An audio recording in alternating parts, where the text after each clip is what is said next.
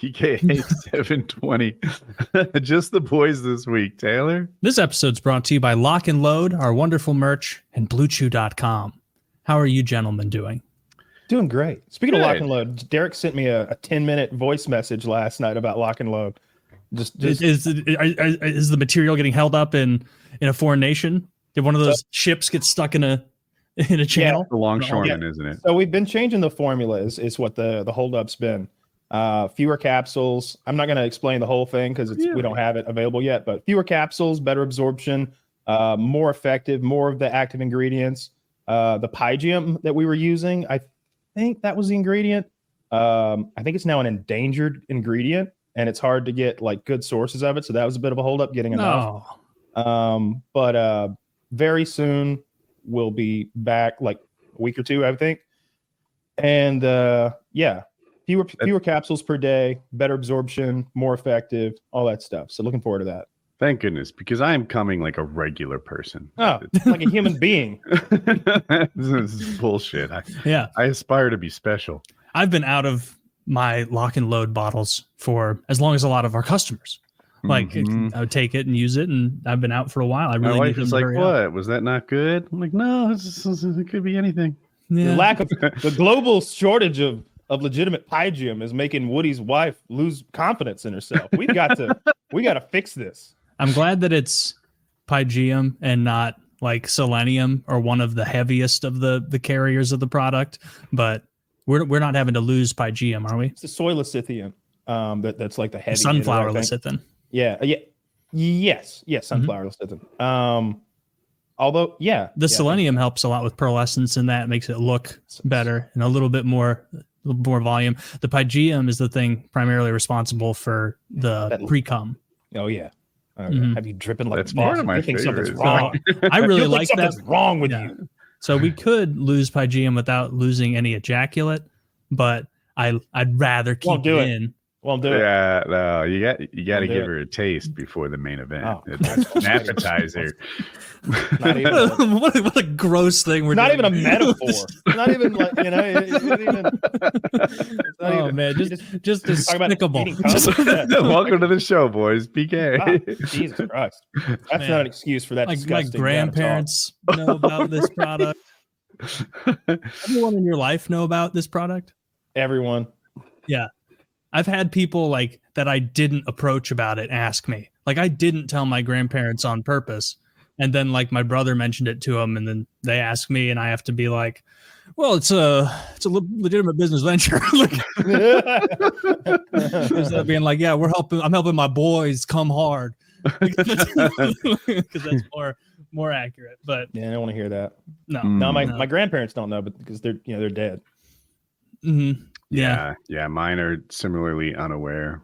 Man, that's good. I think it's Andy in the office who's like, "Oh, what a terrible day! If my grandma ever dies, I'm gonna kill myself." Yeah. Andy ever dies, I'm killing myself. That's it. It's like I remember, 74. Like I have an excellent relationship with my grandparents on my mom's side. Very, very close. Have been my whole life. And I remember when I was like 6, 7, like one of my first real firm nightmares that would scare me was like dreaming that they died and like waking up and being like, where's grandma and grandpa? Yeah. And then being that was so scary. I'd have to like go talk to my mom in the middle of the night and she'd be like, they're alive. Your relationship with your grandparents is so wonderful. It scares me to think about that. Yeah. Same. I think about that like more regularly than I should. Where I'm like, I think about it more regularly than I should. Yeah, because I love them so much. I'm gonna be fucking devastated when either one of them, when both of them die. My one grandma going wasn't that bad because like I wasn't that close to her, and I don't even remember the last time I saw her. Like we didn't have any kind of a relationship. She was just kind of like a person, you know. Was she the husband of the guy who died really young? Well, the wife. No, well, they all died young. All my grandfathers died young, but it was my dad's mom. My dad's mom, I wasn't close with her at all.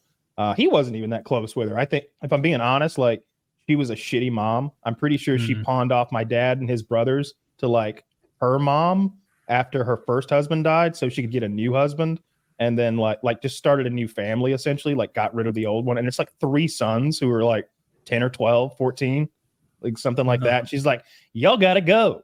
And I'm like, we don't really talk about that. He hasn't told the story in that way, but that's what I've kind of taken Come from on, Kyle. what Play's got to play.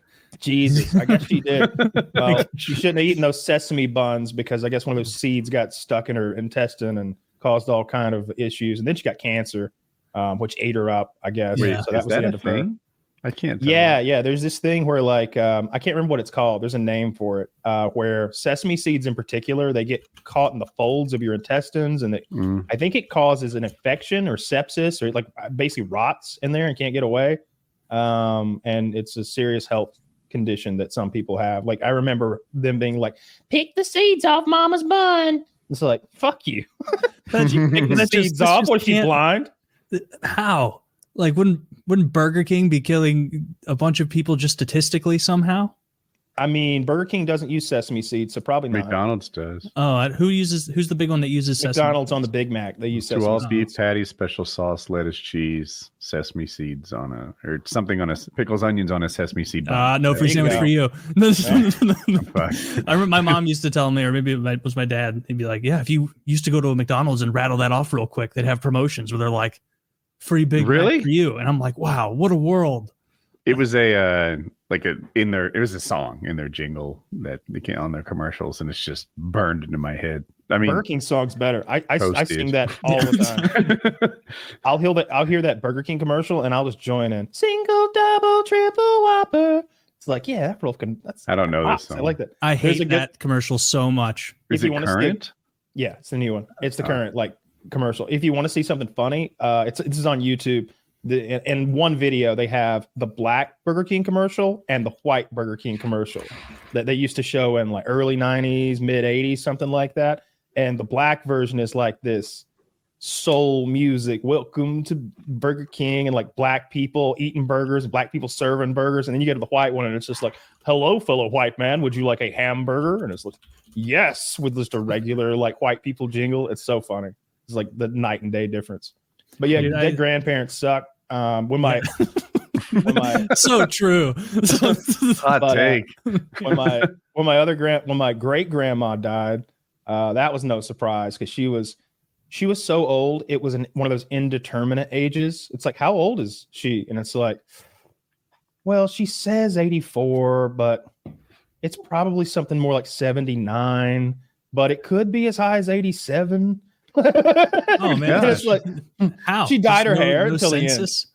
She dyed her hair jet black until the very end. Like good for her. She was ancient and she was dyeing that fucking hair. Just so old and frail. And then and wouldn't move out of like where she was. Couldn't move her, couldn't get her to go anywhere. Had to just take her stuff. And then my mom's mom, that sucked a lot because I was super close with her. But by the end, it was like, it's time to go. You got to get on out of here. Go do something better than this. This sucks. So was it the dyed hair great grandma who was the wife of the cirrhosis great grandpa, who died at like 37 or something? You're pretty close, but it was actually the grandma who sent my dad and his brothers away to go live with that great grandma, and she's the one who like got rid of them essentially and like started a new life there. Like didn't leave or anything, just like, y'all gotta go start a new life right here. Y'all go 8 miles down the road where y'all will live. 8 miles. You go to the same General Dollar. Like not even that. Not even 8 miles. Probably 6 miles, something like that. Like same, like 2 roads away. Like turn twice and you're there. You know, a little jaunt. But so I always thought that was super shitty. So I didn't have a lot of love for her, and she was just kind of a, like nothing person. I don't know. She didn't have anything interesting about her. You couldn't have a conversation with that lady. You're gonna talk about her ugly dog. No, she'd hate that. A rabbit I collection. talked about that before. He moved like 17 miles away, but he like literally ran away from home, lost contact. Like they didn't know where he was. That was the 50s. When if you weren't at the same grocery store, like no, it was just totally gone. Look, there's something to be said about that being a better time, because and to some effect, that's how you get people branded. Like you would brand people, because if you didn't, they just skip off to the next town and start like cheating, stealing, raping, pillaging, whatever, counterfeiting, whatever they're doing there. Nobody would have any way of knowing. They'd be like, "Are you John?"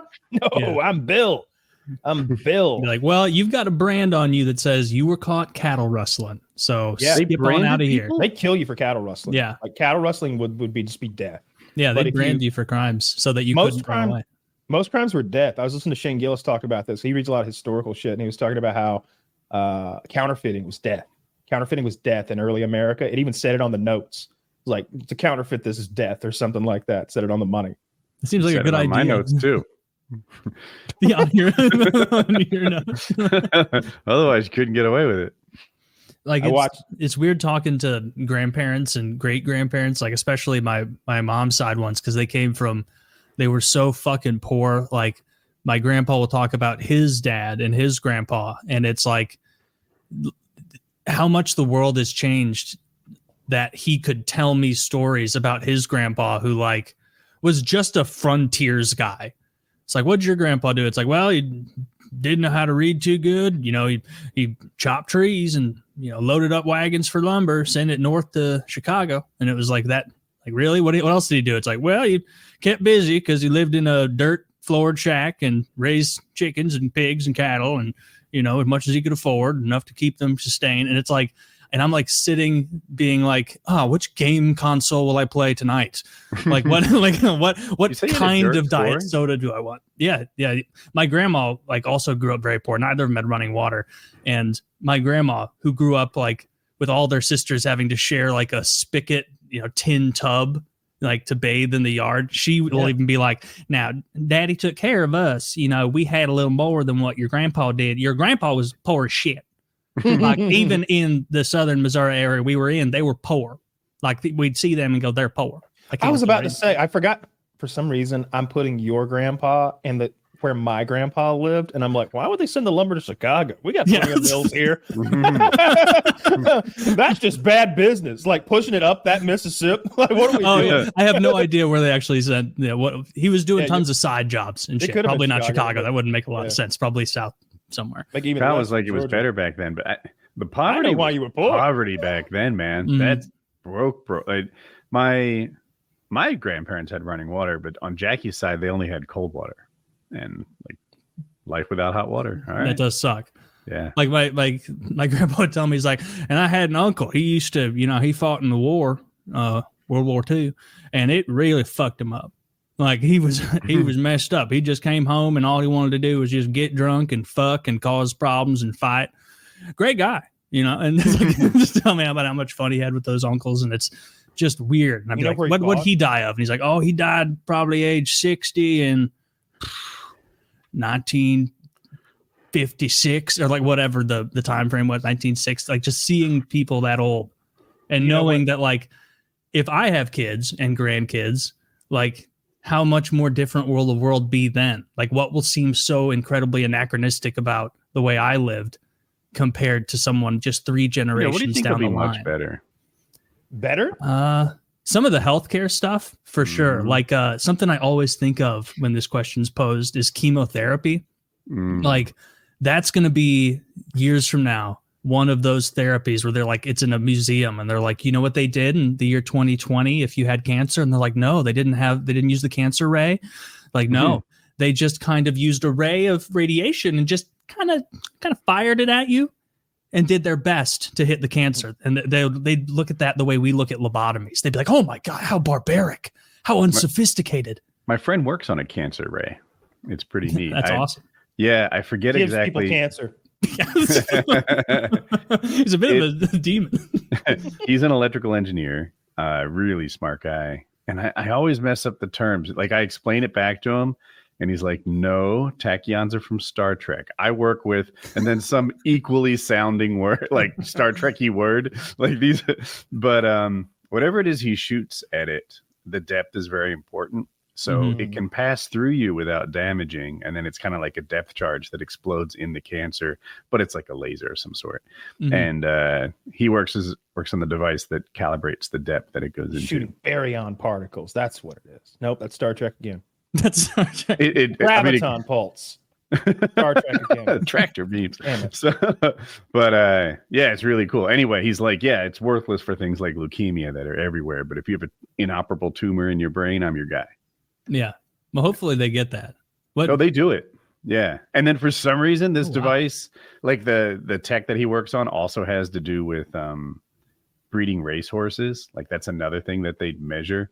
So he cures cancer and works with horses. Oh, I'm That's glad awesome. I'm glad you brought that up. That reminds me of the news story. This guy, Montana, maybe Wyoming, somewhere out Midwest. He somehow got the testicles of some Not sort Midwest. of Asiatic great sheep or something like that, like one of those Okay. big rams with the crazy horns that they have over there. He cloned it, and then he started breeding the clone with like American like giant rams or something like that for the purposes of creating a super race of huntable great sheep rams or whatever the fuck they are in the Midwest to be hunted in like captivity, like in Texas and in the Okay. Midwest. Well, they caught him. This evil genius he is. He's like 81 years old, maybe. But you can't do that? Yeah, They what's gave him 6 months of federal prison. life Really? sentence? Yeah. The judge was like, I had to really weigh this one because on one hand, he's never committed a crime in his life and he's 81. On the other, I want to deter people from changing the genetic code of God's creatures. You know, like creating their own, creating their own. I mean, I guess animals, that's a like, fair Dr. concern. Evil. All it takes is like one thing to go wrong, and then it's like, we've got this like fast breeding ram that's taking over he didn't realize this when he was creating them, but you know that foliage that's essential for all the other life here. Yeah, they love it. They can't get enough. And the laser beam eyes are starting forest fires everywhere. Yes. And why do you make him so mean? Like, I didn't know where that And story petty. was going. Like this guy got a pair of Asiatic sheep testicles, but he just liked them more than his own. So he had a quick surgery and he's good to There- go. yeah, he's fucking the sheep. Making his own weird That's race. such a futuristic crime. I think if you told, I don't remember when Dolly the sheep was, but I'm going to guess 98. Yeah. And that was pretty fucking cool. It seemed at the time that they'd be cloning people in 5 years. There'd be like a cloned, Mhm. and I always thought it'd be a cloned famous person. I thought some famous person who was like had a big ego, like a Michael Jackson or a Cher or whoever, some entertainers. What it felt like would be like cloned, and they'd be raising their clone as a child, and you'd always be thinking like, that's little Michael. We're gonna get it right this time. What if he's a terrible singer if he get it That's right? the thing. All that rape is what made him such a great performer. Like they raised a Michael like without all the But then molestation maybe and you could, save the future kids from can't him. dance for shit. Yeah. They cloned people in China. Did they? In 2018, Chinese scientist He Jiankui announced that he had created the first gene-edited babies, twin girls named Lulu and Nana. He claimed to have used CRISPR, to genetically engineer the twins to prevent HIV. He was sentenced to 3 years in prison for violating the government ban on his experiments. 2 other scientists were given lesser sentences. Did he create a viable fetus that went to term? Because I don't know. I would doubt that. I remember there was a couple of hoaxes where there was like this scientist who was claiming he'd done it, and it drummed up a huge amount of media response, and it was so akin to when one of those doomsday predicting cults is like, yeah, June 27th, it's all over, and then June 27th rolls around, and they have to like come up with some new bullshit. They're like, you know what? We recalculated. We were looking at it wrong. We used the Mayan calendar instead of the Incan calendar. It turns out it's August the 3rd. So keep donating, stay the course. Yeah. Like he did one of those where like, so where are the children? And like, they couldn't make it today, but like, I'm here to talk to you guys. And I brought my fellow scientists. I don't know if it's the guy you're talking about, but it was this other guy who was pretending like he had cloned some kids. Was he in China? He was Asian. That's a pretty. Is there an been a long easier country to fake that you're cloning someone than China? See, they look the same. Oh, look at him. He looked just like me. 5'6", dark hair, dark eyes. And they'd be like, There's this- wow, he really did it. Meanwhile, it's just a different guy. Just different guy. Just Chinese guy. Looks the same. Yeah. I'm scanning MIT Technology Review, and he didn't submit his work to be peer reviewed, which makes my amateur ass just feel like the whole thing is skeptical. Yeah. It's suspect, I should have said. There are 2 live children that are twins, but I don't know how you tell if they've been cloned. Only one way, Woody. Only one way. You make them fuck Michael. What's his Jackson? name? Not Michael Jackson. He's dead. Who's the basketball player that's got the AIDS? Oh, Magic Johnson. Magic Johnson. Yeah. Make him fuck Magic Johnson. That's the only way you find out. I mean, it's a brilliant idea. Nah, he's on those diseases. He's like undetectable. He can't give you AIDS anymore. I know, but it's funnier to ride with. Yeah, and that's what he wants us to think. Right. He has every interest. Yeah. He promised. The truth is that medicine gives me gas, so I don't take it anymore. Yeah. Good luck you. He's incredibly ill. He just eats his way through it. Just keeps all the mass on. I was looking up, Kyle. I don't think it's common or even uncommon for plants to grow inside you to the point that you die, or even at all. Wait, you don't think it's uncommon for plants to grow inside you to the point you die, like the sesame Like seed? it's not even uncommon. Like it would be a level of rarity. I don't even know the right word. Like there's one story here I found. Well, I'm not. So when you say it's not uncommon, you mean it's something more than even more rare than. Yes. If you said it was uncommon, it would be a drastic understatement as to the rarity of this event. Well, that's not what I said happened. The seed gets stuck in there and creates like a sepsis situation in the folds of your intestine. No. The way I heard it was there was a flower sprouting from her belly button. Oh, yeah. 2 verse 1. Yeah, that's it. Good thing we can't play this back. I mean, a Massachusetts man was rushed to the hospital with a collapsed lung because a pea plant was growing in it. Of course. But he didn't die.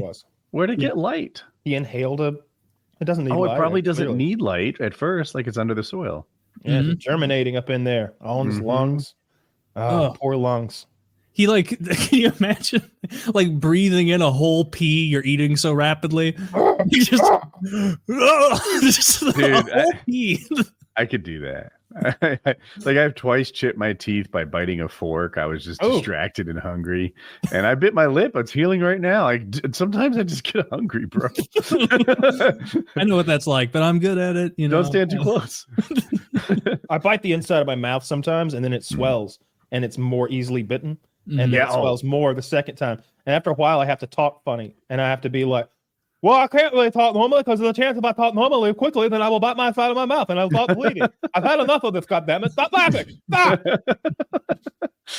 It's awful. It's real bad. I'll bite the shit out of myself. It's like that right now. I have to be careful right now. Yes. I think I almost want them like the dentist or oral surgeon to go in there and remove some tissue on the inside so it's less likely to happen. Voluntary oral surgery. That sounds terrible. I wonder if you had that buccal fat removal? When they remove buccal fat? Is it buccal? Yeah, that's what I'm gonna say. It's how BUCAL. Okay. I bet that would just thin out, give a little more space inside your mouth. I almost want it because I do it regularly. It's the biggest problem in my day today. Was I was like, goddamn, what a life! It fucking sucks. It hurts. Yeah. Oh, I'm with you. I'm on Kyle's side. Yeah, I bit my lip 2 days ago, and I was like, all right, I bit it for real, but I don't think it's going to be a bad one. Here I am on Thursday, fuck. Where's the Oragel? I need that awful tasting stuff just to get over the pain. Not great. Not great. Don't care for it. Did you guys watch the VP debate? No, I think we were doing the hangout while it was going on. Yeah, we're doing the hangout. Me neither. I mean, you can watch it afterwards, but I saw some highlights. I heard it was a tie. What'd you hear? I heard that Vance edged and won, but it was going to be called a tie. Was essentially. I heard the opposite. That Tim Walt edged and won, but it was essentially a tie. They kept talking about. So the only thing I kept hearing was they said that Vance, I believe there'll be no fact checking. And it's he just wanted them to follow the rules they'd all agreed to, but I guess that made him a pussy. Yeah. Oh, I did see that clip. I thought there'd be no fact checking isn't really the most accurate assessment. He was correcting something that ended up being true. He was like, this is actually a program that they do encourage illegals to use. And then they were like, oh, we're not going to go further with this. Well, they said no, those aren't that's illegals not what the fact to. was. They were saying that the people there are legal immigrants. These Haitians are legal because I don't know if he was describing them as illegal. I didn't see the whole sequence, but the moderator said these people are legal, and he's like, I thought there'd be no fact checking, which does make him look like I wanted to get away with lies. Yeah, he should have been sneaky. He should have been better. Illegals, but maybe it's different clips. Well, they tie everything to immigration, and so like if they're talking about violence, it's an important issue, but it has nothing to do with like sugary soda. But if we started talking about sugary soda, Trump would pivot to immigration. Yeah, that Mexican Coke, a lot of sugar in that. A lot of sugar that people are talking about it. They put a ton of cane sugar in that Mexican Coca-Cola. Never. Diet Coke for me. Diet Coke for me. Like he would do that. It was somehow, some way, he would pivot sugary soda to immigration being an issue. I don't really find myself liking either of them on like a visceral, like neither one of them seems very appealing. How could you not like Waltz? Like what have you seen about Waltz or heard about him? Even from like a conspiracy theories Klansman. Like they don't have anything bad to say about like the most right-wing neo-Nazi scary person is what I'm trying to say. Doesn't have bad things. Oh no, I nothing policy-wise. I don't know anything about him. Vance seems a little stuck up and seems to lean on that, like, oh, my family history and all that. Like pretty well, I guess politics, they all do that, but I don't like it very much. And then Walls is like the physical embodiment of like a retarded white guy from a commercial. Like the way he moves his hands and his crazy eyes and like I could just picture him. He would fit in one of those commercials where like a stupid white guy can't figure out how to clean their house, and then like a brilliant woman has to be like, "Don't you know the answer is Swiffer?" And he's there like covered in dust, like what? I don't know. I'm a retard, and like that's the vibe I get from him. Is just like oafish. I see where you're coming from. That's not him at all, though. He's got this cool series where he repairs cars and like tries to talk policy and be relatable. But you can tell this guy restores old cars. It's one of his hobbies. Mm-hmm. And you can tell he's a subject matter expert. I don't know how freaking vacuum-based cruise control works, but he does. And he does a little video where he explains it, and he's like awkwardly wedges politics into it also. But he's not an incompetent oaf. The only thing I know about Vance that I do like is I like a fat-faced guy riding a beard as hard as he can. Zach, find the picture the Republicans used of him like photoshopped to be chiseled. Yeah. Oh, I saw people put like the handsome filter on him. Yes. They're using it. So they're like fake in the jaw. Oh my God. They turned him into like Sigma JD Vance. They completely altered the humanity in him. He's not a person anymore. Waltz looks like, remember in Office Space when they're doing the cuts and they bring in the outside guys? He looks like the older outside guy who's determining who needs to be hired and fired. I like the gun. Look, he seems like a gun guy. He hunts. Walton, yeah, he hunts. He's got guns. I'd love someone like that as a vice president. Who's that guy? Who the fuck is that guy? I want him for president. Is that even his eye color? Oh, okay, I guess they left. Who's this woodchuck? That other guy was hot. Okay, I guess the eye color is the only similar thing in these two. See, now that's not fair. In that other picture, he was storing nuts in his cheeks for the winter. Dude, he had a rough family history. He had to forage. Dude, you're right. Thing. His eyes become beautiful. Can you go back, Zach? I appreciate you flipping back and forth. Yeah. But look at the buccal fat. Yeah, look at that. Look at the cheekbones in that thing. Nah. Yeah, they gave him that like Anya Joy Taylor surgery in this. Ooh, yeah. Well, she didn't have surgery. She's just fucking weird looking. I think we busted that. But what I do hope not even once. I think that I would like to see a return to bearded politicians and not just Vance having a beard. Kamala, like old timey, like big authoritative beards, like one of those Prince mustaches on Kamala. No, I don't want her to have facial hair. Dude, but I think when you're talking down, if you're gonna go to the UN, you're gonna talk down some madman. Like, listen, we want those troops out of Bulgaria now. That little pencil mustache that Prince had, that would give her a lot of gravitas, a little masculinity, little edge to her fire. I don't know. I don't think it would go well with her face shape. I think it'd make her look. Hal doesn't know anything about politics. It's sports bra, belly hair. Oh, that's what you vote for. That's my She'll get one vote, and here I am. Woody likes those women when they're like standing in the sun. You can see like long, those like the fuzzy white hairs. Like just like you're like glistening in the sunlight. I don't want to change topics, but I'm playing Elden Ring, and when I first started playing and I was learning the game, I would wear the best armor I had. At this point, I'm like cosplaying. I want to be a Fangblade assassin. I want to be a ninja. I want to be that. So I'm like taking all the armor off and putting new stuff on. And Jackie's right here doing walkthroughs with me and such. And she's like, why is she so hairy? And I'm like, there's no reason. That's the default. What you know? The damn presets. I imagine Woody like rubbing hair growth serum on Jackie's belly in the shower when they shower together. That's why they shower together. He's like, got should I game. stop shaving? And I'm like, knock yourself out.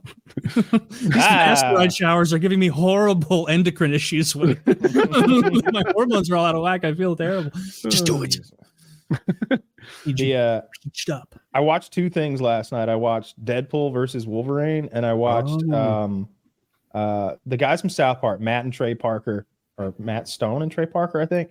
They're worth like 1.1 billion now, which is like they're one of those people like celebrities or whatever, people in the public eye that I always like root for. I like what they do, and I like that they're not playing for one side. They're just giving their honest takes on all the issues and shit like that. Anyway, Casa Bonita, the most famous Mexican restaurant in all of Colorado, and the feature of one of their episodes was like a childhood hangout of theirs. It's like Disney World but mixed with a Mexican restaurant. They have the Mexican cliff divers and all this crazy shit in there. It's a ridiculous restaurant.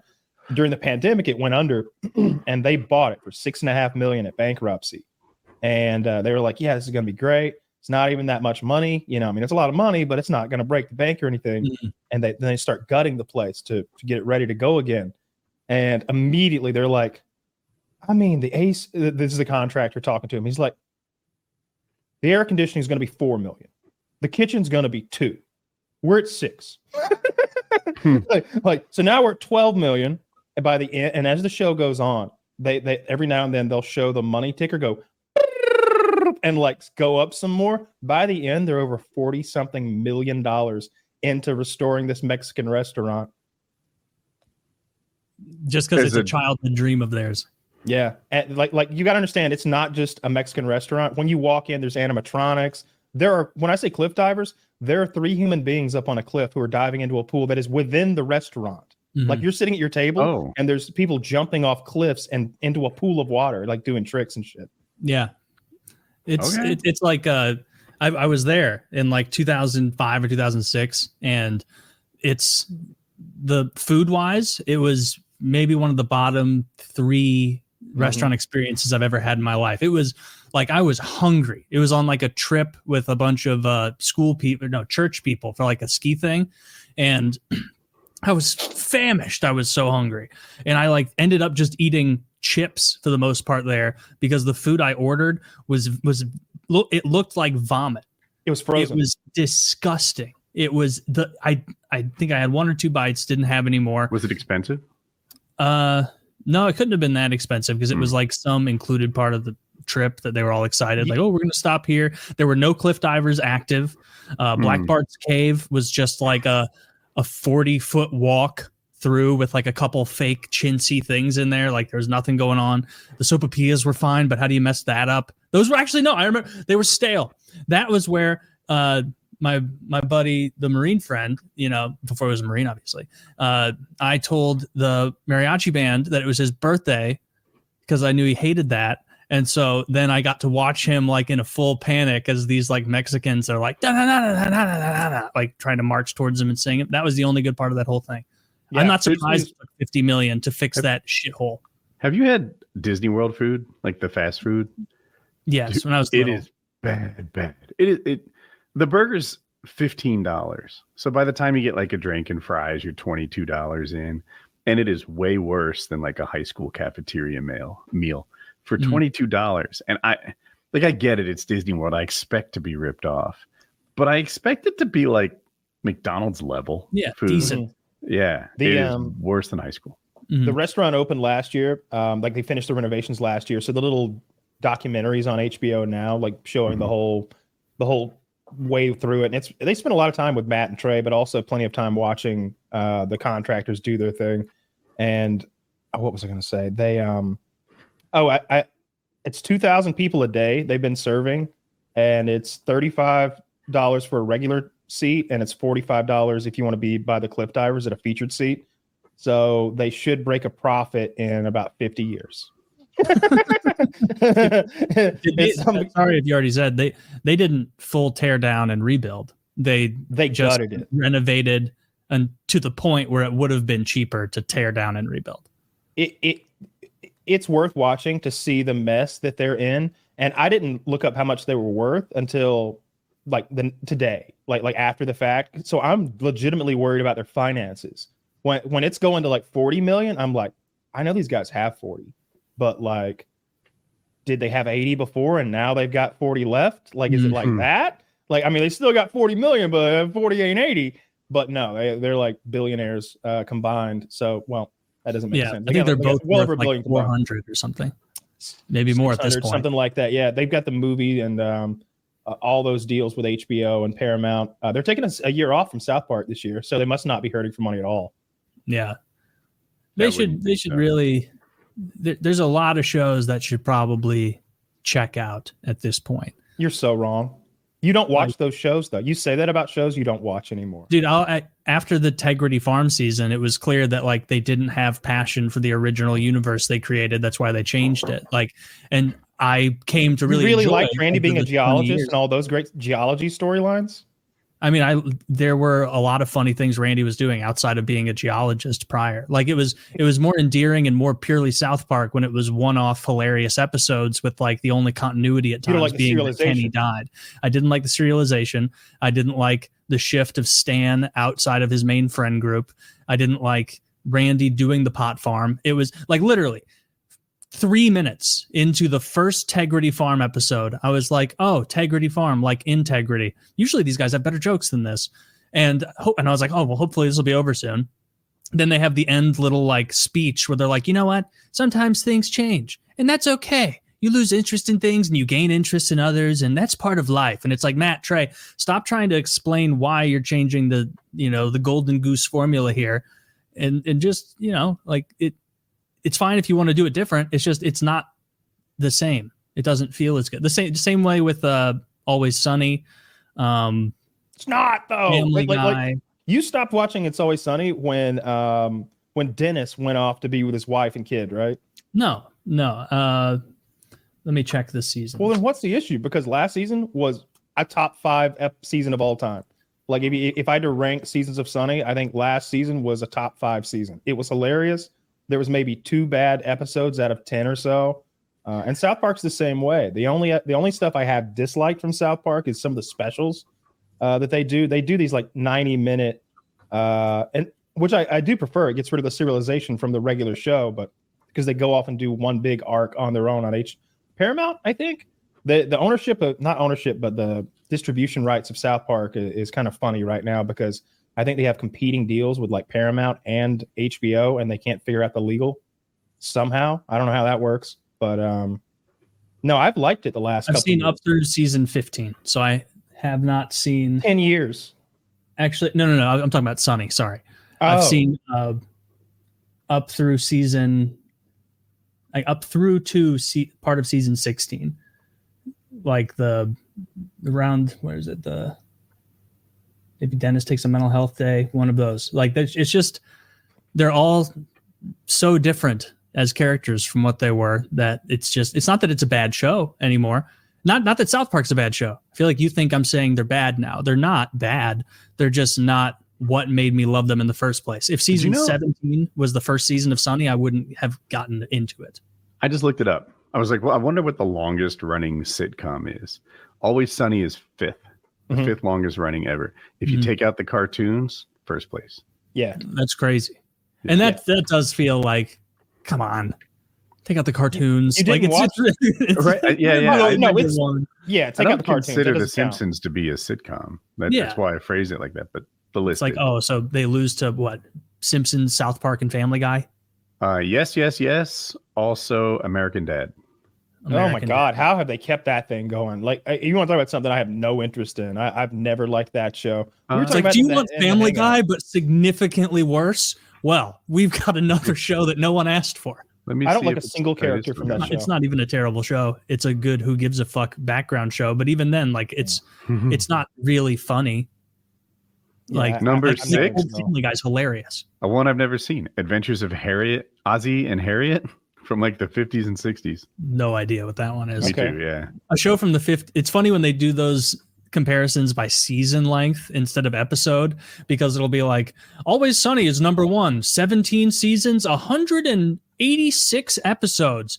Number 2 is Ozzie and Harriet from 1947 to 1953 or 1957, a total of 3,000 episodes. And it's like, what? Yeah. It's like, yeah, they made 2 a day throughout the booming 50s. I have numbers in your, I mean, Always Sunny, it's 170 episodes, 16 years. Ozzie and Harriet, 14 years, 435 episodes. It's a good. Yeah, they should really do it more episode comparison. That's more fair. Screwing over the episode people. And then I was just gonna say, yeah, I finally watched Deadpool and Wolverine. I didn't love it. I was okay. Oh, really? I thought it was fine. You know, I didn't like. So I'll tell you what I didn't like. I didn't really care about anything Deadpool did. I didn't really care about anything he did. I didn't like any of his jokes. I think they were funny. His shtick is, you know, I've seen 4 hours of the Deadpool shtick. It's not that I dislike it. I just don't love it. His interactions with Wolverine were kind of funny. They do that multiverse thing where he's looking for a new Wolverine and there's different variants of Wolverine. That was kind of cool. And the cameos. I like the cameos so much. Every one of the cameos was fun to me. I'm not going to spoil a single one of them because they're integral to like the fun of the movie, I feel like. I know and it's just out on demand or whatever a week ago, but the cameos were the best part. The story was dumb. The story was lame. I didn't like that they're recycling. They're like touching on the Loki shit from the TV show. I don't care about any of that shit. I don't care about that at all. So I don't know. It was fine. It was the best Marvel movie in a long time, but that's just not saying much. It's probably the best Marvel movie since Endgame. I'm not thinking of like what I think maybe there was one since Endgame that was okay, but I don't even remember what it was. And Endgame was like 2020. 2021 Endgame was outstanding to me. I like it. Yeah. It's amongst me. Like for me, maybe like what's the best movie ever made? I don't know what is better than Endgame. Like that's where my head is. Not everyone's the same. Yeah, but I want to see some of the recent ones I missed. Like I didn't watch the Marvels, the one with like 3 Captain Marvels or something, and it didn't do well commercially at all. But Reddit was like, you know, this is better than people said it was. Oh, no, I'm not watching anything with Brie Larson. She's got like resting bitch face permanently. And then every time she talks about it, she's like, yeah, those dudes from the internet just aren't into a strong woman like me. That's why I'm not getting another movie. It's like, yeah, that's why Ray's not getting another movie too. I would probably not even know her name if it wasn't for you. I don't really care what actors do when they're not making, like when their camera's not rolling. They're cranking out those alien movies, $250 million a pop every 3 or 4 years with strong female leads. But oh yeah, it must be your pussy that makes everyone hate you, Brie, not your butch resting bitch face and your shitty attitude everywhere you go. I won't buy a Nissan just because you're their spokesperson, you cunt. Yeah, I didn't even know she was with Nissan. I just want to see the movie. You know, I care more about Captain Marvel than Brie. Say that, then you end up watching some Roman Polanski movies, and you're on here like, you know that Roman Polanski, he's a smart guy. He knows what he's up to. Yeah, he's a pedophile. He's a pedophile. He's in hiding. You know. What movies has he made? Did he make Lolita? Holy shit! Lolita? There's no way he made Lolita. I don't even know that movie, but I know he was the one who got. He made Rosemary's Baby is like his probably greatest. But Roman Polanski is considered a genius, one of the greatest filmmakers of all time. And he's also the guy who maped a 12-year-old in his like jacuzzi at his house. And then when they charged him, he fled to France, I believe, where he still resides in hiding from the charges. And he got a Lifetime Achievement Award at the Oscars maybe 15 years ago. And they all stood and clapped. Yeah. Wow. They're ghouls. They're a despicable industry. Okay. I don't know his movies, but I've heard of. Would you stand and applaud? Leave Israel alone. Like, he's just piling on. Oh, you meant Hollywood. Oh, I thought you meant Jews. Oh, is he Jewish? No, Polanski. He's probably Polish. Oh, yeah, I wouldn't. I don't know. There's Polish Jews. I didn't know. Yeah, that's not mutually exclusive. Oh, actually, fair. Yeah. Probably is a you. Roman Polanski. Little early life check. Yeah. His father was Jewish. He was Sharon Tate's baby daddy too. You know, if you watched Once Upon a Time in Hollywood, he's the short guy banging pretty face make blonde girl. Whose name's escaping me. He's pretty Jewish. He like dodged the Holocaust. It turns out his parents were taken in raids and his mother died in Auschwitz. Both his parents were Jewish. He survived by hiding his Jewish identity and staying with a Catholic family where he adopted a false identity.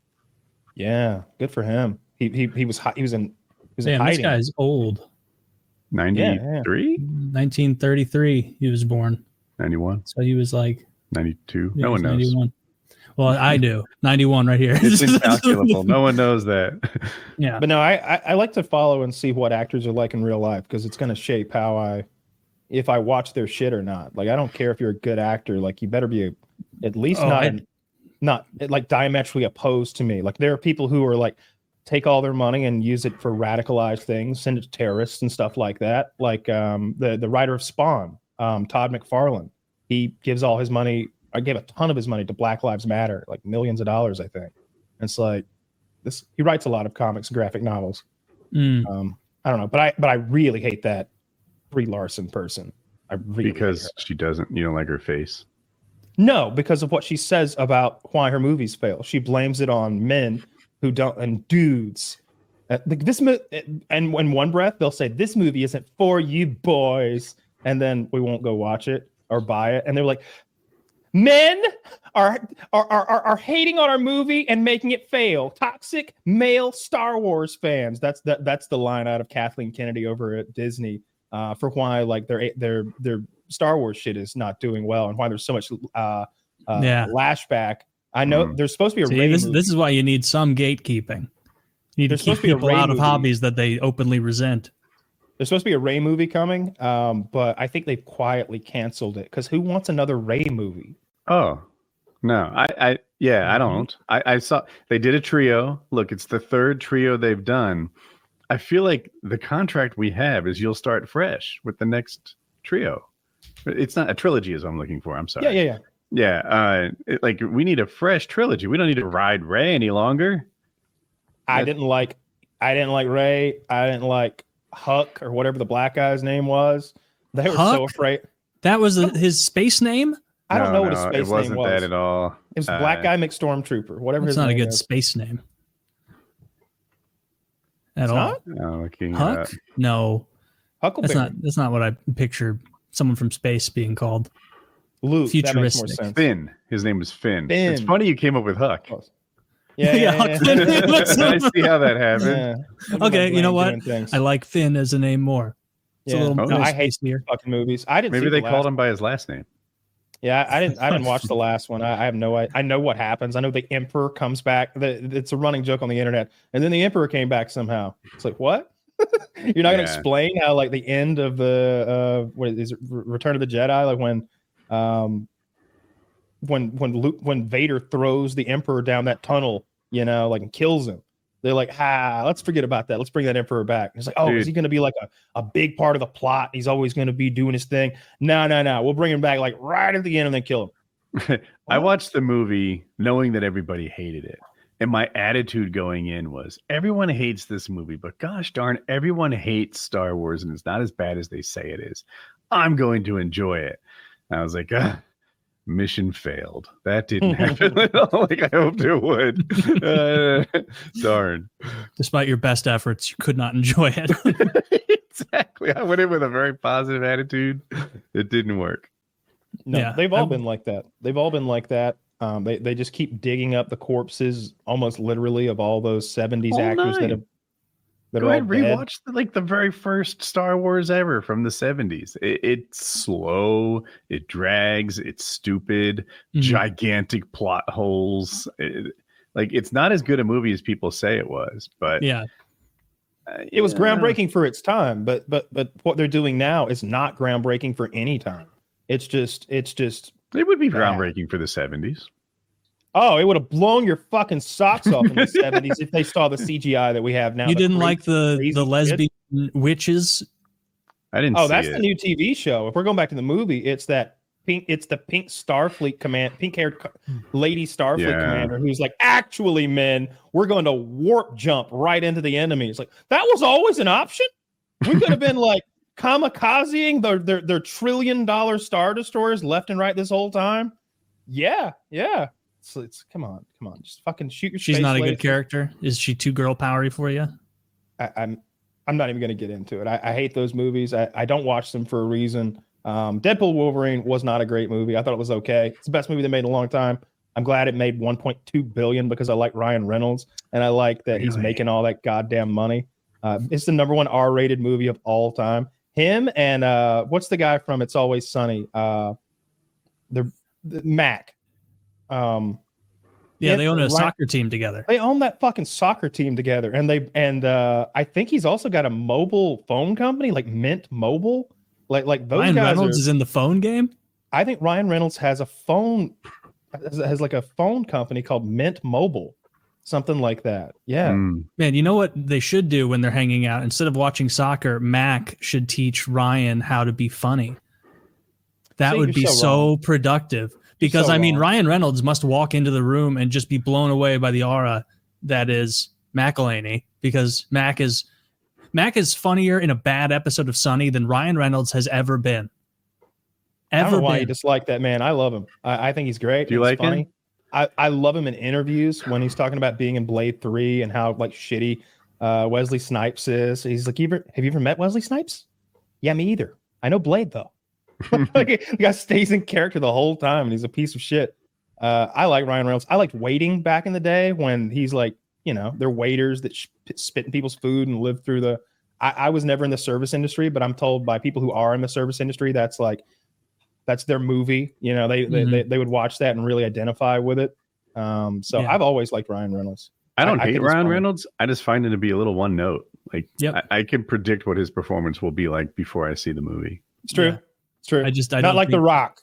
The Rock, you get. I don't know. Pretty much like The Rock. Yeah, he's equally as one note as The Rock. No one is as one note as The Rock. What about Ryan Reynolds? Ooh. What's one movie that Ryan Reynolds doesn't play Ryan Reynolds smirking at the camera? The good-looking, snarky guy. Yeah, what's one movie where he doesn't do that? You're a huge fan. One must come to the top of your head immediately. Name 3. You probably have a dozen. I would need a list in front of me. I'm sure he's done some emotional work before and showed a little. The Proposal with Sandra Bullock, of course. Green Lantern. Those are some shitty ass movies. I need to see. Those are some shitty I bet he still plays good-looking. Let's go through guy. Deadpool and Wolverine. Was he snarky fourth wall guy? Yes. No, he didn't. Yes. See, to say fourth wall guy is just displaying your vast ignorance of the character. It's fun to get your goat with it, but he's snarky. He's snarky Ryan Reynolds in that movie. Okay, about stray kids, that's a music video. Never mind. If he's a cartoon in this one, I guarantee he's the snarky guy. Diddy music video, Stray Kids. Is it really that? Oh no, that would be. Did you see the newest allegations on P. Diddy? Apparently, there were lots of children that he was diddling.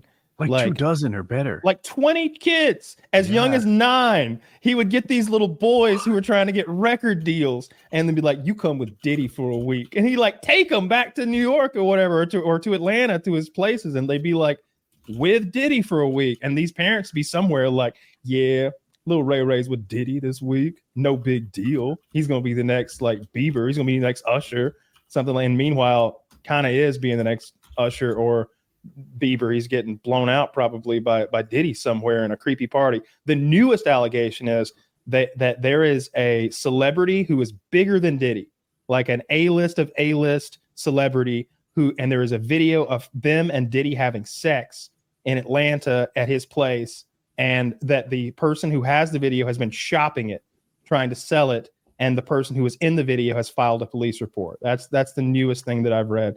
So like pins and needles over here. Oh, Jennifer Lopez. Do you think Jennifer she'd be Lopez. qualified as bigger than Diddy? No, I don't. But like, don't. she's my best guess, and I think that like, it's a big ass. Do we know if it's the same?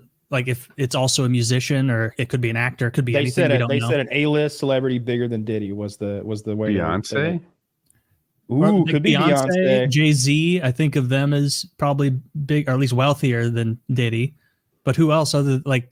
Because that's been a thing for so many years. It's like, oh, Diddy, he's not just a singer. He owns 1 million businesses and he's worth 1.2 billion. Like, he's just like Beyonce's bigger than Diddy.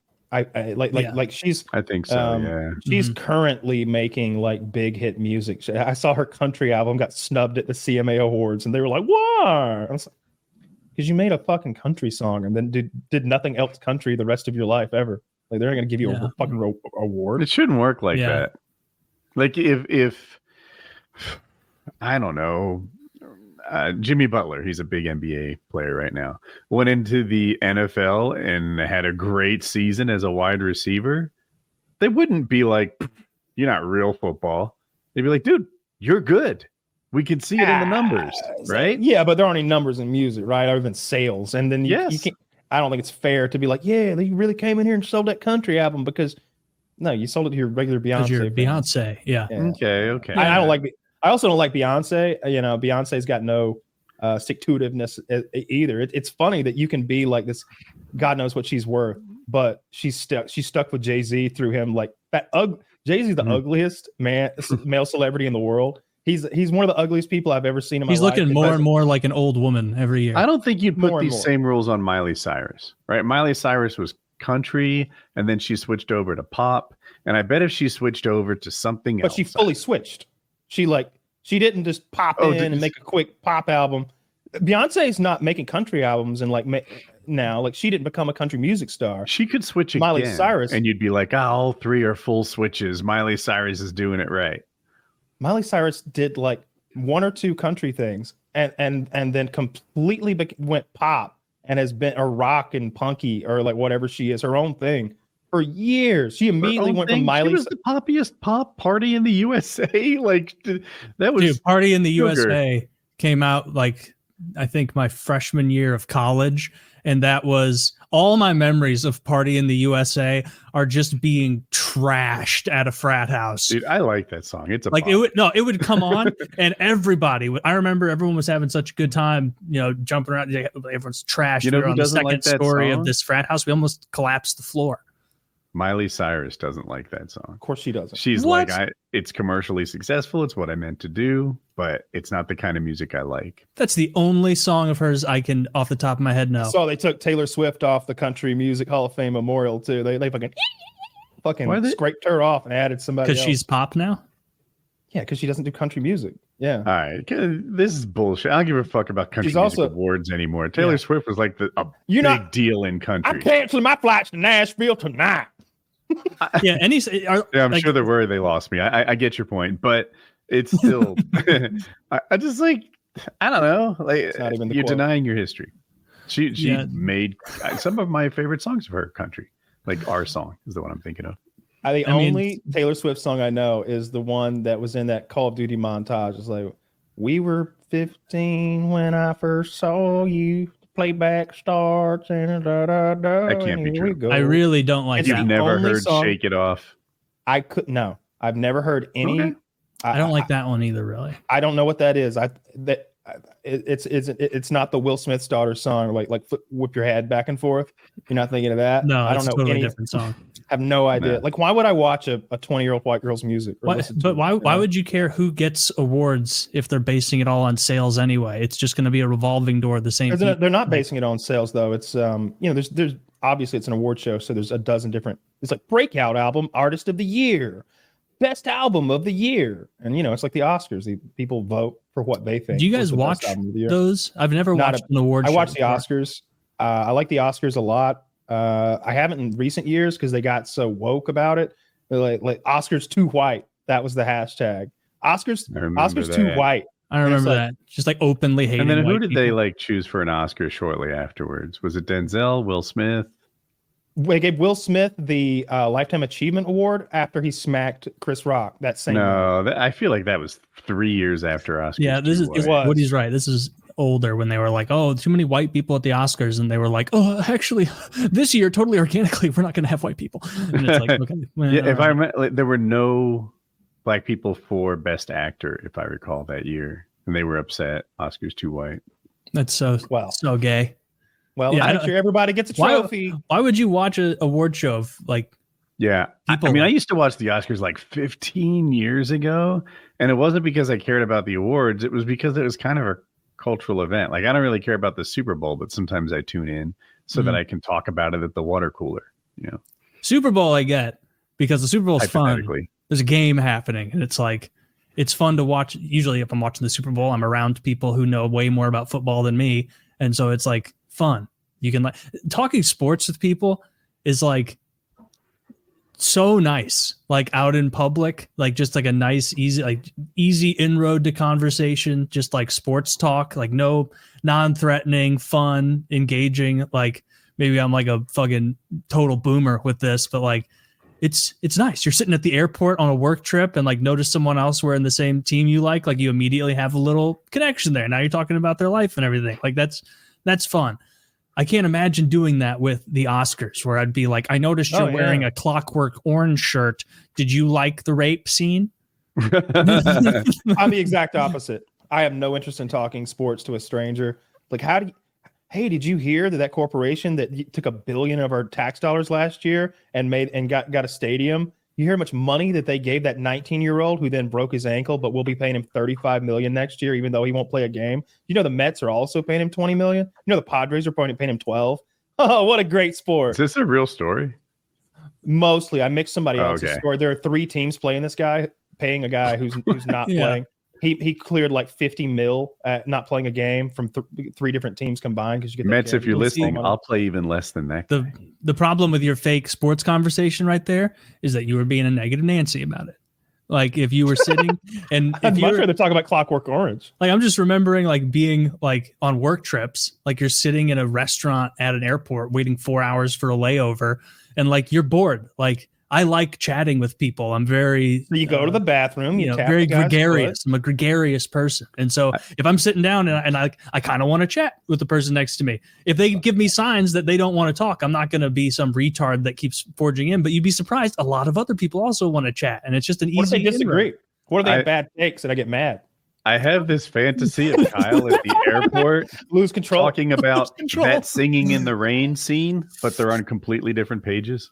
Right? This guy's talking about a black and white movie from ages ago. I can't believe I lose control. No, I don't want to talk to fucking strangers most of the time. If I do, it's going to be about something cutesy. Like I'm going to try to avoid like we're going to talk about like puppy dogs and like, oh, did it rain today? I don't want to talk about. Well, that's why sports is good, because sports is not divisive. Like, and when it is divisive, I mean truly divisive. When it is divisive, it's like it'd be. I can't talk sports without getting upset. You in a Georgia hat, and some other guy has a Roll Tide shirt. It might be a little like fuck you, like little jokes, but you're not actually going to be mad. Like it's just really you're clearly not much of a sports fan. I don't know. I care. Like you don't. You have to understand how much of a fan I am about things. The reason I try not to get into fandoms of the various teams is because it upsets me so much when they lose. Like, you don't understand. It ruins.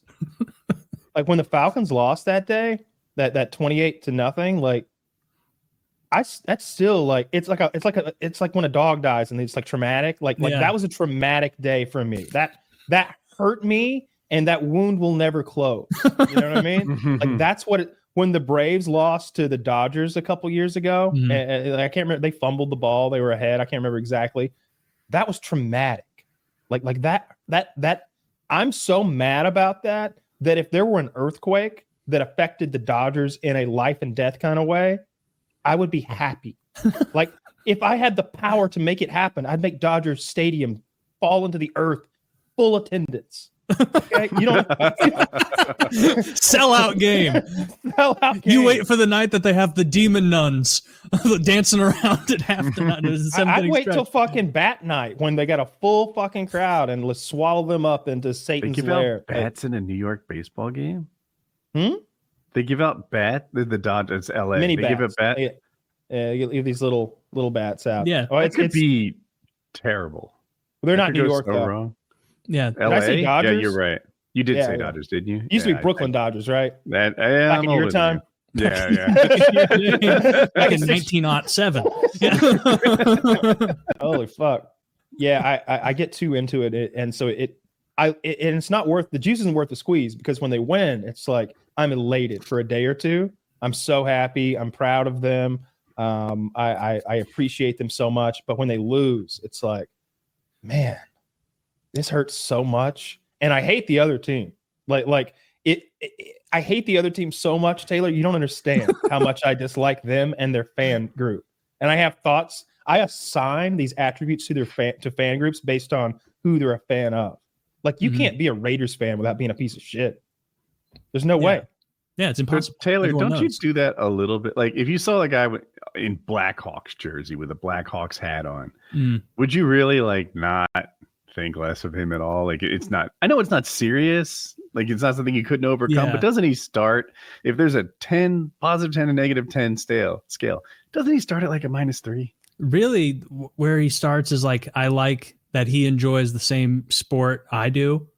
Mm-hmm. And so it's like, we could talk about wrong it if we want. And like, he does do it wrong. He's an idiot. But like, to be clear, like Kyle's attitude towards sports right now, like for a couple years prior to 2019, because 2019 is when the Blues finally won the Stanley Cup. Like, I was so much more similar to that.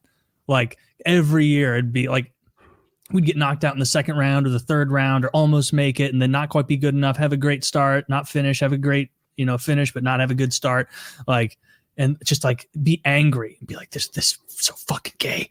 Why does my team suck all the time? Why can't they just actually suck instead of just middling suck? And then after the Blues won the cup, like, I remember going into OB Clark's, this Blues bar where me and a bunch of buddies watched the Game 7 that day, and being like, the rest of this day is either going to be like sad at my friend's house when we leave the bar and all hang out there and we're like in a bad mood, like a genuinely bad mood. Like, I might just want to go home. Like, I'll probably will just want to go home. Or if we win, it's going to be the most exciting, awesome sports event of my life. And if we would have lost to the Bruins, like, I won't lie, I would still have an enormous amount of hatred towards Boston Bruins fan, not even the fan, the players at least. So now take that, because what I always say about team sports is it's a bunch of freelance guns for hire, taking as much money as they can. Like, maybe you wanted to live in San Diego and then that's why you're playing there, but by and large you're there because they gave you 60 instead of 57 mil. And it's hard to get behind that team of shitheads who they're not from here. They're not about being from here. When somebody grows up as like a fan of the organization and they show the picture of them as a kid, like wearing the gear and stuff, I'm like, oh shit, that's kind of cool. We had that in Atlanta and they traded him to the Dodgers. Like shit like that'll happen. It's upsetting. So that's why I love MMA so much, because this guy, he will never lie to you about who he's fighting for. He's fighting for himself. And because there's nobody else in his family. There's no his country. Like, well, it's the organization and the ownership and the coach and Bobby, the wide receiver, and so the equipment. No, none of those people matter. It's just you. It's just him. And so it becomes so personal that those losses really hurt, because it's not like they kicked the ball harder than you. They kicked you hard. You know what I mean? Like sometimes your favorite guy gets just turned into a shaking mess on the floor. It can be rough. Nothing can make, I can't be a fan of anything as much as I am mixed martial arts because of that, because it's so all or nothing most of the time, because it's so like violent and spontaneous. Things can be going well. Kamaru Usman was this unbeatable fucking been the champion for years, like 7 or 8 title defenses, something like that. And then he's winning the fight against this guy he's supposed to win against.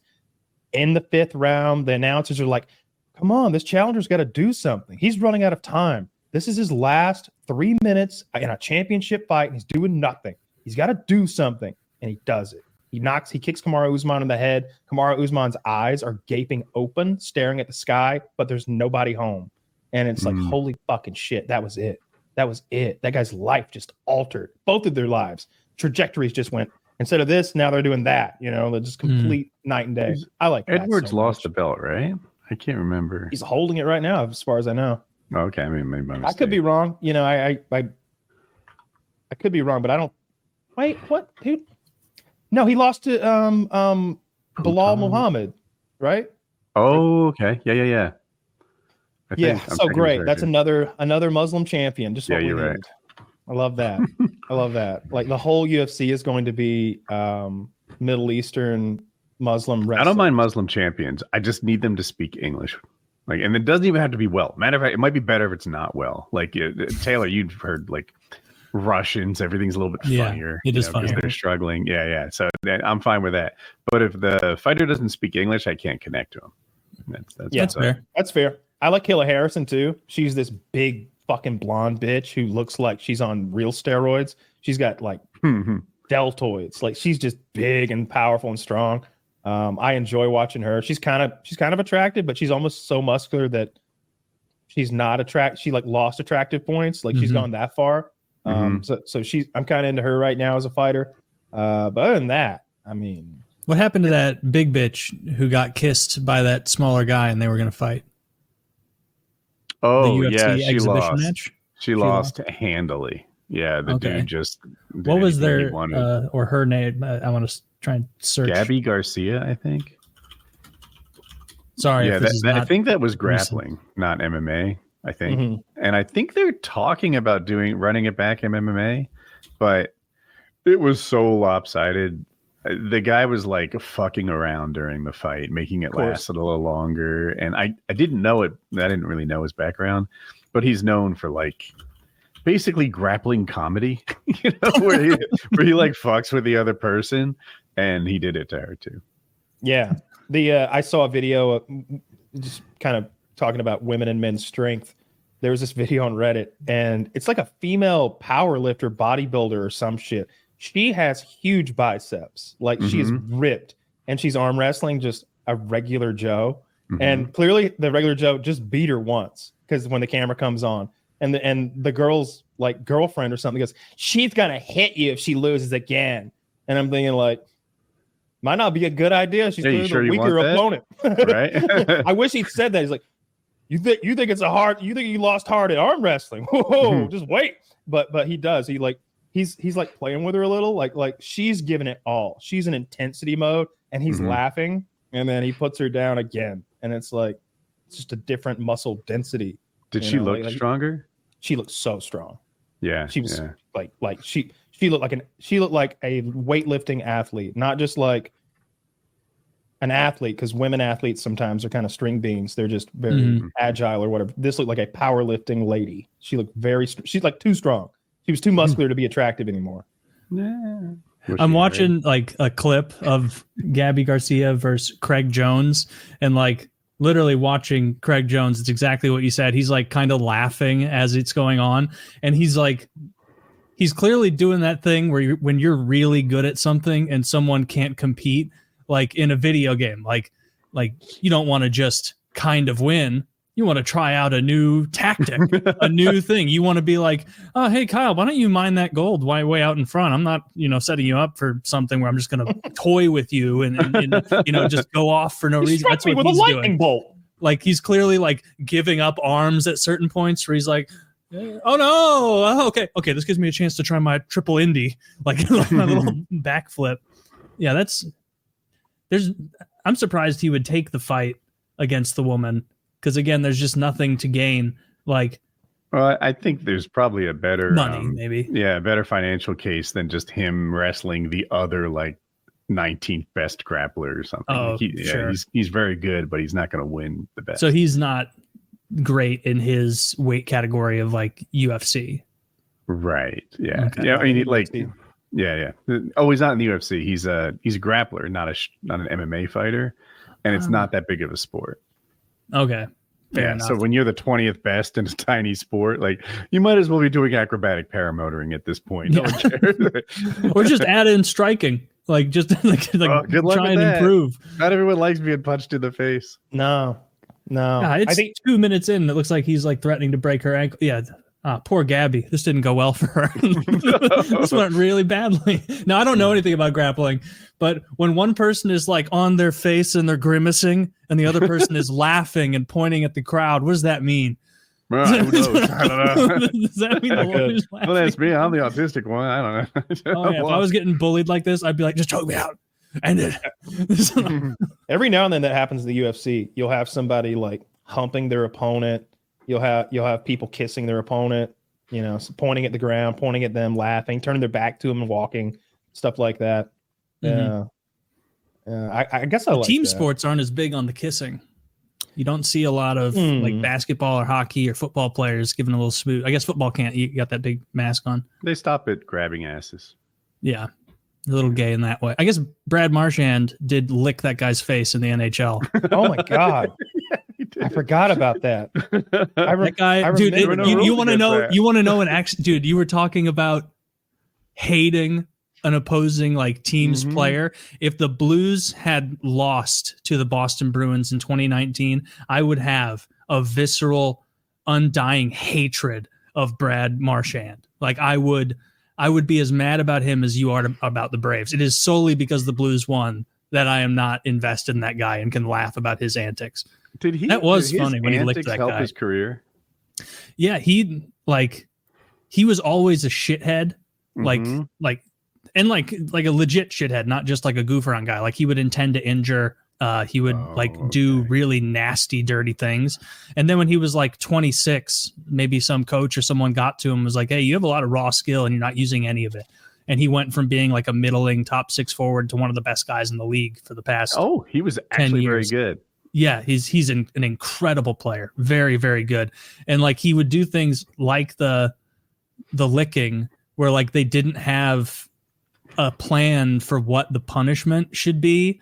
And so like he'd be like up in someone's face and then they start to turn away and he like licks up the whole side of their face all sweaty.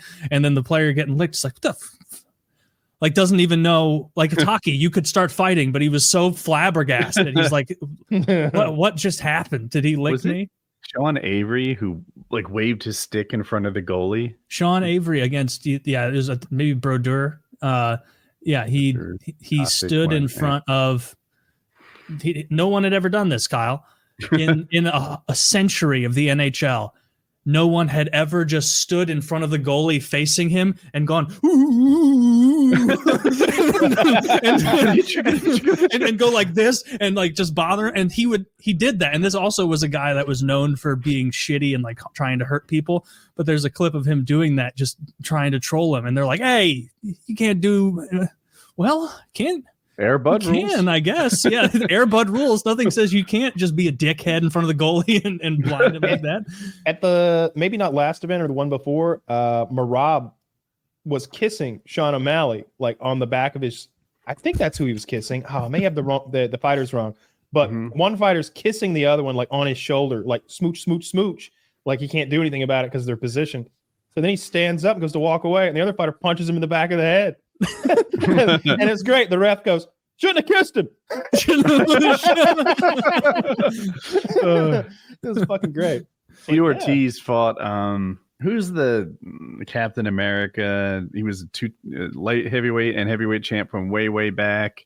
Beat Tim Sylvia. Heck, his name escapes me. Anyway, T. Ortiz was the victim in this, and he got him in this position where he was like curled up in a ball with his shoulders on the ground, his butt in the air, and he spanked him. It was a good 2 or 3 spanks, and there was nothing hard about the spanks. He wasn't punching like the nearest available service. He was spanking him intentionally. And he's did they say cut that out? No, everybody loved it because Tito Ortiz was he was a heel, I guess. He was a heavily disliked fighter on purpose. Maybe. Yeah, absolutely a heel. Oh, and maybe just a piece of shit. It's kind of hard to tell sometimes. Like if he's not a piece of shit, then he did a great job of being a heel, and Chael Sonnen has done a great job of playing along with the heel act and everything. That's I wish y'all would watch that Vince McMahon thing on Netflix and see all his like. That man is wild. I've never I'm watched loyal a to second Elden of Ring content WWE. right now. But I like What? it, even though I've never seen even one moment of Me either. professional wrestling. Like none. Never of a it. moment. Like maybe I've seen a promo as a kid playing. It's a commercial, but like Oh, none of my friends were into it. I wasn't into it. My dad, parents, like that. It just wasn't something adjacent to our life. So I never ever watched. when someone does a standout speech, I like to watch that. I'm like Kyle. The behind the scenes is kind of interesting. If they do a particularly good job on the mic, that's interesting. The wrestling, that's the part I don't care very much about. Not even a little. I do like the bits sometimes. If there's a comedy bit, there's a couple guys who've done this one where they're in the crowd, like dressed as themselves. I think Sting did that. Sting is the guy who has a full face mask. Kind of kiss. It kind of looks like the Crow. And I saw a clip one time of like the fight's going bad for the good guy, but they're near the crowd, and suddenly the guy in the crowd wearing the Sting mask takes it off to reveal the real Sting mask and starts beating the bad guy's ass. So like stuff like that is funny. Sting used to like zip line in like out of nowhere. I remember seeing that a couple times. And then Hulk Hogan, man, how can you not? When he would come out and to fight like the Iranian sheik, I am a true American. I only know that for funny. That's Hulk Hogan's song. Okay. That's his music, and he'd be waving a full-sized American flag as he came out, and it was like the Iranian, the sheik is in there, and he's fake praying to Allah, and he's talking about all this crazy shit about how Iran is going to destroy America. This is during the 80s. This is Jimmy Carter's era. Where we hate Iran. They're our number one enemy. All that shit had happened with the embassy. The rescue had gone bad. They held our people hostage for well over a year. We hated Iran. So like having the Iron Sheik out. That's who it was. The Iron Sheik. Iron Sheik was an Iranian wrestling champion. Like they're like Olympic wrestling, and he had this crazy. He used not kettlebells. It's they look like maces. Those weighted maces. He had this whole workout thing with those that was crazy. And he was just huge. So that stuff I like. I like the characters, but I couldn't give a shit less about the wrestling. I forgot I have seen one clip of professional wrestling, and it's of the Shockmaster. Zach, show this gold. picture. And if that's what professional wrestling is, then I've missed out enormously because it's hilarious. I saw the O&A clip of them making fun of it. So show this picture first, Zach. This is the Shockmaster. Now, you can't tell. It's 1993 quality, but that's a guy in a vest, shirtless, in a very yellow backdrop with a silver spray-painted Stormtrooper helmet. Not a similar helmet, not a design based on that, a Spirit Halloween spray painted silver mask, Stormtrooper mask. And this guy was supposed to apparently be like the next big thing in WWE at the time. And he burst through a wall to introduce himself. And that is if you can show this picture, it's definitely not Stone Cold. This guy's name is Eric Bischoff. Is that right? Yeah, so this is his entrance. He was supposed to burst through the wall, but there was a 2x4 that was holding the wall together. And so all of the other wrestlers are like, you won't be as confident when you meet our new ally. He is the Shockmaster. And then they all look over at this, and he bursts through, immediately falls flat on his face. The helmet falls off, and he has to scramble for the helmet and put it back on. And then he stands up and starts doing like the pre-recorded lines where they're like, "You are not ready for the Shockmaster," and everybody was laughing at him. And they're not. You're right; they are pre-recorded because his voice was not a cool voice. So they have someone else in the back with a microphone, but the Shockmaster. The embodiment of the Shockmaster is trying to point and be like, "You are in big trouble now because the Master has arrived, but it's not matching up to the voice. It's like he's like trying to catch up sometimes with his gesturing because it's not him talking. It was one of the most pathetic moments. Nah, that's funny. They should do more of that. Like the fuck ups are funny. It used to be so raunchy. Like that's the crazy, but like it used to be so much tits and ass. Like an impossible amount of tits and ass and crazy like dirty storylines. Like there's the one of the ones they cover in that Netflix documentary. Vince McMahon has this beautiful girl out there, and she's like, please, I'm so sorry. Prove it. Get on your knees and crawl and bark like a dog. And she's out all around. And she's doing it. Can we watch this? The Shockmaster? This 15-second Shockmaster clip? Could try it. See if it gets. I think we'll be fine. They got enough legal problems on their hands these days. They won't bother us. Who does? I don't even think this is not WWE. This is I thought you meant Google. This is WCW. It's on YouTube. Make sure volume is on.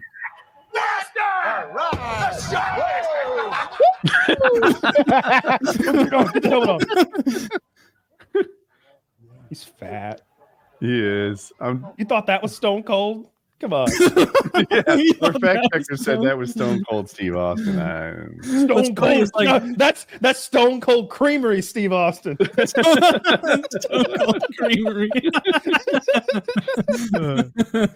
the fuck? That's good. Oh, that's embarrassing. Yeah, that clip makes me laugh even more because even before he trips, they go, "He is the Shockmaster," and they're intense wrestling voices, and one of the announcers goes, "All right," like just as he's oh man, and wrestling, just a world I have no adjacency. Oh, here's a fucking funny one.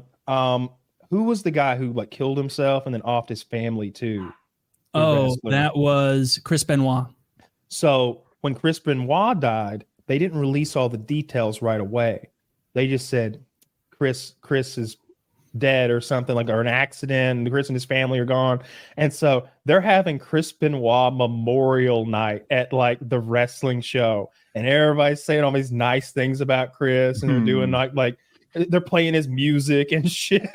and they're interviewing Vince McMahon. He's like, then it came out, and we found out, what had happened. A little awkward. It's like, fuck. Yeah, he smothered the child to death.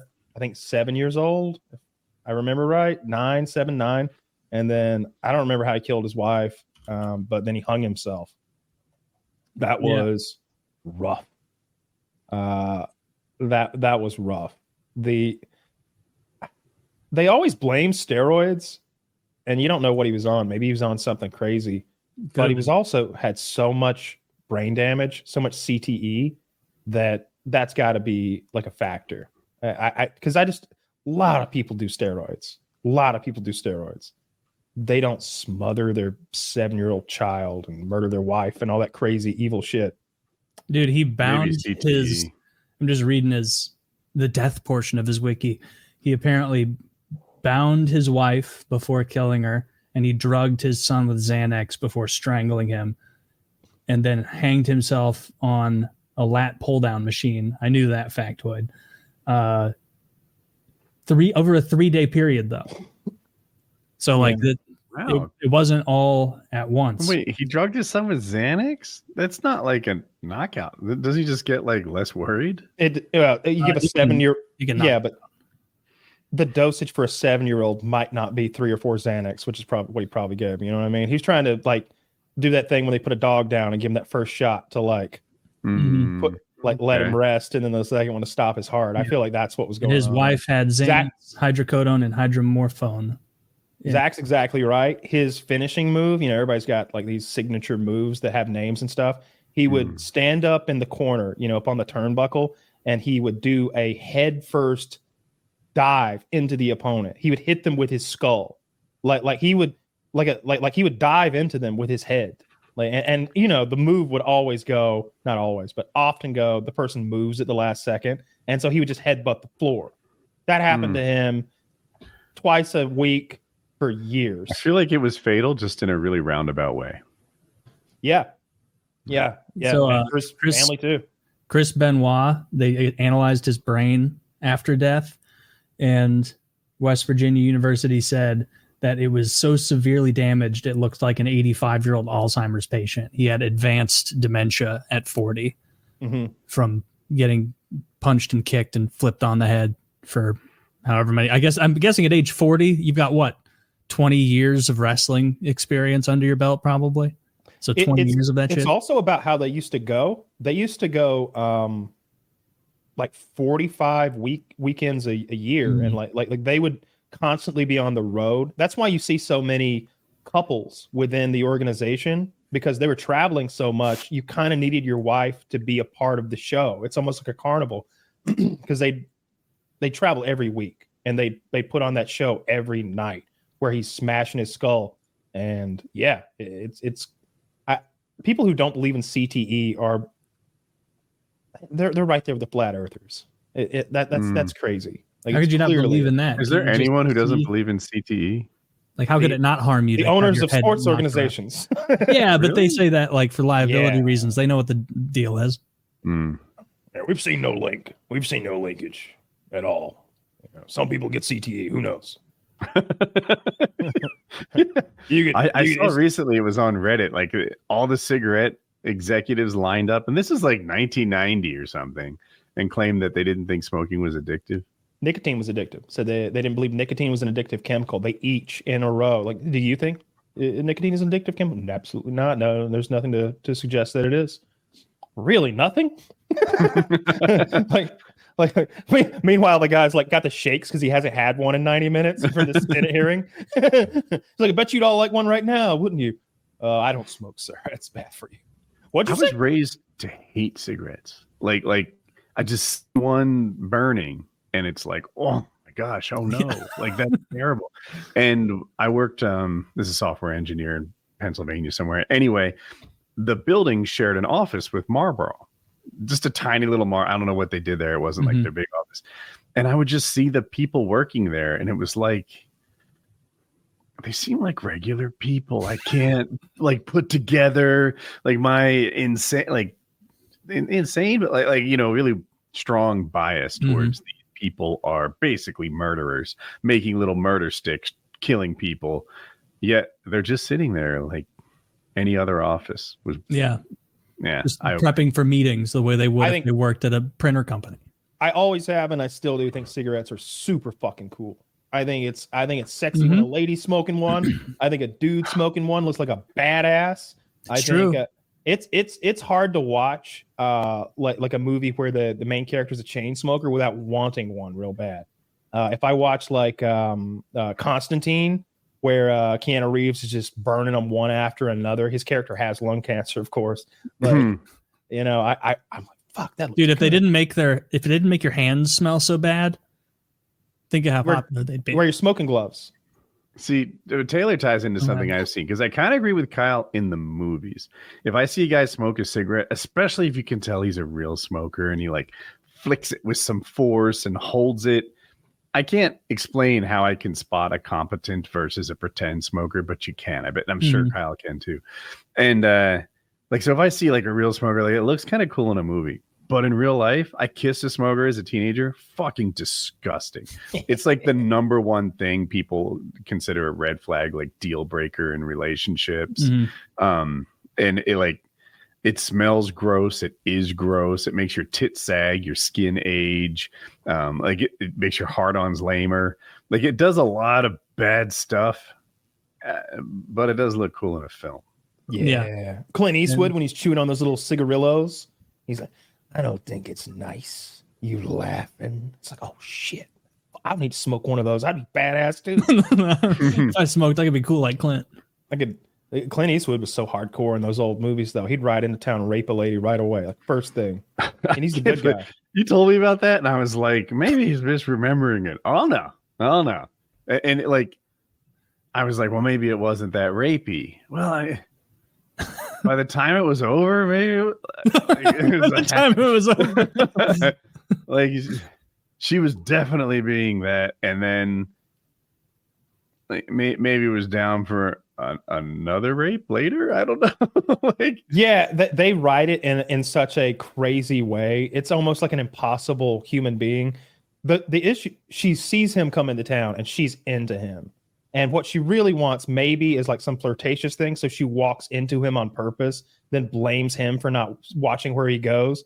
And he says, "If you wanted to get acquainted, you should have just said so." And she goes, "Acquainted," and slaps him. And so he grabs her and drags her to a barn and rapes her in the hay while she screams and struggles. This is our hero. That's yes. Yeah. Well, oh yeah. Yeah. It'd be hard to like him.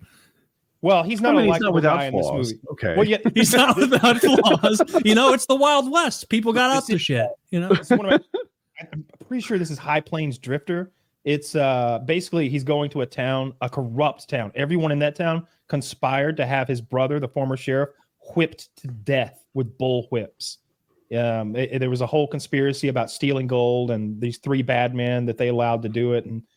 And there's a little bit of like, was it his brother? Or is this an avenging ghost who's come here? There's a little bit of that there, like a little I bit. don't know. I better go rape and think it through. Like she was the bad girl. She was bad. That was part of her punishment.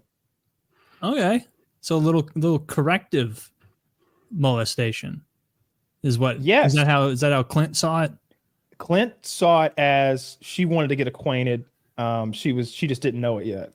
Or she was. Clint was just a horny cowboy. He'd been out there on the range for a while. He took a bath right after, and so he was gonna drag whatever poor lass he came across into that barn on the hay. Yeah, it's a good movie. It really is. I watched it a couple months back or something. Are there any other movies you could think about where the protagonist is like a full-on rapist, and they're like, this guy's, I guess he's not all bad. Maybe something that sounds like pretty cut and dry. Yeah, not that doesn't happen often where the guys. Yeah, it's a very unlikable trait, especially in the character. Yeah, like Waterworld. Kevin Costner was going to sell the child to the pedophile. He did sell a child to a pedophile, but then what? He sold. I've seen bits of Waterworld on TV. I didn't see them sell a child to a pedophile. Yeah. For what? A faster boat? Why? Oh, maybe some wish. dirt. He out the child to the pedophile for some old National Geographic magazines. It wasn't a jar of dirt, even. Okay. Oh no, it was National Geographic. How did they redeem his character after? Did he know that he was a pedophile he was selling to?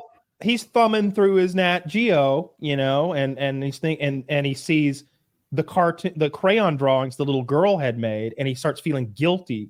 So then he goes back over to the pedophile's boat, and he's like, deal's off. And the guy's like, "What are you talking about? I hadn't even got her clothes off. I was just creeping her out a little. We're just getting started here." and he's like, "Nah, she's coming back with me." And the pedophile pulls out a little sharp knife. Like, "What do you do? Take an L, Yeah. And of course, Kevin Costner's a gill man, so he just beats him to death right then and there. Okay, and so part of his character development is that he sells a child to a known rapist for the purposes of that. Like, don't misunderstand. The guy was like, "How about a little time with the kid?" Yeah, it was like that. He didn't think this was a tutor. He knew what was up. He knew exactly. But then after, probably thumbing through a couple of the magazines, he comes across a drawing. Yeah. He learned about the Himalayas first, and then he was like, "Oh, you know what? I think, man, maybe I did something rough." Learned about the Himalayas sounds so Nat Geo. Right? Yeah. Like, he found out turtles live a long time, and then he's like, "All right, I guess I'll save the girl." All right, after this article on Thresher sharks, I'm gonna make a change. I'm gonna go get that girl off the boat. That's another one of those myths. I think one of those urban legends. Zach will help me with proofing this. I was always told that Thresher sharks, they're the sharks with a very long tail, not the length of its tail, but on the tip of its tail, there's a part that extends up and away. And they made it. I read that a Thresher shark had decapitated a man by like jumping out of the water and flicking its tail, and the tail had cut the head off. Like that was a story that I read as a kid, and people were, and I was told, and I heard about, like it was a thing. But it just seems so impossible that a shark's tail would decapitate a man. Yeah, and I don't think they're not one of the big shark species, right? I thought they were a little. I mean, I'm not a shark expert, but I'd guess they probably get 6 or 8 feet long at least. They all get like pretty big. Oh my God. Just can you give me the size of the shark in this article? please. There we go. Okay, never mind. The common Thresher can be 20 feet long. Keep in mind, I think like half of that is tail, and a mass of 1,100 pounds. Yeah, their tail can be 3 meters long. This thing's pretty. I mean, even if it's 10 feet long with the tail, that's big enough to fuck you up. What a cool looking shark. I like it. I'm deathly afraid of those things. The lassophobia or whatever is definitely one that clicks for me. When I see people, liminal spaces is a big one on Reddit right now. People think they're creepy. What does that mean? I don't think I know what that means. Well, the examples of liminal spaces I see are often, back rooms is sort of cut from the same cloth, but it could be like abandoned subway stations, abandoned office buildings where all the desks are gone and you've just got this big open floor space that's just with the drop ceiling and the old yellow walls. High school feels like that if you're there when no one else is. That's a good example. Zach, find an example of what Kyle's talking about. I don't know. Liminal spaces. Good. Yeah. Liminal. But lassophobia, that one, that and the space is one I fear so much. Not because I think it'll ever happen to me, but just when I'm watching a movie and the character is in a position where they're in their spacesuit and they get flicked off and they're like off the ship and they're floating and flying. It's like, that's such a bad way to go. That's a bad way to go. Yeah, I mean, this is a cool hallway. I like this. It'd be suffocating, right? Probably. You would eventually suffocate, but the thing is, they don't show this in the movies, but common sense would tell you they're not just floating off on one axis. You know, they're spinning and rotating because they're in 0G and something violent happened to them that cast them off the ship. So they're not just going end over end. They're probably also spinning. Like they're in this weird, and it's completely uncontrollable because it's not like when you free dive, for example. You can control yourself in midair. You can kind of flex your body in certain ways and get orientated the way a cat does, but not in 0G. So you would be spinning, and then you would be vomiting, and in zero gravity, the vomit turns into this bubble over your face, and you inhale it, and you suffocate on your own vomit. I don't know. It's occurred to me that if you're spinning in space at 0Gs, it doesn't have the same turn you upside down, right side up. It does, though. It's the same way that the idea of spinning a spaceship to create that artificial gravity that's put the centrifugal forces pushing you out. Like you'd be experiencing those same feelings because as you're not only even if you close your eyes, like you'd be feeling the forces from the spin. That surprises me because I would think that if my center of gravity was like 3 feet, like if I'm rotating at my waist or something, that's just not the same as a spaceship meant to be 300 feet of spinning disc. I just mean that spin is creating forces on you that you can feel. No, yeah, we're on the same page, but just how many forces does that create? How much? I would think almost nothing. Now, visually, there's a thing going on there, but it doesn't have the same thing that here on Earth we would, where all the blood's rushing to your head, all the blood's rushing to your feet, back and forth, back and forth. I think it would. I think in 0G. Why would it? Yeah, I think that you spinning is forcing it away from the center of centripetal the force, or is that centrifugal force? I mean, who's to say like you're even? I don't think you'd feel the spin. I mean, I think that without being on land, there's no real. Without referencing something else, you're not spinning at all. If you had like a water bottle that you were spinning even in 0G and did this with it upside down, the water would be in the top of it, like against the edges, the same way. So your blood is going to be doing the same thing as your body spins and flicks through 0G. It's going to be forced away from the center. Leave a comment if anyone here is educated on this, because I think the G forces of spinning in 0G at what I'm assuming is like 10 RPM or something. Like you're not zipping something wild, even if it's 20 RPM. Like that's nothing. I don't think there's many G's created by something like that at all. I think it would be, but also that just dying like that would be a nightmare. I'm terrified of that. And then, sinking. It's so avoidable though. It's incredibly avoidable. It's the movies that bother me. And then like the ocean depths, like just that dark, endless, dark water. Is it drowning or is it the creatures? Both. It's both. And also just like the cold of it and the darkness of it and the unknown of it. Like if you look across and there's a tiger looking at you, like at least you have quantified the terror and the danger. you know. But if you're just sinking into the water and something brushes your leg, your imagination gets to create the most horrific things. Yeah. You know, like maybe it was just a little grouper fish or like one of those little fish that nibbles dead skin off. But your brain is not going to think that. It's going to think, giant squid. It's going to pull me down with those hook things on its tentacles. And the biggest shark to have ever been is here. Yeah. Right now. Yeah. Megalodon. It's Megalodon. I don't even think that's like, I guess what quality is a phobia? Just any fear, or does it have to be maladaptive? I think it's just fear, but I think it's just, I know when I see those images of like a swimmer and then like the vast void beneath their little flicking legs down below them and you see the water go from blue to complete blackness down there. And they're like, this is an 800-meter sinkhole off the coast of Tahiti. When you're here, there's blah, blah.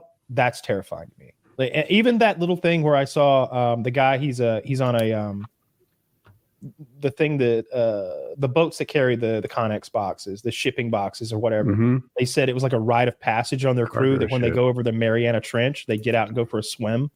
And like, I know that it's the same thing with skyscraper. Yeah. You know, you fall 50 feet versus a 500 feet. You're dead. You drown in a puddle, but it's no different really than drowning in 10,000 feet of water, or whatever the Marianas Trench is. It's miles of water. But that just creeped me out a little bit. Like I don't know why. Like just the water being extra deep is the unknown. Scary.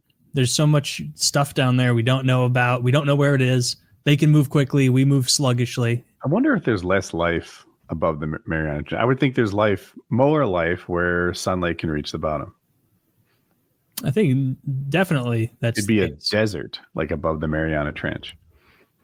I don't know. They find cool stuff down there. I mean, a little, but it's not going from so there's some energy coming from the earth itself, like gases or steam or like heat coming out. And there's tiny bits of life there. But if you're, at 20,000 feet above that, 15, I don't know how deep it is.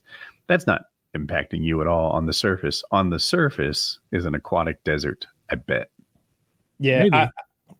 I would think most, I don't know. A lot of the ocean's super, super deep like that. Obviously the coastal regions is where there's just an abundance of life everywhere, I would imagine, you know, especially when there's brackish water intermixing and all that stuff. But yeah, I don't like the water. I don't like scary things that live in it. It's one of my bigger fears. I'd rather face a den of rattlesnakes than fall into a shark tank or something like that. Oh my God. Yeah. Well, I mean, that's for sure. A shark tank, being in a shark tank is like one of the scariest ways you could go, because they're not going to kill you instantly.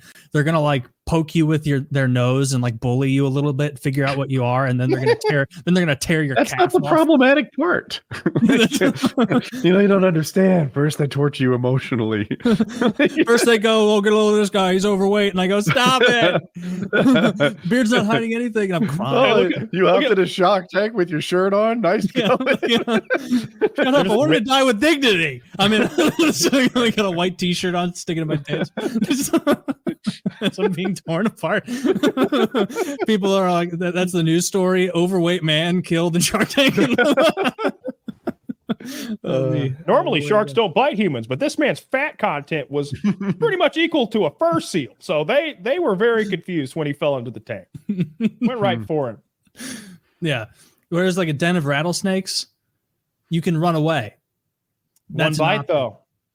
Yeah. But like the rattlesnake, I feel like with a rattlesnake, I've never had a head-to-head encounter where I had to do this. Like, they don't want you around desperately. Like, if you see a rattlesnake and it starts rattling and you leave, it's not going to be like hot on your tail, because its goal is to get you to fuck off. And so the second you leave, you're in safety. Whereas with a shark, like you have zero control over that situation. You're dead. If they choose for you to die, you're going to die. We had this conversation the other day about whether or not you could face off against the Rock with a steel folding chair. And we were talking past each other for a while, but we texted about that for like 2 hours. and here's the scenario: we're in the ring, and the Rock is gonna like lean forward and say, "Give me one," and you have to overhand clap the Rock with a steel chair. And my opinion is, the Rock takes it and then beats you to death. You think he could tank a steel chair hit? I think he can tank a steel chair hit to the head, no matter how Taylor now swings it. Now also, obviously, like, it's Taylor, I think Taylor could hit someone harder than I could with a steel chair. Very hard. It's going to be a hard hit. We're not letting Taylor turn it on its edge and use it like an axe. We're not letting Taylor put the rock in some weird position. He doesn't get to poke the rock in the eye with the leg. Okay, hold on. Does he get to choose? Does he have to hit him on the crown, or can he go over the jaw? Oh my god! I was told there'd be no fact checking. Yeah, you got to hit him like they do. Because hold on, I have to correct the record here for a second, because these rules were not initially in the conversation. The rule initially was he's going to present his head to you, and then the only tool I have is a metal folding chair.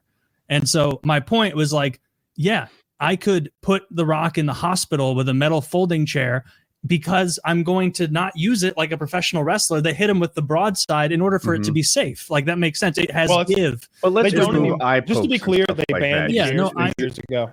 Okay, well, either way. But I would turn it on its edge, and it's then it's just a metal pole, and I'm athletic enough to swing that really fucking Taylor, hard. I want to know, axe or baseball bat swing with this chair? It would have to be an axe swing, because it would have to be coming down vertically. See his hands, if you turn it sideways. Yeah, you'd turn it sideways, and then you'd crack him with the long, because it's just a metal bar at that point. And if you say, hey, you have a metal bar to take out the Rock, I'm an adult man, I can do that. And you're not an average adult man either. You're strong. I'm on Team Taylor with this. You know why? I've told this story before. My friend from the swim team got his head cracked by a door when someone kicked it. So I'm of the opinion that skulls aren't as durable as you might think. And I think Taylor can break a human skull. Now, as impressive as the traps and deltoids are on the Rock, I don't think his skull's that much stronger than anybody else's. Yeah. That's does strength and bones. But even so, I'm on Team Taylor. He has... the whole thing is set up. You could do this too, Kyle. Woody could do it too. With the situation you set up initially, that you get a chair in any position you want, any swing style, and he presents his head to you. I never said any swing style. You're the one. All of a sudden, I was like, "How are you holding this chair?" And you're you've come up with some special grip where you're going to use the chair like a blade. There's two ways I could hold it, and I chose one of them. You're like, well, first I wedged him crazy. I didn't do math. You want to open the chair and wedge his head inside of it and then start closing the chair? No, I did not say that. I did not say that. I did not say that because I don't believe that would work. Show us Ken Shamrock eating one. Yeah, see that? I hit. Well, they flash at the camera during the moment of impact, so I'm blinded. So I can't see what and they changed the camera angle. That looked like a movie one. Yeah, that bullshit. First of all, dude, you could do it too. Why do you have so much respect for the Rock's skull? Yes. Why do you think the Rock's skull is so much better than anyone else's skull? Well, I think that because he is so much taller than Taylor, the point of impact is going to come sooner in his swing art, not in the power over. point. And what is he, 6'4"? He's bending over, but he's not bowing down like a Japanese 6'4". man or anything. Okay, he's way up above you, and he's bending over. You're 5'9". 5'8", 5'8.5". He claims 5'9". He claims 5'9". I claim 5'9". I wear foot lifts. Big platform shoes. He's the only adult I've ever seen wear moon shoes. I think you're hitting him before the full. If you could measure the power throughout your swing, like you're hitting him before the power band is hitting its max. You're gonna be a little off, and you've never done this before. And I just think he's eaten so many chairs over the years. He's going to point his skull at it a little bit and hit it right here in the crown. Right here, your skull's tough. Woody's right about skulls being not all they're cracked up to be, so to speak. Because our brains got so big, our skulls had to get thinner, among other things. And so they're not great. And a chimpanzee skull, on the other hand, oh my God. I'm not saying I could do it to a chimp. I'm not saying all three of us versus a chimp. We all have folding chairs. I'm gonna let you know right now. I'm making a break for it, and you guys are gonna have to hold them off of those chairs. You know what's funny is I'm hitting one of you in the leg as hard as I can as soon as that starts. Hit me in the head so I'm unconscious for the monkey killing. So now I would make you unconscious. No, if you turn. look, who knows what you could do to me? I'm not the Rock. I'm not the Rock. No, dude, open challenge. The Rock, you give me 2 practice swings with the chair, this orientation, you're bent over, $1 million on the line. If I can't knock you out, you say, well tried, and I get to go home and get a picture with you. You wouldn't make that. Would you bet $1 million against your house that you could KO him with one swing? Yes. Wow. Yes, dude, if I get to swing it however I want, it's a metal bar and it's at the back of his head.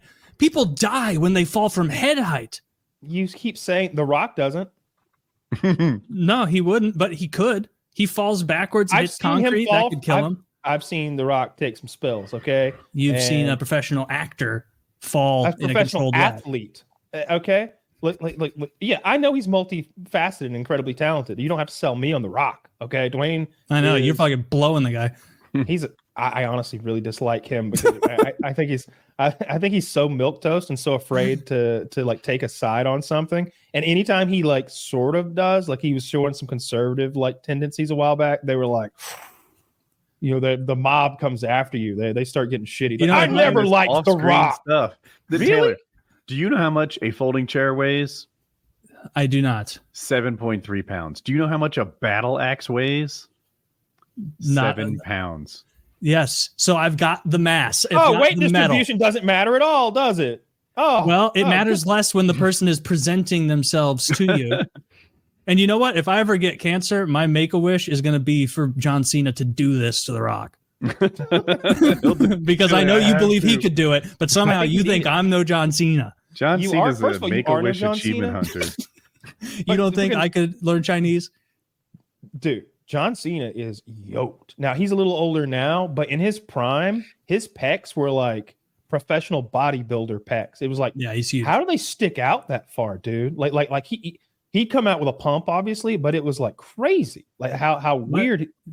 Out of curiosity, what is the weapon that you would finally give me the edge? You get like a free crack at The Rock. To put The Rock in the hospital. You don't think I could do it with the folding chair foolishly, but what do you... In the hospital's a little vague. What I would say is that you get your hit and now he gets to go and he wins. So like that's kind of the scenario that I'm talking about. That I think you could hit the. Oh well, he's going to kill me. He's a professional athlete. Well, hang on, he's unconscious, right? He's not going to get a turn. Anything in the Hammer family, and there is no round 2. That's fair. Yeah, claw hammer, anything like that. It's claw over. Hammer, like the bean hammer. What is the rounded one? I don't know. Ball peen. Yeah, ball peen. That's what I'm going for. Yeah, baseball bat. You crack him. I'd be scared to hit someone with a golf club because I see that as like a weapon in zombie games and movies and TV. It's like that's not a good weapon. Like if it's good for one swing, it's an incredible weapon. All right, so like I'm no fucking Jean-Claude Van Damme, but if I blocked that swing, I feel like the barrel of the shaft immediately snaps and the head comes around. I've broken golf clubs. I'm sure you probably have too. Like now, not a graphite one. Graphite would be interesting. No. So like, don't think a driver. A driver is there's so much flex and give. Like you're not going to kill someone with a driver swing. Any of the irons. Like the shaft of those. Remember when he was teaching that guy how to drive a stick, and he's like, "You're thinking Ferrari, think Lamborghini." He has no like a driver. Like he's like, "You're thinking driver, think iron." I'm like, a driver's gonna be a little longer, and the head of a driver, like your fist. It's like a whole. I know it's the big wooden one. A 9-iron is like a wedge. It's actual golf clubs. I cannot believe quite a bit of. I know it's the shaft, and they're not like. Yeah. So when you can't bend the shaft of a 9-iron. It'll break over a person swinging hard. Like an iron has a metal shaft. It isn't meant to flex as much. Not solid metal. It's not rebar. Like it's it will. But the club head on those is solid. So like on the left, so those ones on the right, the drivers, thank you, Zach. Those aren't going to get anything done. Those are whippy. They're meant like those top things. Those are graphite. They're hollow. They're super light. On the left, that blade. So the shaft is full metal and those blades are solid metal and there's heft to it. So it's not going to be a good long-term shaft is hollow, but a couple smacks, like you could absolutely kill someone with a 9-iron. I bet there's some putters with solid shafts. and that would be your go-to. If you had a solid shaft, it could be pretty effective. I'm gonna show up at Taylor's house like, you brought an iron to a putter fight, my friend. No, have mercy. you got and then I take out my folded chair. And I'm ready. It's a shield and a weapon. Folding chair is a terrible weapon, and I don't think you're going to be able to develop the speed and the force that you think. And I think it's going to be distributed over such a wide area with the flat, bridge of the chair against his big old skull. I think he's gonna hurt. It's gonna hurt him. It's gonna sting, and then he beats you to absolute death. No, he immediately is like, "What was the last movie I did? Oh, I can't remember anything." Like, see, he's gonna be in the hospital. Black Adam. The back of his everyone in the audience is gonna be throwing up because of what I did to The Rock in there. Not even. He's gonna have a fencing response. First of all, you'll be wrestling under the name Head Honcho. And second of all, it will be your debut and your final match. It's a head. And I get a luchador mask. Yeah. Who one stands against the Head Honcho? And then like the fireworks and pyrotechnics go off, and and you hear that guy, "Oh, Honcho means business." You got to practice sliding under those ropes, though. That's the most important part, if you ask me, to being a good wrestler. Your entrance to the ring. Like what you do in there is inconsequential. I feel like with a good wrestler could lead us and make us look good. Like you just need a good dance partner, someone who knows what they're doing. But when you get into that ring, if you do it wrong, it looks embarrassing because those ropes are really stiff. They're like weird to get into. But some of the guys they come running full sprint and they slide. They do like a baseball slide under the bottom rope with the chair in hand. I mean, that would not be hard before to learn. Oh, please. Okay. Dude, if I could jump on and off of a bench wearing full goalie gear with ease a dozen times a minute, like it's not that hard. Before you said that, I was like, oh, Taylor doesn't realize his athletic ability is being stolen from him year by year. And then he brings up like, oh, the shit I did at 16. You don't 18. Know. Yeah, I probably couldn't do it now. I'd hurt myself. But you take 18-year-old me. Show us the splits, Taylor. Show us what you can do. I don't think that place comes into it. Let me know in the comments. Do you think who prevails in this scenario? Does Taylor in his folding chair win the day, or does the fucking Rock, a guy who spent like a decade getting hit in the head with chairs? Poll. Yeah, you're asking this in leading way. With the Head Honcho come out on top? Thank you. Or would the Pebble, the Rock, Dwayne, would he win? Just in his whole career, how much experience does The Rock have with being hit with malice in the heart of the person swinging with the hard end of the chair? Professional football. It's interesting. How many times has he taken a hit like that to the back of the head while presenting to me? The back of the head now? He's bending like this. How else would he do it? You want him to bend over and do a flip? How are you hitting the back of his head? When you said presenting, I assumed that. No, Taylor is an executioner with the folding chair. Oh, I know. That's what he wanted. In our phone conversation, he imagined The Rock kneeling like it's Game of Thrones and bending over, and then he is, and I'm like Theon. Like I just keep going. Yeah, I was gonna say. Okay, Dwayne Henrietta Johnson. Here I come. Yeah, that's what he has to do. He's down like that. He's in an ISIS hood. I'm chanting. You already shot him in the knee once. I don't think this is fair. No, I think Rock wins. I don't think you can KO The Rock with a folding chair with a single strike when you've never done such a thing before. How many times have you swung a folding chair at another human being? 0. That's true. But how many times has he absorbed hits from folding chairs? Every night for a decade. Never the way I would be swinging. Oh, yeah, you swing so much harder than The Undertaker. How are you so retarded? It's swinging with a different side of it. The force is impacting a smaller area. Are you cheating again? Are you turning it on its edge into an axe? That's the only way I have a chance. You're not allowed to do that, you fool. Our text conversation ended again. Throwing a little horse out there where you suddenly said, you brought into it. You realized that I was insurmountably correct. And so you said, oh, actually, I'm going to in there. So you have to swing it like this. You have to swing it the way they actually practice taking it. And then I said, yeah, if you throw rules like I have to swing it like a professional wrestler, I'm not going to be able to put him in the hospital. But if you let me do my own Taylor style swing, it's over. You could be the baby face, the head honcho, and I'd be like I'd be like the Red Menace. I'd do the Russian accent, but I would never really fight. I'd like pepper spray people. I'd like do really shitty stuff. Like I'd always cheat. You're just a rascal. Yeah, but I talk get mad shit. Like I was a great wrestler, but in reality, I would always have like somebody would, you distract the ref, and then you pull out like a fucking blackjack and crack Hogan over the head with it, and he's all, and the crowd's like, "Come on, ref, what are you doing?" Like that'd be me. I'd like, what they would take chili pepper and like rub it in each other's eyes for real to be shitty. Like they did that a lot. Ben Gay, I can't remember what wrestling. Yes, in like pro wrestling, like they would do shitty things. They would rub Ben Gay in the other guy's eyes. Stone Cold was like, "I'm blind this whole match here. If you're watching, I didn't see it. I can't see. Look at my eyes." Like he blinded me right away at the beginning. Dude, if I were Vince McMahon, that would piss me off. I'd be like, "What the fuck? You're my property. You're WWE property, and you're putting sand into the eyes of my other property." Well, I mean, I think he was busy with those ladies. I think he ran through some of the girl again. It used to be so raunchy, just buttholes and titties everywhere with these like bodacious, like gorgeous women. And really? He was just it like crazy. Like you'd be shocked it was on television. And he was having sex with these women as part of their contracts. Like that was like part of the deal. And then he'd also write it into the script that they were having an affair to kind of blur the lines between reality and the fiction that's on stage.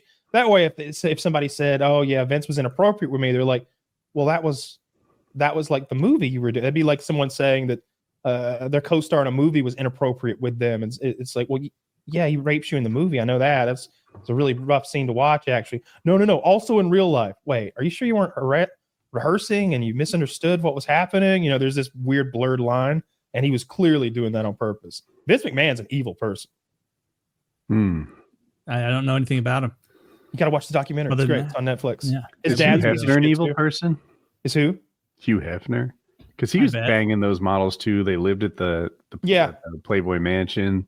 I don't think of Hugh Hefner as an evil person. It's from what I've heard, he's definitely like a dirty guy, but it seems like the deal was your job was to be his girlfriend. It was almost like he had one of those sugar daddy relationships, but professionally. Like he was a professional sugar daddy. And I've heard some of those women. There was a reality show, for those who don't know, on MTV back in the day, where it was just Hefner and his girls. He had 3 girlfriends. They were all these bleach blonde, like dummies with big titties. And it was kind of funny. It was like old Hef's got these 3, and like, they're clearly part of that bit and part of that idea and going along with it. So I have a hard time, getting on their side about that. Whereas these ladies that were working for Vince, there was one lady that he hired, then sexually sexually assaulted. She quits the company and sues him for millions of dollars. He settles, rehires her, and then does the story where his daughter is like, "How can you hire her? She sued us for millions of dollars." That's her. She's barking like a dog. He's forcing her to. It's bizarre. I really enjoyed that documentary. I didn't know all that shit. I watched wrestling with my grandpa when I was like 4 or 5, and I don't remember watching any wrestling. I remember watching them backstage on the microphones being in masks, and I thought that was neat. It was like, oh, there's a ninja. I remember liking Sting because he was like a ninja man or some shit. I don't know. I didn't know what they were even fucking doing. But as I grew up and I immediately found out it was fake. That's the other thing. When John Stossel and some of those reporters started going and like exposing professional wrestling as being fake, there's that one great clip. The wrestler, the guy's like, a lot of people saying this is fake. What do you say to that? And it's this big country boy. He's like, fake. And he smacks him so hard in the ear, open hand slap, that he like causes permanent hearing damage and almost puts the guy on the ground. And the guy stands back up and he gives him another, I think a left this time. Is that fake? Does that feel fake? And the guy's running from him down the hallway now. And it's a crowded, you know those back hallways in sports arenas. It's one of those it's crowded and everybody's watching. And they talked about that in the documentary, and they were like, Vince had said, somebody needs to do something about this guy. but that's all he said. You know, he didn't say somebody should do this, somebody should do that, you should do this, you should do that. He's like, somebody ought to do something. He was a real skinny guy with dark hair, right? The interviewer was the reporter. Yeah. The guy that slapped him, I remember having a blonde curly mullet and looking like he was 240 pounds of muscle. Yeah, he was a giant guy. He like so hard. He slapped him so hard he like made him do that like ragdoll physics almost. Where he just took him off his feet with a slap. I didn't know it caused permanent hearing loss. That sucks. Permanent hearing loss. And then I can't think of the actor's name, but he's one of the actors from Law and Order. He was interviewing Hulk Hogan and Mr. T. Mr. T was like working with the wrestling at the time. They were doing a whole WrestleMania bit. And I think maybe he had said some stuff about wrestling being fake. And Hogan's like, let me show you a hold. And he puts him in a guillotine, but he calls it like a front headlock or something. And he guillotines that guy unconscious. Like it's his show. But he makes the host unconscious in front of the audience. And then instead of lightly setting him down, he full lets go, like drops him. And the guy does this flick backwards kind of thing where the back of his head hits the floor and immediately starts like bleeding so heavily it's dripping down his suit jacket. And the guy and then Hogan's like slapping him in the face, like, come on, buddy. Come on now. Wake up now. And the guy comes to and plays it off real well. He's like, and we'll be right back with wait, so Hulk Hogan did the choke out? Choked him out and then that's the one I was thinking of. I have it wrong. It's pretty fucked. But although honestly, choke reporter. Okay, let's see this. Going in there and like trying to expose their business as being fake, I've seen this clip. Always seems super shitty to me because it's like, just play along, man. Just play along. It's just fun. It's like Santa Claus. Like if somebody was doing that with Santa, you'd really roll your eyes. I feel like it's the same thing with pro wrestling. Clearly, it's not exactly real, but it's not exactly fake either. Like they're really getting hurt and doing. This is unbelievably dangerous what he did to this guy. Yeah. Richard Belzer, that's who it is. Law and Order actor. Yeah. Zach, can you show that picture? Dude, Richard Belzer, a fucking consummate professional. He really was very confused when he woke up. He like did.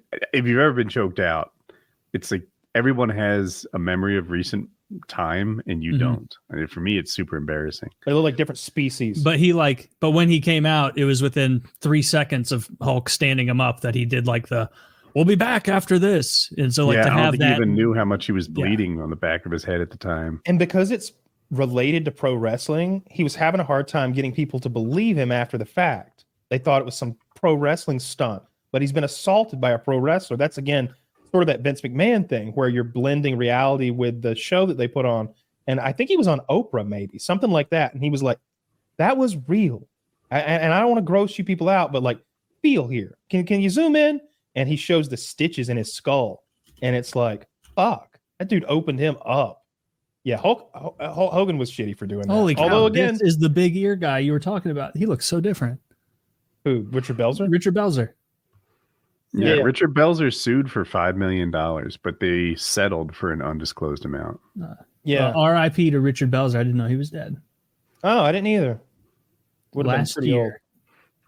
Yeah, wrestling business seems super skeezy, super sketchy. Lots of sexual assault and taking advantage of women and ripping people off and then like letting them get away with all the drug use that made so many of them die. There's this part in the documentary where they show how many wrestlers died before 40.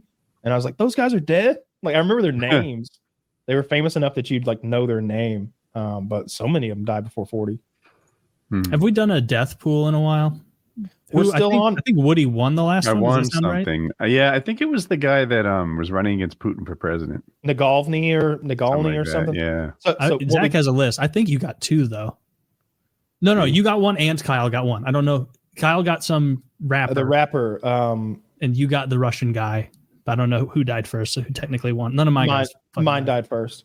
But what we do every time is we just give that person another one. You know, we let them replace their pick. So whenever Woody won, well done. All right. Oh, that's probably the most updated one. This is super out of date. I want to switch out some people. I think we already did switch out, so I don't even think I have. I think I replaced DMX with somebody, but it was like last year. So, You want to I do guess a whole the new rule was under 50 for this one. I mean, honestly, I'd like to do a whole new Deadpool because Hunter Biden doesn't seem like a good pick anymore. Obviously, Yeah. you know, I would they let him spill the beans. Now I want to say Diddy. I want Diddy. Is Diddy? He's under 50. He's 54.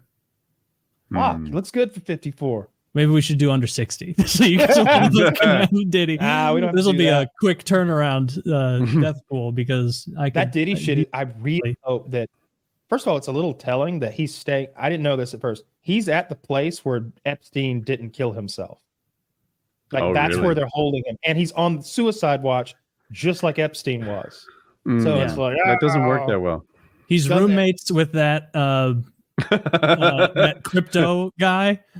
Did you know with that? the crypto guy. I thought for sure you way. were going to say the like murder The jacked cop. No, if they move that enormous cop in, we know exactly what's going to happen. But yeah, the Sam Bankman-Fried is Diddy's roommate. Oh shit! Yeah. Diddy's like, damn it, man! I was worth 1.2 bills, and he's like, first time. right? Yeah. It's crazy to me that he got taken because I'm trying to put myself in his shoes, but also at the same time not making it a disgusting sex crime. I don't know. Let's say I'd embezzled, and I'd embezzled enough that they were going to take me down. But I've got $1.5 billion. Man, I'm figuring that out, right? Like I'm not going to court. I'd be talking to lawyers and extradition experts and someone from the United Nations, and then I'd need a contact with like the vice president of Bulgaria or wherever I'm going. And I'd be like, hey, I want to invest heavily into the downtown community of your impoverished nation, non-extraditable status country. And I would be going there. And who cares if you lose 800 million doing it? You're not going to prison. Like if you got your properties. Where do you put your money? Like, do Swiss bank accounts work like they work in the movies? I think they do. Did you learn about it in the movies? Because that's where I learned it. Well, also like I think there's places in the Cayman Islands or somewhere right there where like the United States can't come and yoink that money. But one way or another, I would consult with lawyers and experts about this. There have to be people who know, but I wouldn't go to court. There's no way they'd have gotten me if I'm Diddy. Like he was gone. Remember, he was like, "Where's Diddy?" And I was like, "He's on an island somewhere where they can't get him." Smart. And then they pick him up in Brooklyn. And it's like, what are you doing? What are you doing? I think that they had told him. I don't think I've read this, but I think what they told him is if you turn yourself in, we'll give you bond. You'll be out anyway, and maybe this all goes away anyway. Who knows? But if you flee, then you're a fugitive from the United States now. You can never return. You'll never see your wives, your children, et cetera, et cetera. You're not going to be Diddy anymore. And he was like, yeah, all right, I'll turn myself in. I'll get bond. And it'll be 2-3 years from now before this goes. And maybe in the meantime, I can bribe people. I can pay people to hush. But instead, they're like, no, we're hanging on to you. We're not letting you out. You're a flight risk. And he's in that hellhole. That place apparently sucks. It's real bad. Well, compared to what he's used to. Well, no, there were like they said there are 3 federal judges who refuse to send prisoners there in the New York area. That they won't send the prisoners there. This is based on nothing. I just feel like P. Diddy's in the good part of that neighborhood. Him and Sam Bankman-Fried. Like you see when mobsters go to jail, right? They have butlers and like fine dining. But if he does have anything approaching the kind of shit like Epstein had on powerful people, like then he won't be. They would want to target him somehow, either paying off a guard or having some fucking murderer cop, in a bunch of functioning cameras. Like they could get to him. Epstein was so much more protected and high profile than Diddy. I don't think there's a gym pop. I think they're locked down like 23 hours a day in a room. I think they're just stuck in a cell all day. This isn't prison, it's jail. But that's what Epstein was too. Like he was locked down a lot and he was like freaking out, thinking he was going to be killed. Well, he hung himself in his cell. So, Yeah. Totally makes sense. Tear away pants. I hope we get some information this time. Why did he punch himself so many times before he did it? he felt bad about what he'd done. He felt bad about what he did. I'm going to really give myself what for before I he wanted to teach himself a lesson. Yeah. You want to do your advertisements? Yes. This episode of PKA is brought to you by Blue Chew, folks. Blue Chew. Guys, shouldn't you always be at your best? 2024 is the year to maximize your performance in the bedroom. Listen up, BlueChew.com. Blue Chew is a unique online service that delivers the same active ingredients as Viagra, Cialis, and Levitra, but in chewable tablets and at a fraction of the cost. You can take them anytime, day or night, so you can plan ahead or be ready whenever an opportunity arises. The process is simple. Sign up at BlueChew.com, consult with one of their licensed medical providers, and once you're approved, you'll receive your prescription within days. The best part, it's all done online. So no visit to the doctor's office, no awkward conversation, and no waiting in line at the pharmacy. Blue Chew's tablets are made in the USA and prepared and shipped direct to your door in a discreet package. Blue Chew wants to help you have better sex. Discover your options at BlueChew.com. Chew it and do it. And we've got a special deal for our listeners. Try Blue Chew for free. That's free. That's a hell of a deal. Try Blue Chew free when you use promo code PKA at checkout. Just pay the $5 in shipping. That's BlueChew.com, BlueChew.com, promo code PKA to receive your first month free. Visit BlueChew.com for more details and important safety information. And thanks to Blue Chew for sponsoring the show. Again, that is BlueChew.com, BlueChew, promo code PKA. Just pay the $5 in shipping. And as always, do Tadalafil. That is I'm alone here now. That is the Kyle recommended dose. That is the correct kind to get if you want to take the advice of Kyle, and he seems to know his shit. So I would recommend the Tadalafil. Works great. And again, that is BlueChew.com, promo code PKA. Big thanks to them for sponsoring the show. This episode was also brought to you by Lock and Load. Lock and Load. Going to be back in stock very soon. But in the meantime, if you're craving protein powders, any wonderful quality supplements, because Derek makes the best quality supplements, ask anyone. Use code PKA or code JIZ for 10% off any of his products over there. You know, it doesn't just have to be the Lock and Load stuff. You can always use better, high quality, correctly dosed and well-sourced ingredients, you know, very high quality stuff. That's what he hangs his hat on, and it's true. So code PKA or code JIZ for 10% off there. Also use code PKA10 for 10% off the merch. Get yourself a t-shirt, stickers, mugs, hoodie, all very high quality stuff. It's not going to fall apart in the wash. Made sure that I'm still getting a lot of, I love the hoodie they sent me. It's so soft on the inside. You know, man, it makes me feel bad that I said, send all of it to me. But it's okay. I'm getting use out of it. Dude, so we had the hangout last weekend? Yep. I am still bouncing around about my interaction with, was his name Chode? The guy that I yelled at? Oh, that was the one. That was the one 2 days ago. Yeah, 2 days ago. Yeah, I don't know if it was Chode. Sunday there were no kerfuffles. I don't remember what. I don't remember his name. It was the weekend. Or his screen name. So the guy. Here's what happened. The interruptions were wild at the start of Saturday. It was a lot, and like within 5-10 minutes, I'm losing my mind. So I just leave. I just exit the situation for, I don't know, 5 minutes or so. And I'm like, just relax, because everybody's talking at once and heckin' crazy. And I just like, all right, I took a break. Unbeknownst to me, while I was gone, either Kyle or Taylor were like, guys, this is pretty rough on Woody. Maybe interrupt a little less. It was Robot. Yeah. Was it Robot? Okay. We had a whole talk about it. And there's this one guy, Chode. And if you think, I'm not sure it was Chode, by the way. I thought he had. I don't remember his name wrong. I'm not sure. Dude, I didn't realize this is the same guy who interrupted the month before. I can't tell. I'm like, oh, a hangout. A lot of new faces here today. A lot of new faces every month. 25 different people. A lot of fresh faces in this call. Cool. What do you think? I didn't realize that he was the same guy who was interrupting at an the month before. I was privately writing to Kyle, like, is this guy retarded? I don't want to yell at someone who has an actual learning disability because his social interactions were ridiculous. You can't tell if he's retarded or not. Yeah. So I asked him this time and he's interrupting me. Now there's lots of ways to do interruptions. There's I'm talking, but you're really excited to get your point in. That's one thing. There's another where two people start at the same time. That's hardly an interruption, but that happens. Sure. That's not what's happening. It's more like, hey, Kyle, tell me about this. I had a question.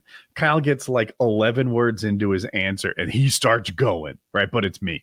And that's the kind of interruption he was doing. Just mid-sentence, a sentence and a half in. I think I'm going to go to maybe this week go to the grocery store. Shit like that, right? Just like right over you. And that annoyed me just now. right. And about like mumbling a little bit. He's quiet. He's quiet. And Woody's like clearly the one speaking right now. He's been asked a question and he's responding. And this guy would just come in. Yeah, I don't know. Maybe sometimes Coca-Cola and Pepsi. Who's to say? Dr. Pepper deserves the third slot there. Am I right? It's good beverage. It's like, what are you doing? Yeah. What are you doing? That's last month. The question was: is he heavily on drugs? Which is fine, as we always say. Lots of people are in there. Can Crusher is often so wasted that he's upsetting to be around. So I just turn his mic all the way to 0. Okay, look, I don't get mad at him. I just get mad at the scenario I'm forced to be in now. It's like, dude, you did so much of whatever that you're gone, and you're not aware that you're being annoying. And I'm not going to hold that against you, but I can't listen to this anymore. Like that Can Crusher will do that to you sometimes. So we're like, hey, are you high? Because we'll excuse your assholeness if you are. And he doesn't say anything. It's like now he's quiet. And it's like, I think one of us asked him, I was like, have you had a traumatic head injury? Because I knew a girl who was kind of awful like you are right now. And that was her problem. Like is that what it is? Like, but last month, Woody was genuinely like, is he retarded? And we didn't know. I didn't know it was the same guy. Didn't even know it was the same guy. I'm a little retarded. I had a hunch that it was the same guy because it was the same, speech cadence. Yeah. And I'm like, if you're high as fuck right now, that's okay. I'm not judging you. It's a PKA hangout. Half the people here are. It's just like a socially appropriate place to do your thing.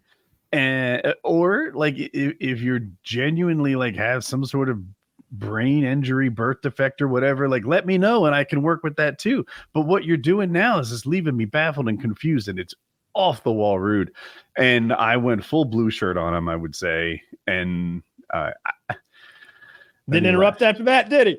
No, he didn't. He left the call. He left the call a little. Like, he didn't leave the call immediately, but it was a couple minutes later, I guess. I can be a little mean in there anyway. Like I get caught up in the game. I get mad at people. That one guy picked Grease for a film, and I was like, "Why did you pick Grease?" And he's like, "Because of the movie." And I'm like, "It's not spelled that way. It's the not other spelled Grease, like the country. the movie Grease is spelled like the grease you'd put on gears or in a car, or like to lubricate. Like that is Grease the country. Fool." So I get super mad and yell at people, and I probably shouldn't. I don't mean it. I take the game very seriously, like I do all games. I can't take them any other way. I'm very proud of myself. I think I got the first 6-piece that's ever been had in a PKA hangout. You did get a 6-piece. That was a very good Woody gave Woody's lead-off clue was a 6, and we got it. It was living for 6. No, yeah. Alive. That's what it was. Alive, yeah. Just there were a bunch of like plants and people and animals and shit, and they were all except for duck, which the other term went first. The other team went first and just happened to get duck off the board for me, and I was like, "Oh, I was waiting for duck to get removed, and now look." So we have a good time in there. Usually, we don't scream at people. No, that's not true. We scream at people every month. Half the time, I don't know. Someone gets screamed at every single month. I won't yell at you. Taylor will not yell at you. He can take it. I think he has a flawless record. Yeah, I don't get angry. He's often the peacekeeper too. Like things get a little awkward after a fight, and it's not always Kyle or I in this fight. It can be two hangout Patreons. Taylor will, I don't know, make the seas calm again. Yeah, it's a service I offer, and I don't mind it because I'm usually like, oh man, I just want. Can we just play code names? Someone over there's yelling at someone else. Someone's trying to talk about the Jews. Like, can we just fucking give me a clue? They'll start arguing about Israel and Palestine, and it's just dude, Fish was so fun. Like someone asked, like someone announced, they're like, oh, did you guys see the rocket attack? Like a bunch of rockets were shot at Israel. And then Fish sitting there in his computer chair, he goes, let's go. and he's and then someone asked him like 2 seconds later, they're like, so Fish, like, what's your take on this whole thing as like a Muslim and a Lebanese guy? And I'm like, what do you, he just was like yelling, let's go about it. I think he's chosen a side. He's like, I'm literally Lebanese. Like, I think people he knows have been killed in Lebanon this week. Like it's I like, don't doubt it. so he's, it's hard to talk truth to when that. people Dude, are Israel's dying in being conflict, attacked you by take the all other their side. neighbors right now. You either die the Jew or live long enough to be the Hitler. Mom, don't call me about this. Whoa, that's a good take. I like that. I'm switching sides again. I'm Palestinian side Too now. convincing an argument. Okay. You're switching sides? Yeah. Okay, then I'm Israel. You be Israel, and I'm gonna be Palestine this time. I like that better. You fucking oppressor. Your country didn't exist till what, 40s? Oh my god. Yeah. Oh, as if we've That's when time started. Israel's just trying to live there, and they're being bullied by all these Muslim nations. Okay. Yeah, bully. They have F-35 fighters. Yeah, but they're not using them. They are using them all day, every day. They do nothing but use them. They have been bombing. Show me shit. 5,000 video clips of them using them. I just watched a video before we came on here. Actually, honestly, the video clip I did watch though before we got on here, there were people trying to steal the food from the aid truck that's going into Palestine, and you're watching them do it on video. There's no ambiguity. They have AKs, and they showed up in a truck. They're like truck thieves, and the Israelis are watching, and it's a lady pilot or operator, whatever, and she's like, yeah, I see him. Yeah, they're getting in the vehicle, they all got guns, and they're like, all right, well, fire whenever you're ready. And she goes, firing, like immediately. She was so ready. She goes, and firing, and just blew their fucking truck up. They're all so calm about it. It's always like, I think Shane Gillis had that bit where he's like, our guys kind of hard to relate to sometimes. They're all cold as ice. Like, yeah, I see the family. All right. And they're gone. All right. Mission confirmed. Copy that. Roger. I kind of identify with the flip-flop guys a little bit more than that cold ass shit. That's a great bit where he's like, me, I identify with the jungle gym guys. Just doing their best out there. Yeah. That's such a fucking funny bit. Yeah. Those guys have away these with long a lot arguments. because he's funny and somehow non-political on politics. Yeah, I mean, it's more like just make it funny, like, and people engage with that. They like it. Like, I'm sure lots of people who don't agree with Shane Gillis politically, because he does seem a little more right wing, like they still think he's funny because he is funny. He doesn't tell you you're wrong, right? Like he'll say Trump is funny. We killed him like a dog, and you can tell he maybe likes that he said it that way. But he's not telling you that like you're wrong for not liking it. I'm just glad that Trump said it that way. That's going to be there's going to be like a plaque of like all the famous speeches from Washington, Lincoln, and there's going to be that one. Beautiful dogs. Yeah, the talking about beautiful the dogs, how wonderful our dogs are, and how terrible all their terrorists are. He died like a coward. He died crying, big baby. Like he really did go on and on like that for a while. It was like a mean spirited. We killed a guy tonight. It was fun.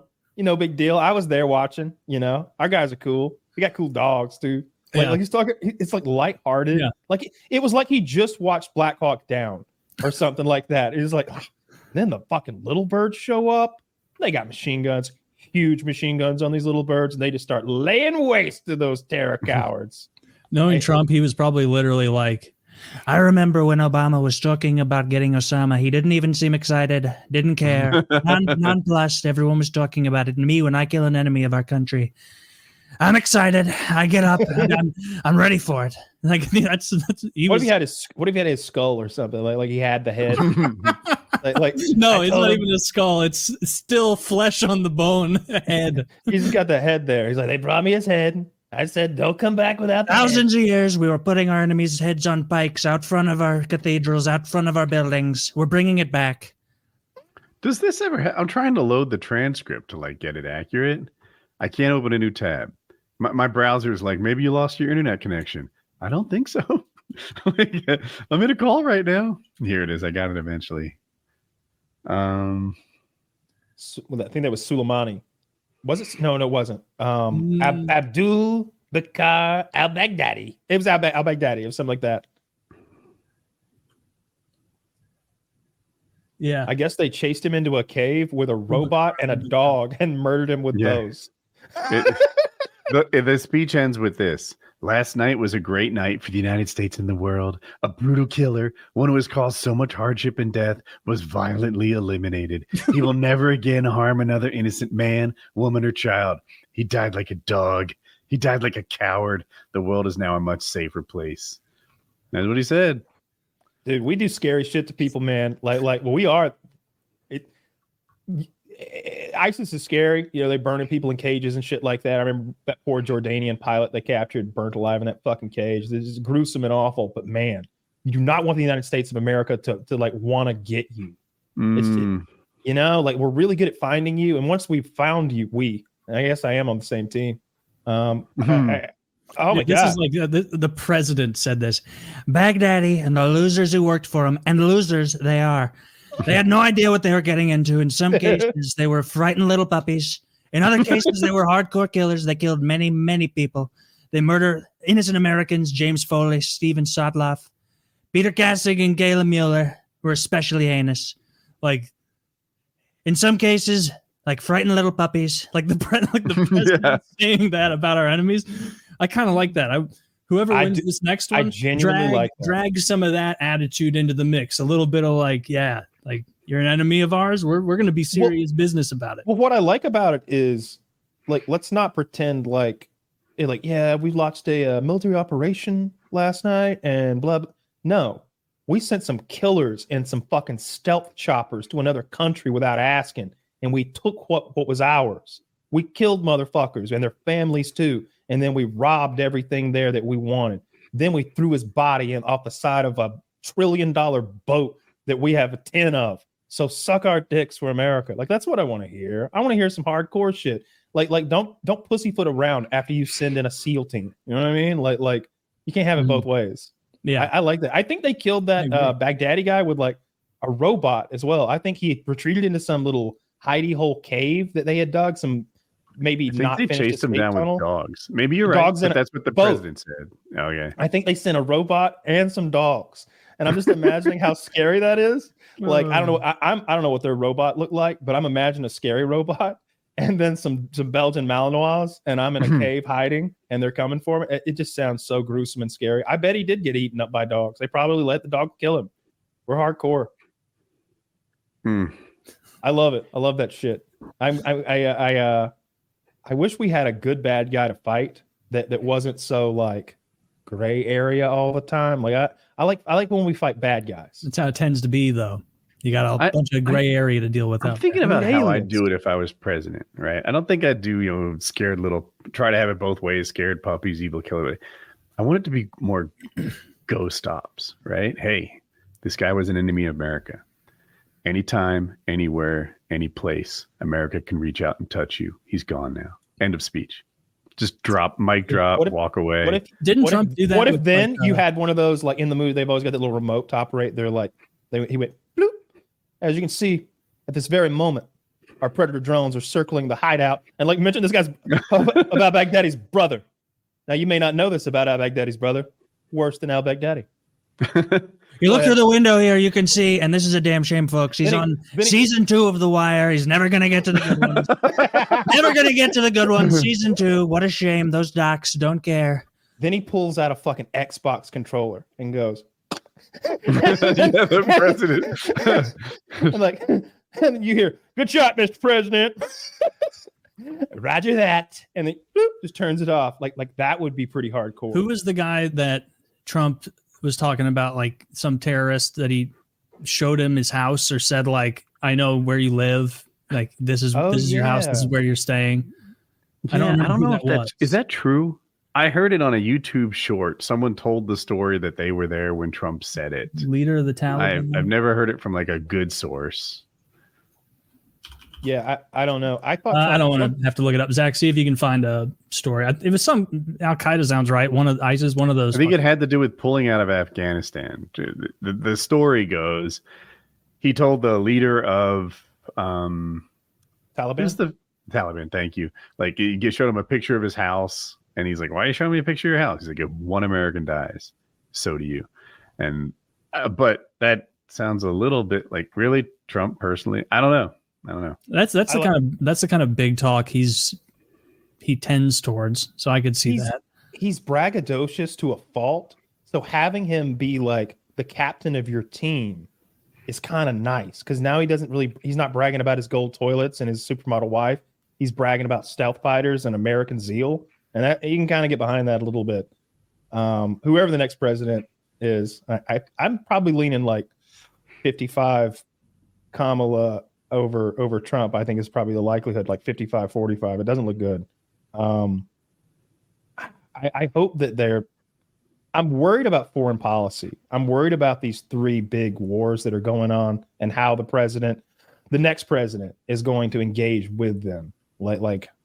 I don't want to have Americans fighting and getting killed, but I'm okay with whatever else, basically. Yeah, it's like we're at a time where escalation could happen rapidly in a couple of different areas of the world, and that's a very scary possibility. Well, the South China Sea is weird too. Like the Chinese keep fucking with their neighbors, and we kind of have this Pacific NATO now with all of the Pacific countries and us, opposing China. So that one's kind of scary.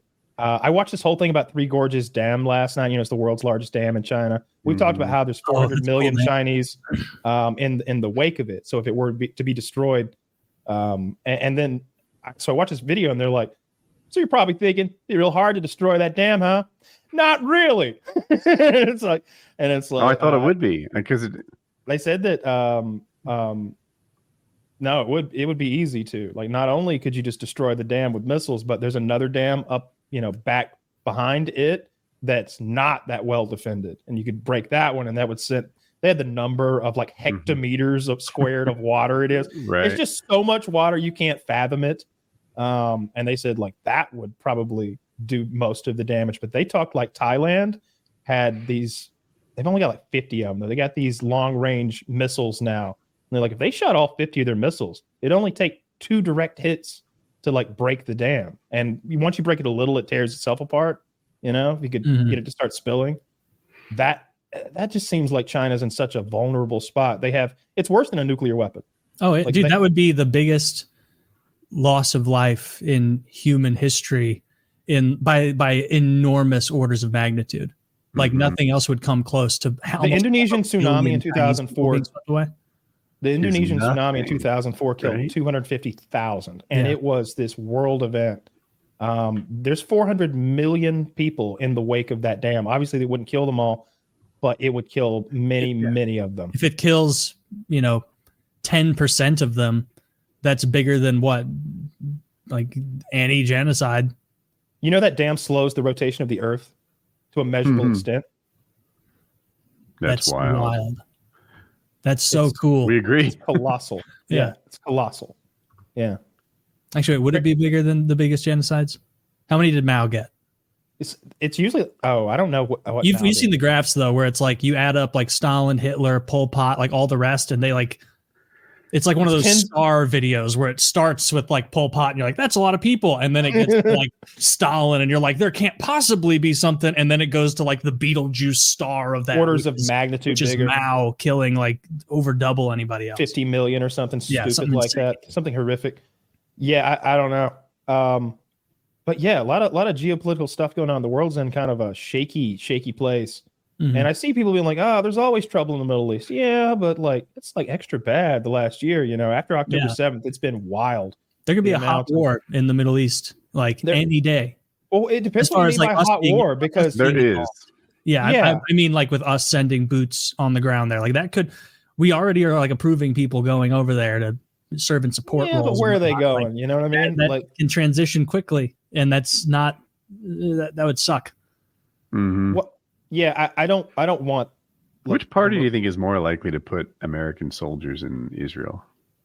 I think both parties are pretty equally likely to do that. Like I would say it like close to 90%. What's the scenario? Like Israel's like being invaded by land? I just don't think that if anything, I could see one of the parties putting.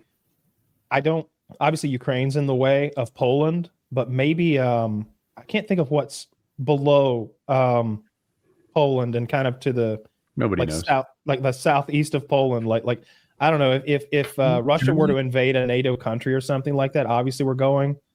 I just don't see us sending the Marines to Israel, or to the West Bank. I don't see us putting Marines. Well, they wouldn't go to the West Bank. They'd be fighting Hezbollah in Lebanon or Iran. Czechia and Slovakia are the answers you were looking for. You didn't know that? Yeah, he didn't even. He just took him a second. I just remembered. Yeah. I was thinking about the parties, right? Because like Trump, for all the faults I have in him, is pretty non-interventionist, right? That's his default stance. The best thing about him. But he's also really kind of pro-Israel. He was a closer ally of Israel than I typically think of the Democrats. But the Democrats are also allies of Israel, and maybe not as non-interventionist as Trump. Party-wide, I have a hard time choosing who's less warmongering. Yeah. But Trump himself is kind of non-interventionist, but super pro-Israel, so I don't know. The polls I just see it as like if the Democrats get in, I think it's likely we keep the Ukraine thing going, and also we would still be doing all the support for Israel, potentially sending soldiers if it happened. But with Trump is going to do the same thing and just breathlessly support Israel and whatever they want and prioritize their needs. But at least with Trump, we could see an end to the Ukraine thing. He would have instantly, I'm looking for a hard word, abandoned Ukraine.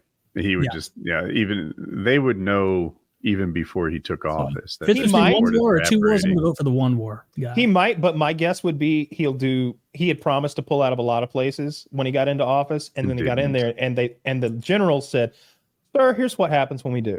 Here's what it costs when we do. Here's our stance now. We're on a back foot. And when this happens, and it will, then we've got to fly everything back over there. Like right now we're at the ball game. And if they want to play ball, we're ready to step up and pitch. If we step back, then we're the away team again. We've got to land all our shit over there again. It's going to cost this and that." And he was like, "Oh, all right, we'll stay. I don't want a big mess." The Ukraine thing is similar, I think. Maybe he wouldn't keep the checkbook open, but I don't know how much control he has over that. I don't know how much the president Ukraine has can't fight this war without our constant veto support. power. With our constant what? Like they're just sending like arms and supplies and money and influence. Oh, you're so silly. You think it's such a net win for us, that whole Ukraine thing. Look at it could expand into a much larger war rapidly, and that's a real possibility. How? If like the U.S. gets involved directly, it will be a like what would the scenario between us and Russia? Well, something happens in Ukraine, and then we have strong Ukraine backers who go, "Oh, they just bombed this target in Ukraine," or there was fallout from this target that touched this area of Poland, and so now we have World War III. That's happened multiple times, and it wasn't. There's been missiles that accidentally went into Poland and struck. Do you think that there's a 0% chance that it escalates into a very large conflict with Russia?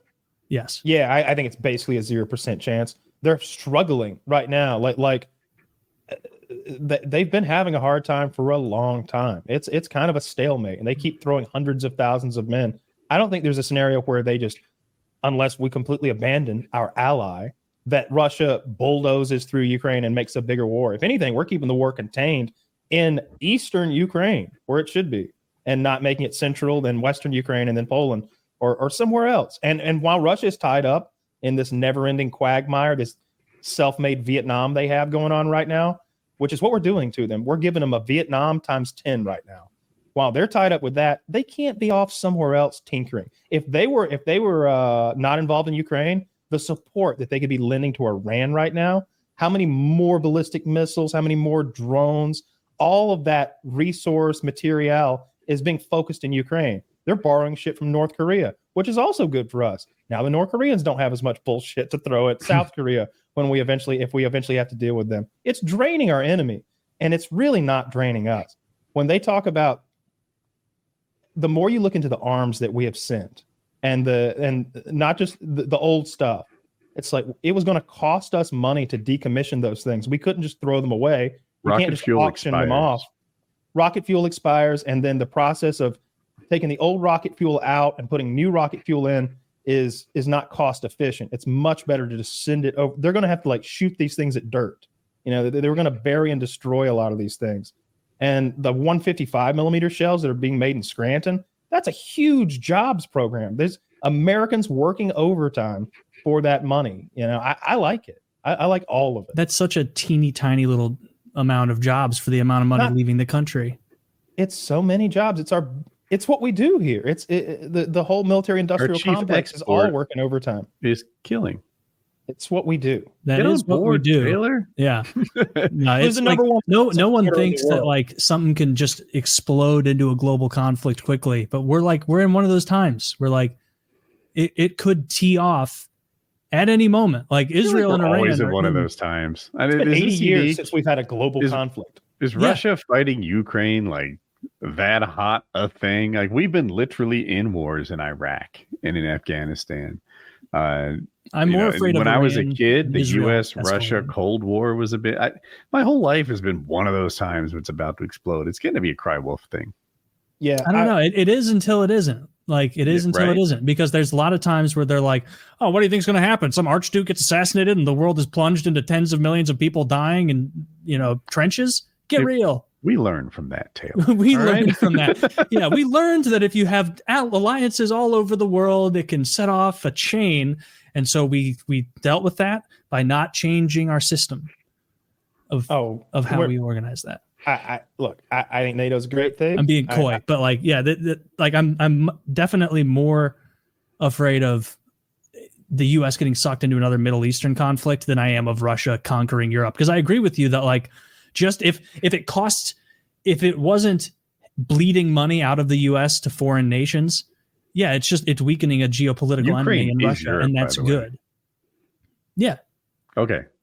Yeah, it's going to foreign nations. I don't care I don't care what continent they're on. I'll get on your team with Israel. I'll get on your team with Israel. I would definitely cut Israel off with like just cash money. Well, that's not going to happen. That's the one thing that we cannot change. Whether Kamala. Dude, every presidential debate we have, there's a whole section where they're like, all right, now here is the Who Loves Israel More section of our debate. And then Trump is like, Israel wouldn't even exist. It's not going to exist. It's going to be a shame. If they get elected, they're not going to do everything that Israel needs. And then Kamala is like, no, we will support Israel full-throatedly. Yeah, I don't think Israel needs us. I think they got this shit under in hand. They seem scary.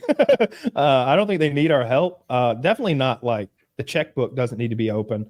I'm fine with selling arms to anybody who's not our enemy, and Israel's not our enemy. They're doing some awful things, but I'm fine with selling them arms. I just don't like giving them all these arms. We give them shit. I've just seen all the shit they have, and it's like y'all are not. Every now and then you hear about someone going to Goodwill that doesn't need to, and it's like, come on, dude, like that's for the people who need it, or the food bank. That's the one. I saw some like some scummy TikToker who had like life hack. Just go to the food bank and look at all these good soups. Can you believe they just give these to poor? What a scumbag. That's Israel. That's Israel. Israel goes to the food bank, even though they've got like plenty of money, and plenty of power. And they come and they get our food. It's just not good enough. Meanwhile, those poor Ukrainians, you've seen them. Look, they need a food bank. Okay, the Ukrainians need a food bank. They were in a rough go, and what I really like about the Ukrainians, they're fighting and dying for what they're doing. It's not like they're sitting back on their haunches and letting us come in, and they're not like Israel. They're pushing unwilling combatants to the front. You keep saying that. It's called a draft. Remember World War II? We did there. Everybody's like, yeah. In World War II, America was motivated. So many people enlisted. Yeah, let's look at the numbers of enlisted versus draftees. I think drafts are wrong. Really? Yeah. Wow. Yeah, I think it's wrong to have a draft. Wow. I think I think that if a conflict is not impactful directly enough to the people of that nation, that that they have to be conscripted into and each person gets to make that decision. We trust everyone with the ability to weigh and measure the geopolitics and the battlefield. Like until they get to your house, exactly. I don't know. It might be a better program to sort of band together and fight than to wait. No, those Greeks and Romans. I mean, we didn't, like most wars, we don't need a draft. And the wars that we do need a draft, like the vast majority of them, they're wars that there was no reason for the U.S. to get involved in anyway. We haven't. The reason we had a draft in Vietnam is because nobody wanted to go, because there's no reason for an American to give two fucks about what happens in Vietnam. Yeah, but that's all fair. But what I'm saying is, like, if we instituted a draft, it would be because we needed the people, not because we wanted them. You know, if Russia showed up on our shores with fucking shit. No, I'm just hypothetical. Like I'm saying, let's say Russia is invading Oregon or something. Immediately, you're going to see people want to volunteer and want to fight because it's in our country now. The reason you need a draft to go, hey, you need to go, hey, kid in 1962, you have to go fight and die in this country you've never heard of for a conflict you don't understand, in a proxy war between us and the Soviet Union. Oh, what do you mean nobody wants to do that? He wouldn't go. Would sign up. Taylor's right. 9/12 must have been a heck of a day to be a military recruiter. Yes. If we feel threatened and it's actually threatening to us as a people, as Americans, we'll step up. But it's still not enough. But it's still not enough. Just like it wasn't enough in World War II when Pearl Harbor happened. And so they drafted a lot of people. They had a massive draft. You know, the draft, there is no draft right now. I'm not arguing for a continuous draft. I'm saying when you need a draft, you need a draft, you need a draft. Like it's sort of its own thing. If like, I don't know what the conflict would even be. If the Russians nuked Alaska and then started making their way across Canada, we need a draft. We need a draft. I mean, there's not enough time for a draft to work. If they're already in Canada, we've got 3 hours till they're here. Well, that's not how war works. Look at the progress across Ukraine. I'm saying at Canada not being able to defend itself. Oh yeah, Canada. Dude, Canadians are fucking you're always mad about those Israelis taking our money. I don't like those Canadians. I feel like are they taking our money? We've given them a pass for far too long. I liked when Trump was fucking with them over the car imports and like turning down meetings with Trudeau. I enjoyed that. Those dirty bastards. It's old Justin Castro. Mm-hmm. He looks a lot like him. Dude, that's a conspiracy that I definitely believe. He looks too much like him. Castro? Fidel Castro? Sorry, you guys are freezing for me. Oh, okay. Yeah, Fidel Castro is Justin Trudeau's father. It's well documented. Sure. Have you seen what Fidel Castro looks like next to Trudeau? And then have you seen the weird angular featured dude that was purportedly his dad? It looks it's so close. Clearly. I'm trying to find a picture that compares. The top thing I find is Associated Press. No, Fidel Castro is not Trudeau's father. Oh, well, of course they're going to say that. That'd be a national embarrassment. Written by Justin Trudeau. Now, Zach, throw up a picture of what Justin Trudeau looks like next to his father.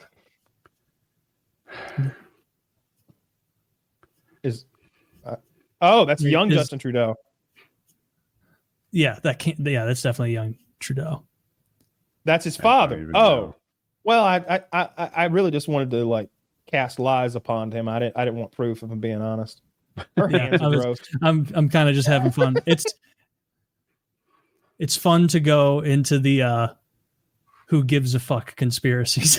Because I'm starting to think the Ted Cruz Zodiac killer is more likely than this now. Yeah, I could see this being real, but it also, if that's his dad on the left, looks similar enough. Yeah, definitely not real. Yeah, doesn't look like it then. Fidel had his hands full. Oh well, it was fun to think about. You know what I want to talk about? The longshoreman strike. Did they start yet? I think maybe they started today. I don't know. You know about this? So the longshoremen, I guess along the entire East Coast, maybe, are wanting to strike. They want, forget my numbers, they're close, but they could be off. I think a 50% raise is on the table, but they want a 70 or 80% raise. Whoa. But the big sticking point, they make about $40 an hour now. So for New York, that's kind of low. I don't know where elsewhere. But the big sticking point is they want a 6-year contract that ensures there'll be no more automation coming to our ports. And that's I consider myself pro worker. I have a lot of empathy, sympathy for the working. Like a lot of money in this country. The divide between wealthy and normal is wider than it's ever been, and it's pretty fucking wild. I think, and I kind of like applaud workers flexing their muscles a little bit. These are necessary people, et cetera, et cetera. But if you watch that thing about the guy talking about shutting down and ruining the auto industry crashes, this and that, if they force that, Zach says the strike ended. Well, gosh darn, that was quick. Didn't even get to strike. Yeah, people were like, shit. All right. Damn, that was so fast. It was active at the start of the show, I think. I saw a guy lay out what would happen day by day with the strike. And it was like, he's like, that's $8.5 billion a day gone. And I'm like, oh, shit. I bet we fixed this quick. It literally happened less than 2 hours ago. Okay. During the show, it ended. Good. Well, that's good news. Yeah, that is good news. Thank goodness. And there were some conspiracy theories. Trump met with the leader of them shortly before it happened. But I'm like, just meeting with a union leader is not a bad act in itself. Whoa, a union leader trying to put the screws to people on their own? That's unheard what they of. do.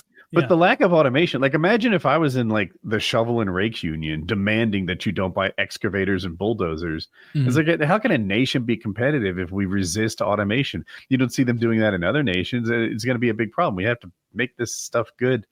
So I wonder what kind of deal they struck. What would Frank Sabatka say? It's difficult, the automation thing, because like it would have to be meted out correctly. Because like you couldn't have, like if they approved automated truck driving tomorrow, like that's what 12 million people that instantly don't have a job or a career anymore. So I can kind of get on board with this.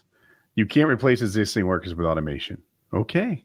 Now we know over like the next, I'll make up a number, 15 years, half of this workforce is gone. And that's how it's going to happen. You know, people will leave and we won't have to backfill them.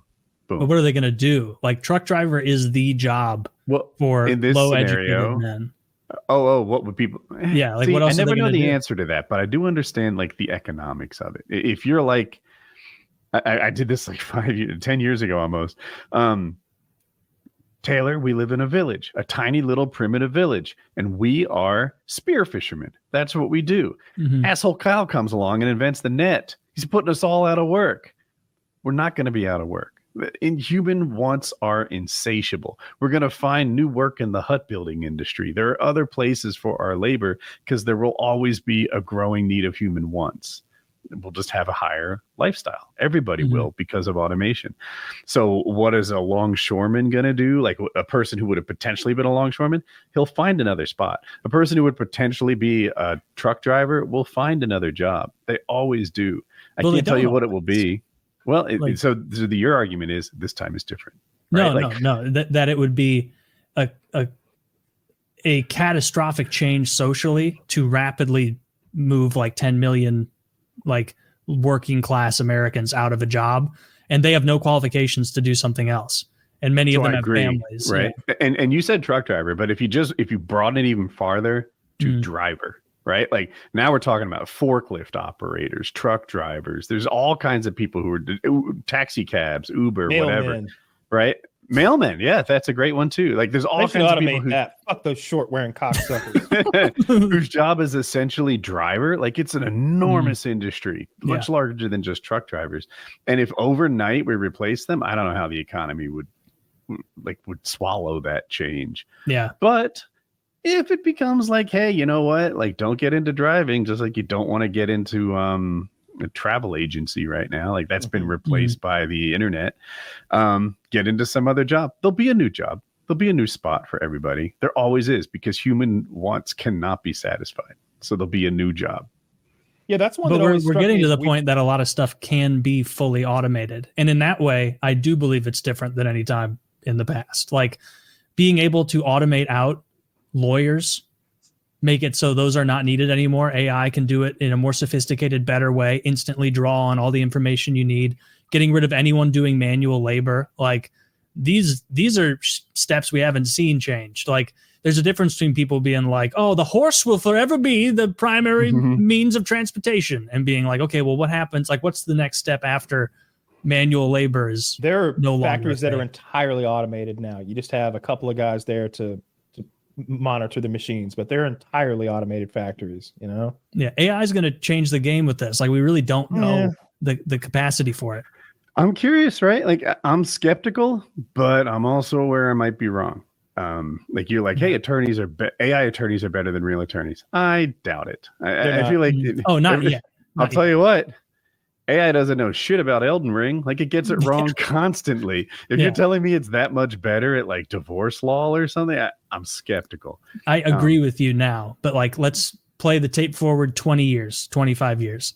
Okay. Like, think of where our electronic technology was 25 years ago and where it is today. And think about AI in its infancy today. Like, we're in the infancy of it. Like, we're just now getting it. It's gonna be so, I don't think we can imagine how much more sophisticated it's gonna be 20 years from now. Tool that makes people better at their jobs. So when Google came along, suddenly computer programming fundamentally changed. Like, your job became basically finding someone else who wrote something similar and altering it to satisfy your current problem. That's the bulk of what programmers do. And now that AI comes along, your job is basically to get AI to write your code for you and then figure out how close it came. Like, to alter that last 5% or get what they wrote to fit in your system. That's what attorneys are going to do. I want AI should be able to take the job of the guy who takes your order at McDonald's. It should be able to take the job of a lot of things like that. I saw the Ukrainians have this AI drone, and it hovers over the battlefield, and it just looks at vehicles and immediately identifies them and displays the percentage of certainty next to them. So it's looking at this, it's watching over the battlefield, and it's like light tank, light armored vehicle, tank, artillery piece, and it's little percentages next to them that are constantly changing, and it's tracking them all independently. That was kind of neat. Like that's scary. I wonder where the logic is. Like, if that drone goes down, do the Russians get it? Or is the logic back at home in the satellite somewhere? I see what you mean. Oh yeah, I see what you mean. Yeah. Oh, I don't know. I don't think they're too worried about that. I think the Russians have plenty of crazy shit too. Those drones are great. I watch Russian so much about the drone. Imaginary. Well, the drone stuff is, they're a couple $100 a piece. I watched a whole little documentary today, I think, about drone warfare again, because it's continuously changing. It's getting like better and better and better, faster and faster and faster. They said that Ukraine was 60% of DJI sales last year. 60% of their product, their drones, the biggest drone maker in the world, and their civilian drones. They don't make military shit. Went to Ukraine.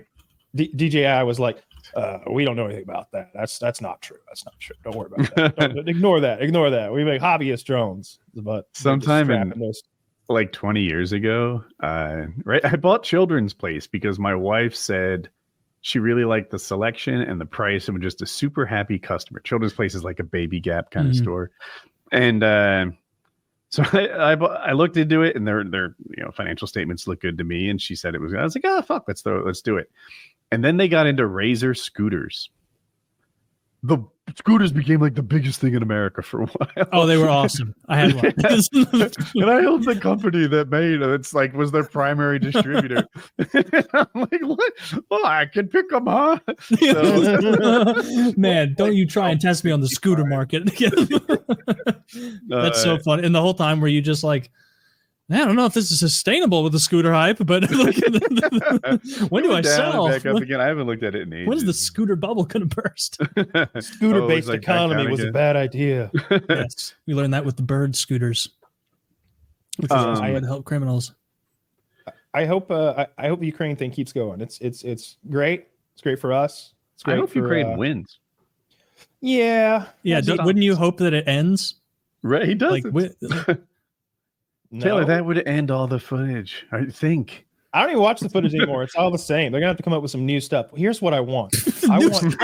You've watched so many people die. You're glazing over at it now. It's boring now. I've seen every iteration of a human begging a drone not to kill it. But now I need land-based drones. So it's one thing to drop a fucking grenade or a bomb from up high, and we did talk about those ones that drop thermite. That's fucking cool.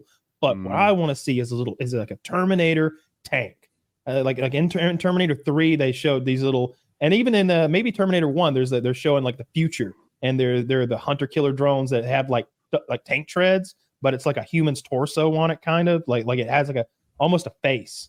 I want to see some shit like that. I want to see some like tank drones rolling around, and I want them to have human faces for some reason. I want that so bad. I want it to have glowing red eyes, even if they don't do anything but glow. Dude, that's too try hard. What? It's too try hard. I want to strike fear to our enemies. Yeah, well then put like, what do they hate? Like, who's our enemy in this situation? The Russians. The Russians? Okay, what do Russians hate more than anything? Sobriety. Freedom. Sobriety. I like this. I like this thread. All right. Who's a big sober guy? We'll put his picture on it. Yes. We airdrop Woody. Swish. We start airdropping O'Douls into their country. First of all, we blow up all of their distilleries immediately. We're flying over and around weapons stockpiles to get to distilleries. And we destroy them because now they're all like, what am I going to do? Now I live in Russia with no way to soften it. And I did read about a Ukrainian bar that poisoned like 24 Russians and killed them. They gave them vodka, and then once they were drunk on vodka and they couldn't taste the poison, they gave them a poisoned bottle of vodka and killed them all. Now that is something you never want to do, because no one's going to trust that bar anymore. if I find out that like the restaurant I went to poisoned some guy and they're like, no, you don't get it, he was a fucking piece of shit, I'm going to be like, I believe you. I'm not eating at your establishment anymore. But it was Russians. It was intentional, because they're in a war. Yeah. I'm not going to, I mean, I don't want to be crazy, but I'm not going to go anywhere where they poison people. Like if I found Outback was poisoning Russians, I'd be like, "Ooh, man, that's wild. You guys really care." I'm not going to eat your steaks anymore. Because the poison threshold has been buried. There's a scene in True Lies where Jamie Lee Curtis is talking to Schwarzenegger, and she's like, "Do you kill people?" And he's on True Serum. They were all very bad people. Yeah. Yeah, but they were all bad. Right? So this is what the bar, like, do you kill people? They're all bad people. It's okay. Yeah. True Lies is fucking great. I haven't seen that movie in forever, but it's a really good movie. Jamie Lee Curtis is so hot in that movie. And then Schwarzenegger is actually kind of funny in that movie for once. He can be funny if he's got a good script, but I don't find him funny most of the time. But like Kindergarten Cop, I love that shit. I thought it was funny to have him juxtapose the little children. Stop eating all the lunches. It's fucking great. I like the part where there was a kid whose father beat him and he came to school with bruises. And then Schwarzenegger, did he beat the dad up? Yeah, beat the dad up in the parking lot. I think the dad tried to get physical with Schwarzenegger. Yeah. I want to talk to you about Alex. You're not gonna tell me anything, you 6'3" Austrian oak. Get out of my way. My name's Terry and I work at the Home Depot. And like Schwarzenegger just like punches him in the gut and like beats him up a little bit. The principal's a midget lady, and she sees it and she calls Schwarzenegger to the principal's office and he thinks she might fire him. And she's like, I want to know what it felt like to deck that son of a bitch. Like, it felt good. She's like, yeah. Yeah. And like she does like a little punch thing, like when he walks out of the room, she's like so happy about it. Did anyone? Is there like a jacked action hero who did comedy before Schwarzenegger? To me, he opened that door, but it might just be the age. Well, like, I don't know if there was a jacked action star before Schwarzenegger. He kind of started the like big muscle. Stallone was around the same time, I guess, but Stallone wasn't really. Charles Bronson, he wasn't really muscular. He was kind of like cigarette smoking. He is in my memory. Okay, he's muscular as in like athletic. Like he's got like he's vascular. He's got vascularity. Like his biceps have veins. Like he was a strong, powerful guy. Burt Reynolds, I guess, was the guy before that, and he would do comedies. He'd do, he was. Can you show that? This is the picture I literally had in my head of Charles Bronson. Zach, if you could show it. He's muscular, but he's not like Schwarzenegger in that you've never met anyone that's he looks muscular, great. right? Wow. He looks great, and that bicep in particular is really strong. Wow. But like shit. I mean, did Kyle's Tinder profile right there? Yeah, did he get a pump for this photo? Like, my God, think, right? It looks like a casual photo of him and some gorgeous lady, but dude. And I just looked at her outfit too. God damn. Yeah, this is like Instagram worthy long before Instagram. I feel like maybe this was a setup photo shoot or something. They both look so perfect. Yeah, definitely. So he's jacked, but yeah, he sure is. Honestly, I just don't remember him displaying. You look better on your best day? Yeah, right? Yeah, I mean, but then again, like he's like, look how old he is. He's like 50 here. He was always, and this is, I guess he's on steroids, maybe. Like maybe. I don't know. On the left, it's black and fucking white. I think Bronson was just an athletic, powerful man who worked out clearly a lot. But I don't think he did any comedy. But you're right. No. What was the example you came up? Burt Reynolds. He did. Burt Reynolds, yeah. He was, he was the sort of, in Deliverance in particular, he's like, we got Burt Reynolds with us. We're okay. Nothing bad will happen as long as we got Burt Reynolds. Yeah. And then Burt gets all crippled up going over the waterfall. And now it's just John Voight and Ned Beatty. And it's like, oh no, John Voight's going to save us? I don't know. Dude, I'd love to do a watch of that. Because I bet Taylor's never seen it. Oh, we'll ask him when he comes back. Yeah, Taylor, have you ever seen That's Burt Reynolds. Can I see it again, Zach? Yeah, that's him in Deliverance, actually. Yeah, that's a good photo. Is that the Squeal Like a Pig? Yeah. Have you seen this show? I have seen Deliverance. It's a movie, right? Yeah. I've seen Deliverance. Yes, I have. We've been there. I'm a bit of a cinephile. We have been there. I'm kind of from there. It's Rabun County, Georgia. Did we go down this river? No. Damn, I don't remember him being that jacked in that first picture in it. Yeah, that's kind of what we were talking about, how he, as an action star, he was pretty jacked back in the day. It is impossible to look good in that jacket, that wetsuit top. We would call it a spring suit where I'm from. He looks pretty cool in it. I think he's just a bad he looks angle. Bellied. He's letting his gut flop a little bit, but yeah. And some other shots, he looks that last shot even. Deliverance is a great movie. Anybody's ever seen it? It's filmed right in my home land of Rabun, Georgia. Look at him there. Come on, look at that. Is this the area that Marjorie Taylor Greene represents? I think she's more west of that. I think she's like north of Atlanta, if I had to guess. I looked at a map one time. This is the area where there's a lot of methamphetamine. It's in the mountains of kind of northeast Georgia, and it's a real low income community. The boy who plays the retarded banjo playing boy wasn't retarded, I've later learned. He's still alive in Rabun County. Currently has a GoFundMe up if you want to donate. He's on hard times, and apparently they like snuck in some fake hands in front of his to play the banjo because he can't play that fucking banjo like that. Yeah, I got by that. I thought he was a banjo playing kid. Dude, I'm worse. I got by Bubbles from Trailer You thought Bubbles was genuinely retarded? He's an effective actor. Oh. Mo was friends with him from New York. Big Jew Mo. That was. Yeah, they're buddies. They had box seats and they were watching the Jets, and I was invited, and then Bubbles didn't get to come, and I was so upset that I didn't even want to go to the game. I was like, I thought I was gonna get to meet Bubbles. Like that's the only. I don't care about the other shit, but I thought I was gonna get to meet that guy. I can't remember his name.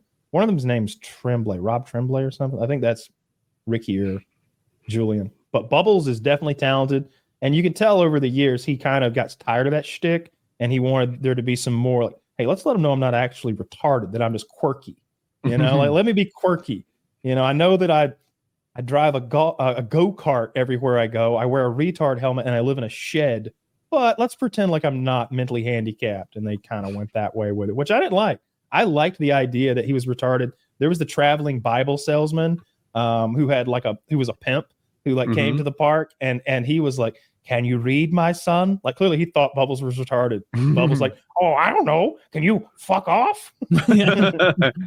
Did you see John Dunsworth's concrete hobby? Yeah. Dude, that guy was so cool. He's dead now. Yeah, but. I just enjoyed making, what was it, like a retaining wall for a river or something? Yeah, and he also built like a little cutout theater where like people could do like a skit in a little circular area that was paved. It was really a cool favorite video. thing was mixing up concrete like 2 or 3 gallons at a time and building projects, molding it and doing stuff. And over time, he had done like some kind of cool landscaping. I think I remember it being riverfront. Yeah, and it was neat. That was really cool. That's a cool video of someone out there. That's like when he died, because that guy was integral to the fucking show. Do you know how he died? Like, or I should say why he died. I think it was something natural causes. It was a heart attack or stroke or one of those. Oh, I didn't realize he was 71. And complications from thrombotic purpura. Jesus Christ. That's definitely how you pronounce it. Taylor, correct my pronunciation, please. Here you go. Thrombotic thrombocytopenic. Does that sound right? Thrombotic thrombocytopenic purpura. I don't know. It looks like a blood clot disease. Oh, yeah. So he was just old and ticker gave out somehow. Yeah, feeble.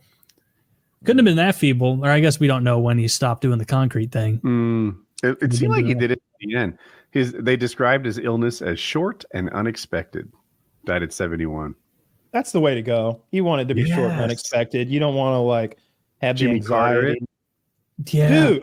Can you show a recent picture of Jimmy Carter? Roll up Jimmy Carter. The one in the chair.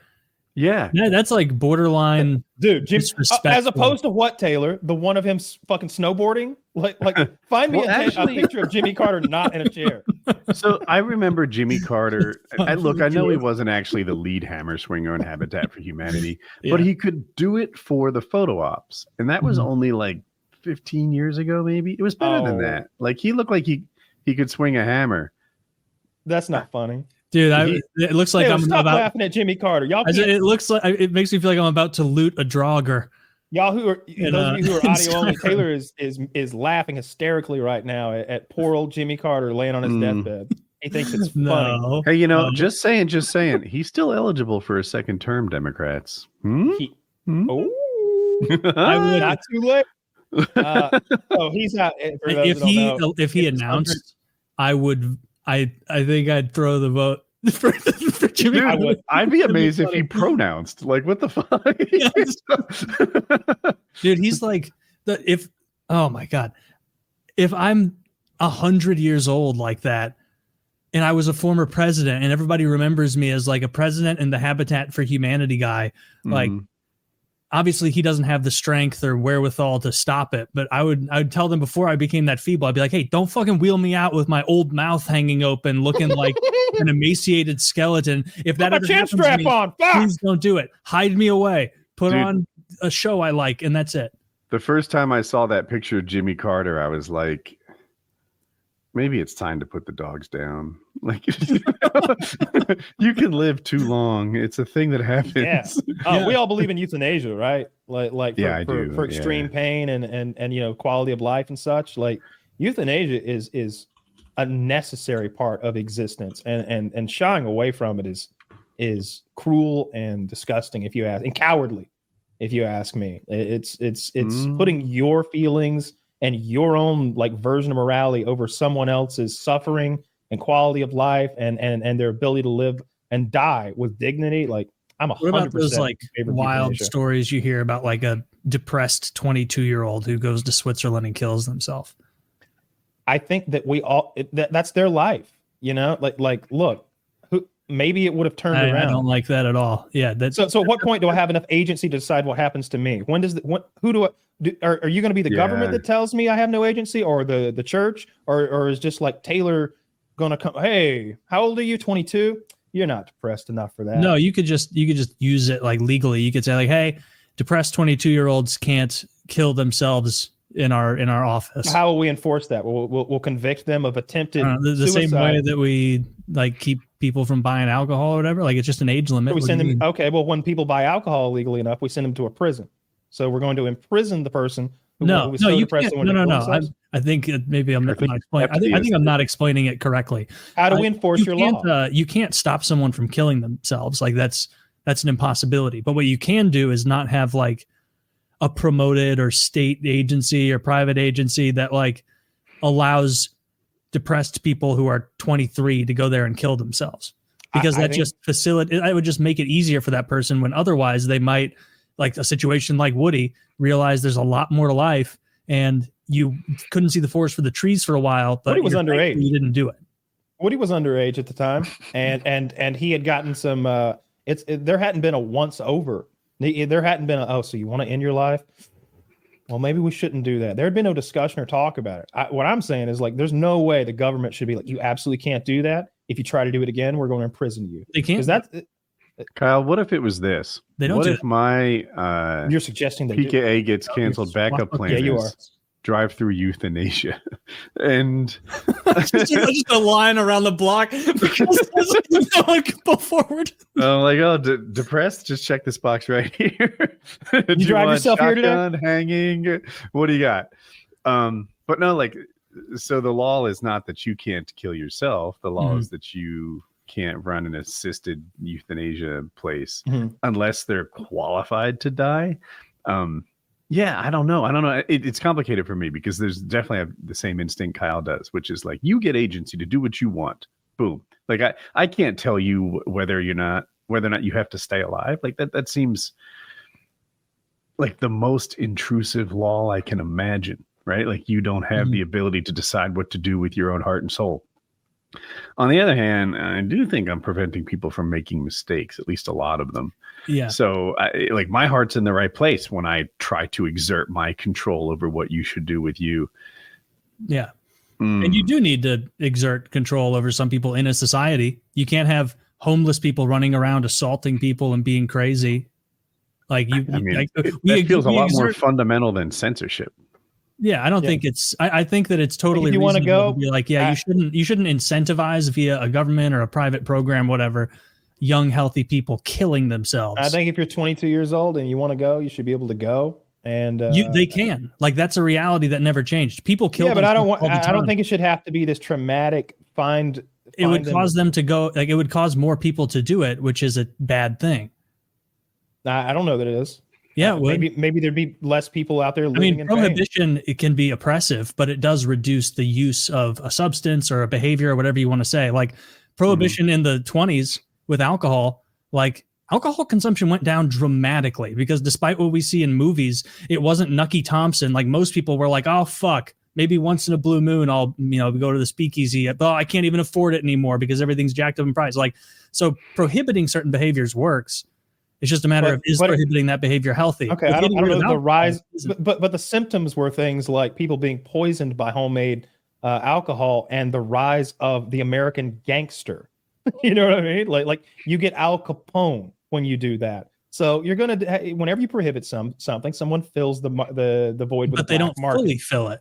Like fewer people were drinking, and there was less consumption of alcohol per capita. This is the abortion thing. You end up with those. You end up with back alley abortions. You end up with women bleeding to death in one hospital because they're in the wrong county. But you're admitting that prohibiting a behavior like killing yourself in a fucking dentist's office.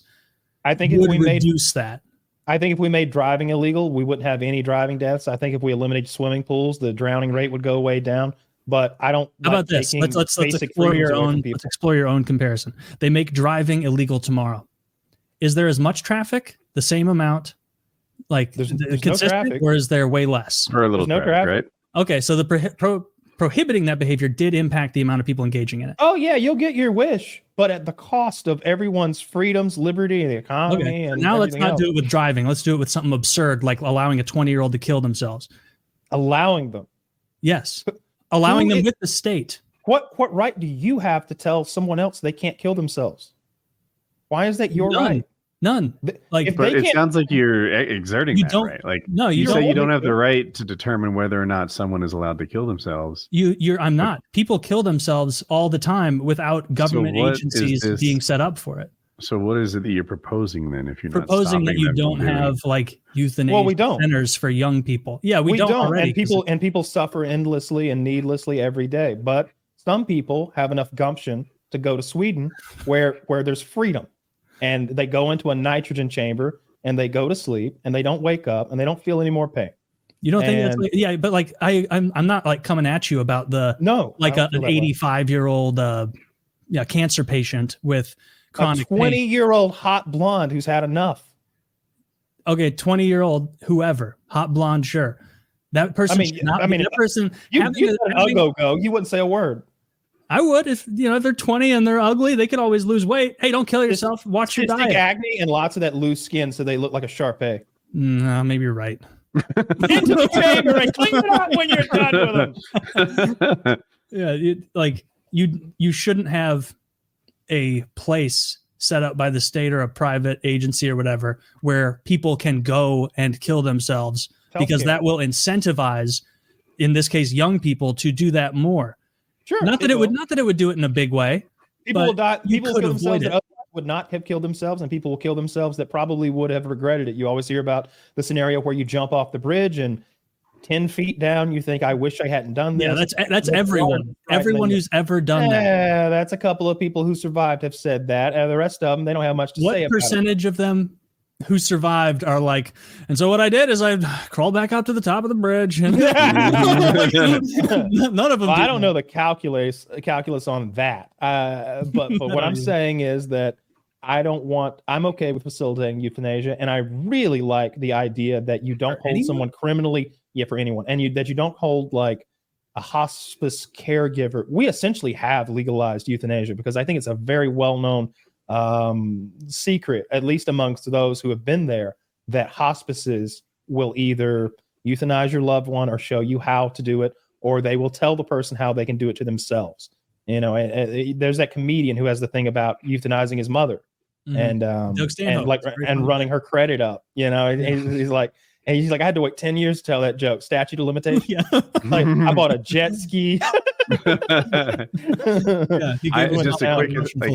have that experience. We cared for somebody. I'll try to anonymize it. People know. For her last couple of years, and we had like, I don't even know how much morphine that is, but they're like, so this is how much she needs, and this is how much ends all this. And my friend had the exact same experience with his mom. Yep. Yeah. Yeah. That's very easy to like find palatable compared to a young person who feels hopeless, but it's not hopeless, and they get stuck in their mired down in a horrible cyclone of negativity, and they do something rash. No, I'm okay with it. I don't think that I should be putting my points of view on other people, like maybe their religious point of view, maybe they believe they're being reincarnated, and and just shedding this shell, and they're going to be a fucking butterfly or a dragonfly or some shit, tomorrow.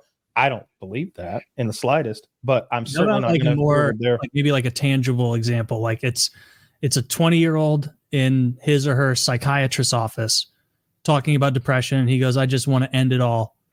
And here the doctor goes, here's Groupon. 25 Klonopin, take all of them and it'll end your life. Yeah. Like, do you have a problem with that? It would depend on, it would be a medical question at that point about their competency. If they were competent to make that decision, then I'd be fine with that, I think. Yeah, I would be. But if you're dealing with someone who's, and I'm not qualified to like name the disorders, but if they're schizophrenic in some way, or they're not, if they wouldn't be capable of making adult decisions for themselves in any other area in your life, you also wouldn't find them competent to sell a house or give a kidney because of their current mental state, then you don't let those people be prescribed suicide drugs. But if someone is just down at, depressed, and they're like, I thought about it. I read the brochure. I've got a Groupon. I want out of here. Give me that nitrogen hypoxia or it's not hypoxia. It's might be. Give me that nitrogen death. I'd send them right into the chamber. I'd help them out. I'd turn the gas on if they needed to. Why not? Like I don't get it. Like, why make them suffer? With, like, prescribing. Who's winning? Who's winning in this scenario? Like you, like knowing that you live in a world where their suffering can't end. No, the person who like wasn't like a 21-year-old or whatever who didn't kill themselves and then had like a good life and a family and like. And there's still that's like the winner in it. I'm not gonna make. I mean, up at an 20, imaginary at 20, hypothetical about a 20-year-old who turns things around and is glad they didn't step into the chamber. I bet there's going to be plenty more who are like, man, I really wish I'd gotten that chamber. Wish they gave me those Klonopin. I mean, I don't think any of us were qualified at 20 to decide if like anything about the rest of our lives. Like, as far as it's easy to say when you're in your early 30s, like us. Yeah. But which one of you is all of us, like all of us here, like us. but like, are you 35, Taylor? Is that right? 33. 3? Mm-hmm. I aged you. Yeah, okay. I'm 5 years younger than Kyle and 18 years younger than you. Okay. You're 73. Kyle's an 86, right? Yeah. I'm like, I'm not 73. Jesus Christ. Oh, the year I was born. Yeah, that's yes. Oh, well, then you have me there. Yes. Yeah. The year I think it's maybe the year. I don't think the Berlin Wall fell. I thought maybe that was 91. Maybe I'm wrong. 89, no, maybe. But Challenger blew up. I know that Challenger disaster was 86. That's my favorite. That's your favorite disaster? Yeah, well, for my birth, for my birth year, it's my favorite one. Did you get a cake? A bunch of people screaming as they're falling out of the air. Yeah. It had that school teacher who was on board. It's her face just in that gel frosting on top, like that Frank Hassel tattoo. Oh, I didn't like that. I don't like those like awful 9/11 tattoos. The ugliest tattoo I've ever seen. I showed it to Woody, and Woody was like, I'm not easily offended, but fuck. Oh, you showed him Frank Hassel's? Dude, I've never in my life laughed. Yeah, I've never laughed out loud at a tattoo before, but Frank Hassel's tattoo made me laugh out loud when I first saw a picture of it. Because it's the scribbled Twin Towers. It was the scribbled Twin Towers with the heads falling, all cartoony, and people jumping out. Yeah, it's not funny. I think it's pretty funny. I mean, I get the joke is that it's not funny, that it's so horrific that you should never have done it. But it's like, I think maybe it's ironic. I think you've come full circle. Like you came around, you hit ironic, and you're like, give it another twist, and you got right back over to horribly offensive and disgusting. Oh, it is horribly offensive. Like taking something like that and minimizing and like just being so shitty about it like that is funny. He made shirts. Frank Hassel's a master fucking troll, man. I gotta say. Yeah, he's a good troll. I don't know what he's up to now. Hassling folk, I bet. My guess, just wild guess, is that he's jumped on the pedophile hunter bandwagon because that seems big on YouTube. I'm almost tempted to do some pedophile hunting. Would you guys pedophile hunt together? We could do a pedophile hunt. That'd be a fun little like PKA versus child predators. That'd be fun. We could do a whole little phone scam. He's easy to find right on YouTube. Who? The Doc. Oh, couldn't say nothing. We would throw a little hook, line, and sinker over into the Doc pond. We'd have a lot of lines out there. But sure, we'd make a whole like streamer girl like profile and be hitting up Doc like, I'd love to see you at VidCon. It'd be so great for my career. I'd do anything. For my 16th birthday, I really want to have 500 subs. Some stuff like that. He could make that happen. Mm-hmm. Oh, I've never been in a Lambo before, stuff like that. Throw a little that out there. I enjoy the pedophile hunting. I just worry that it's the Chris Hansen thing all over again, and we're setting up the mentally deficient and the foreign weirdos who don't understand consent. Is that the take laws. On Hansen now that he kind of? That's 100% my take. Oh, you remember there was this one guy who was. You could tell he was weirdly not all there. He showed up twice in 2 days. Like they caught him and he came back the next day. And I think the second day Hansen met him at like a McDonald's or something. And he's like, Bill, Chris again. What are you doing here? We just talked about all this. And the guy's like, I know. I know. I'm sorry. I'm sorry. Like he's clearly a retarded man, like he can dress himself and he lives on his own. That's the extent of it. You know what I mean? Like this guy's right. He was that pedophilic retard who was there to molest a child. See, that's easy to phrase, but they often have it be like a 16 or 17-year-old girl, and then the pictures they send are of adults who look a little bit young, and then the conversation is often like maybe a little flirty, but the person posing as the kid often is the one who's really like turning things a certain way, and always yes and. It's always yes and. You know, it's never like, oh, I don't have sex, I'm a child. It's always like giggle, giggle, never done that before, bet it hurt. And then like you know, just like playing into this thing, this fantasy that this guy has, and they would have probably just been sitting there jerking off to nothing if it weren't for this unicorn scenario where an attractive 15-year-old girl has invited them to her Home Alone mansion to bang. And that's what happens. Like, and we've all been in situations where we couldn't get a girl, I'm sure, and we've all been in situations where we've had plenty of girls. And but we've never been in that situation where you've lived your whole life without ever getting the girl, right? And like, to that guy to suddenly find his unicorn, and he's stupid, so he believes in unicorns. You got to keep that in mind too. So this stupid guy found a unicorn, and he doesn't have the wherewithal to say, whoa, I'm 27 and bald, and I weigh 280, and I'm covered with cystic acne. Why is she into me again? Like, that doesn't come to him. He's just like, my unicorn, thank goodness. It's perfect, my perfect little virginal princess. Yeah. Well, and I mean, they could just go after adults. Go after. They're not going after anybody. They're gross dudes at home on the internet looking for a girl. Yeah, that is what they are. You're right. I'm not saying they're not without blame. I'm just saying that a lot of the Chris Hansen people that got caught up were either mentally deficient. What do you do with those people?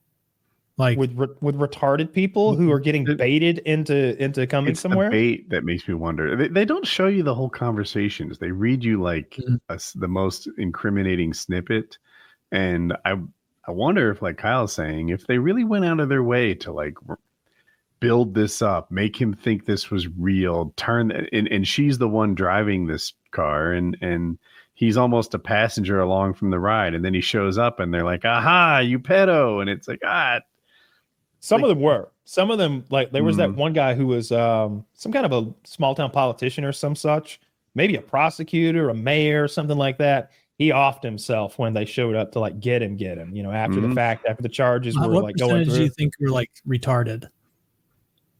Most of them. I would say the majority of them were like actually retarded. Not like, oh, this guy's a dum-dum. Oh, I don't. So a good solid percentage of them seemed. I trust you because I have not watched much of that show.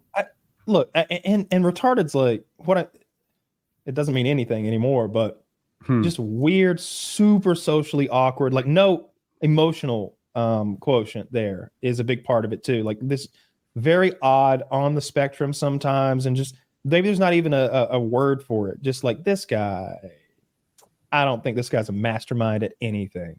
You know, like this guy's been tricked into coming here for some bad stuff, and I don't think that he should be treated like a criminal mastermind. But I don't think that we should let him out on the street either. Yeah. So that's why we'll do a better job.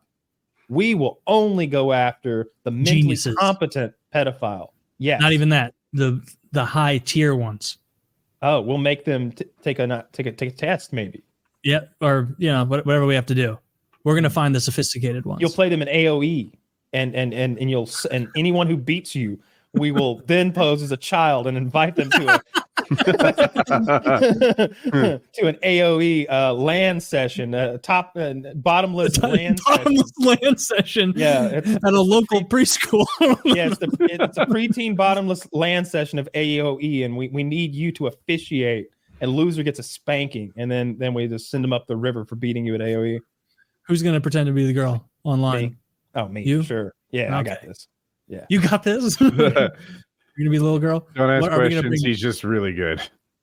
Are we gonna bring weapons when we show up? Like a blackjack, like slapping our fists, like why I oughta. Ooh, what would be your semi-legal weapon? Blackjack for you, Taylor? Is that it? I don't know. I was picturing like the why I oughta, like the kind of look where you're slapping your hand, looking menacingly, but that's not that good of a weapon in the world of. Oh, you're gonna have a quarter staff. Maybe we bring the weapons of the Fellowship. Yes. We do. Yes.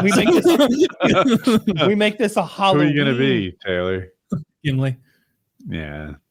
Yeah. And I'm gonna have an axe. You want to be legless, Woody? I don't know if I have the body for it. I don't either. Like he's so thin. He's so right. Like, as much as I want to be him, I feel like you're the Aragon. Who's left? Oh, I gotta be the Gandalf. You can be Gandalf is solid. Boromir would be a good pick. Oh, okay. yeah. I don't think any of us have the looks for Legolas if we're being real. No, because if I'm there, I'm gonna pull off the Gimli look. That's what the child is dressed as. We'll bring an actual child. See, that's how we differ from the other pedophiles. We actually bring a child. I figure we just ruin one kid real bad to save countless others. You can take it, can't you, Tommy? Yeah, we're a very Machiavellian group here. The needs of the many outweigh the needs of what was your name again, honey? No, don't tell me. It'll make this harder. All right, now get in there. Hey, back in the cage. We'll get you when we need you. Yeah, I'd have a big axe. You have a sword. Would he be dressed like a wizard? I would genuinely enjoy doing the pedophile hunting thing if I didn't feel like there was all sorts of like sketchy liability stuff and it was so scary. I see those people doing it willy-nilly on the internet, on like Facebook Live and everywhere. There's a lot of people who do it now. And it's like, aren't you worried this dude's just going to shoot you when you show up? Like, because putting myself in the shoes of a pedophile who's going to meet a child, I'm thinking in my head, if I have shown up and I'm not retarded, I'm thinking in my head, this might be a setup, and if it is, I'm going to off myself right fucking here. We're not going to jail tonight. Like you have to go in, because that happened in that we saw that video where the cops come out of the hotel and the guy immediately pulls a gun out. He's pulling it up here, not like this. Like that guy was going to shoot himself. Now the cops did the job for him. They shot him so many times. You don't get that opportunity very often. No, you don't. I bet cops think like that sometimes. I bet that. I mean, I'm sure everyone here is concealed carry, I think.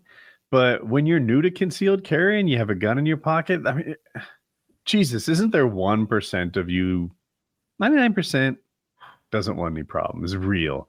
1% thinks, if something went down, I'm a superhero right now. You think you go into dirty Harry mode when you slap on that iron? Not you just in fantasy. I'm gonna clean these streets up. With my mouse gun. You don't want none of this 380. Yeah, I guess so to some small extent. At least you know that, like, no matter what, you're not going to get stabbed to death on the street, probably. You could defend yourself, I suppose. But yeah, I think the weapons of the Fellowship would be intimidating and confusing. So it would diffuse any violence that he might be. They would be baffled. Yeah, because I'm thinking full costume. Once you eat, I'm not going to bring a long sword and not rock a Aragorn beard. Yeah, he'd look ridiculous. Yeah. Without the beard. Yeah. I'm obviously going to have a long white beard, a cloak, a staff, and a sword. That's true. That's what Gandalf gets. And the Lord of the Black Land come forth. Let justice be done upon him. Yeah. Well, I don't know if we'd have much success because I don't know if we know where to start. Of course we know where to start. What are you talking about? That's easy. AOL chat rooms. AOL chat rooms. That's where all the kids are. That's what Chris Hansen did. That's where the kids are. Groundwork is laid. I guess we're like weeks into it. We can't get a response. I'll tell you right where I would go. You do it so what? Like you get arrested for sharing what's child porn, trying to get someone. We just wanted it so much, but we weren't able to do it, and so we had to turn a little bad to become good. We're sort of anti-heroes as we're being led off to jail. I think you'd want to go to like the teenagers subreddit and start casting your line out there. Wait, no, that's going to get kids. No. The teenager subreddit? That's where the kids are, so that's where the pedophiles That's where the pedophiles are going to go. Yeah. You are we would have ahead, yes. Yeah. We would have to deal with probably messaging some actual teenagers before we found... No. We post as a teenager who's got questions and confusions. Daddy issues. We need is there a lot lead of off with that? That's a red flag. They're gonna be like, "Ooh, I don't know." Is that what they're posting on teenagers? I have blocked all of the subreddits I don't like, and I still get recommended shit from. And it's like kids talking about their sex lives on there. Sometimes that'll be their post, and it's that's like a pedophile trying to open that line of discussion out there. young people. Yeah. It might be, but so if any children are talking about their sex lives, that's the one to go to. I mean, that's what I'm saying. That's the pedo, right? If those are the pedos, then those are the people who need your attention. It seems like a seedy, depressing world, and I don't want to be around it. It's a dangerous game. Dude, it would be so fun. Because here's what you do: like 90% of it would be gross, boring, and upsetting a little bit, and you probably have to see and hear some things you didn't like.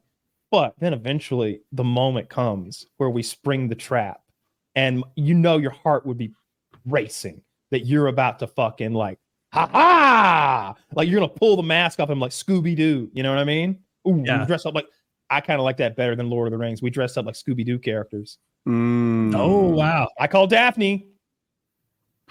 No, you couldn't pull that off. You're Fred. Just admit it. There's only how am I? All right, I guess. Shaggy? Yeah, I'll be Shaggy and Taylor will be Scooby. No, I'm Shaggy. All right. Yeah, I want to be Scooby. Oh no, Scoob! We gotta get out of here. That pedophile killed Woody. Shaggy. Okay.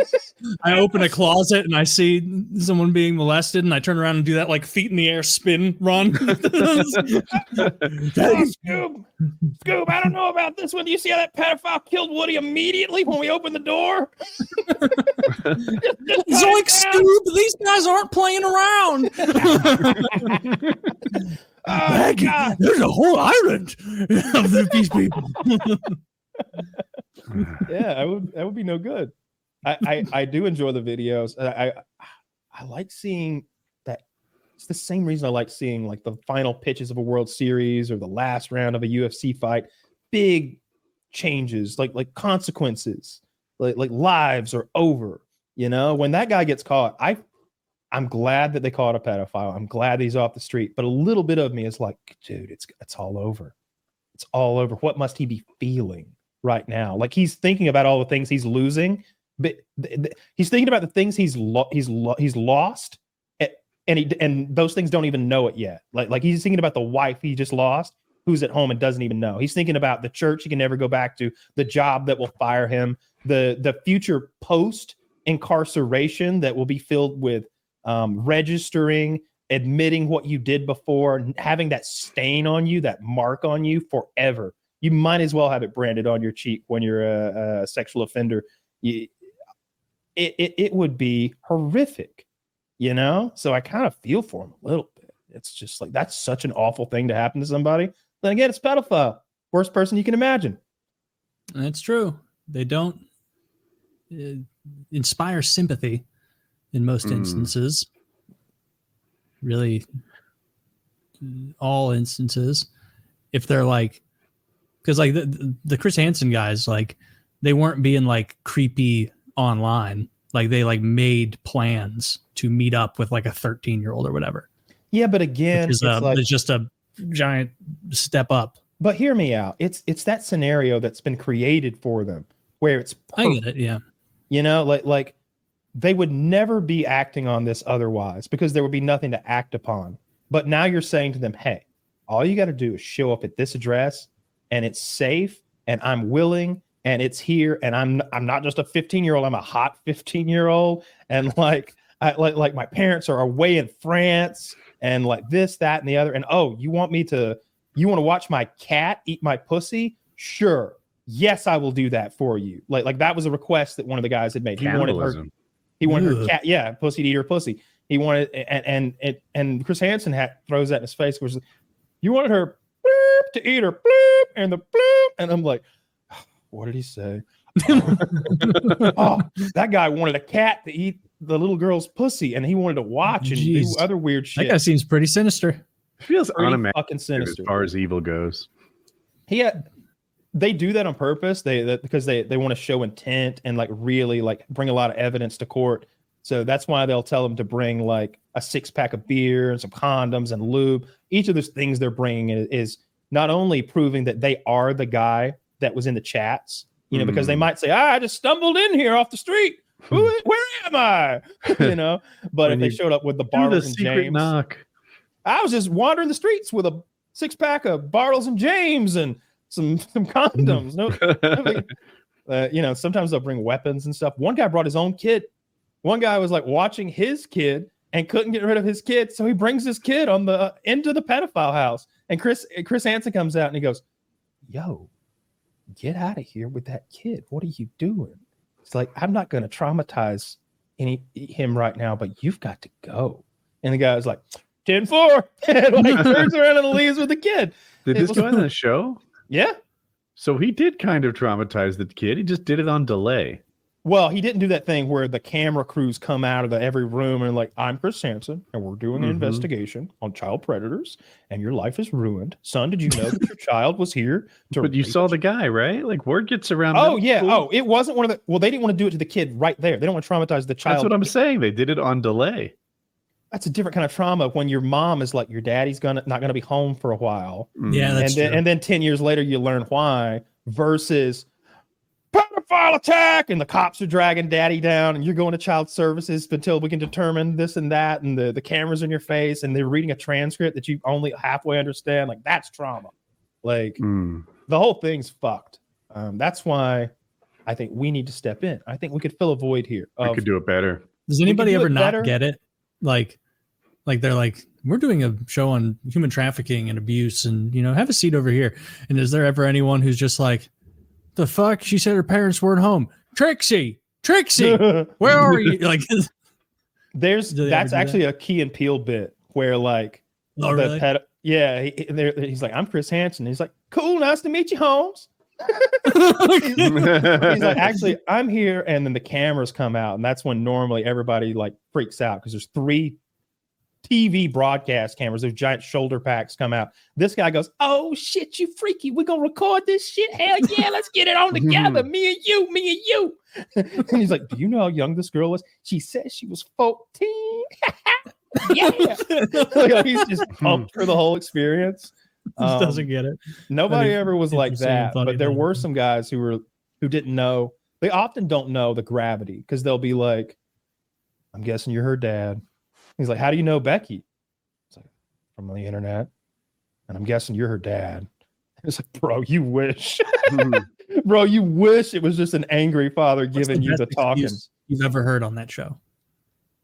"I was coming here to tell her how dangerous this is and let her know she can't be doing this sort of thing. That's what I'm here for. I'm a father myself. And I wanted to come here and warn her of what could go wrong. And the condoms. So you brought those for what?" Well, I thought maybe she'd shit. That would be even like, I feel like that one would be easier to explain. We'd be like, "Oh, those? I've always got those in my truck." And the pistol and the lubricant and the camera and the duct tape. That was the one guy. He brought like, yeah, I'm a bit of a miscreant. He brought an RSK kit. Yeah, he had an RSK kit. The one guy, and then some guys will have guns and stuff on them. I don't know. I just feel bad because I know that there are retarded people getting caught up in their sting. It's just like when you bring a net across the ocean and there's some dolphins mixed in there. And it's like, come on, dolphin. We don't want the dolphin, right? You throw him back in. Nah, that dolphin's getting 3 to 5. Oh, probably longer than 3 to 5. They don't get. It's not as bad as you think. Because they don't actually commit the crime. Oh yeah. That makes sense. They have created these digital crimes now where they'll have like 8 different fucking charges, and all they did was send a dick pic. You know what I mean? To a minor, granted, but like there's these classifications for all sorts of online sexual crime with a minor, just like talking to them, using the computer to do it as its own crime, separate from it just talking to the minor itself. There's some sort of maybe wire something. There's a bunch of crimes they've created just to go after those people. But especially early on, they almost all kind of skated, or at least what you would consider skated for what they were up to. Like months of jail, stuff like that. Mm-hmm. I mean, I guess that does make sense. Like they didn't commit the crime yet. Yeah, sending nukes to crime too. Yeah, I don't know how much the sentencing on attempted murder differs from like actual murder. Neither do I. It's a have to imagine. And it's hard to prove. Yeah, I mean, in a lot of cases. Yeah, I was what was I watching with oh my God. My police activity videos have been kind of lacking of late. They keep being the ones where I feel sorry for the perpetrator, which I hate. You know, the one guy is like, his girlfriend has said some stuff about him, and he's like, she's doing this on purpose, right? She knows if I get kicked out of here, then I'm homeless. She's doing that to me right now. That's why she called you. And I kind of believe him. And they're like, you gotta go, sir. And he's like, I'm not going. You're gonna have to kill me right here. And I'm like, I don't think these cops understand the gravity of the situation right now. Look at his eyes. Like, this guy's eyes are bugging out of his head. He's like, I'm going to die right here. You don't want to do this to me. Don't do this to me. And he's pacing back and forth. And sure enough, he comes back with a machete and they gun him down. It's like, fuck. I feel sorry for those guys every single time, because I just felt like I saw this thing in Thailand or somewhere where they have these, that pole with the lasso on the end and you can tighten it, they use for dogs. Like a hook kind of. Yeah. Yeah. Like the pound guy would have, or like you control a wild animal. I've seen them use those on knife wielding people, and 3 guys with those poles with the grabbers on them completely incapacitate a human being with a knife. One of them like goes around your waist. Was it like an actual bad guy?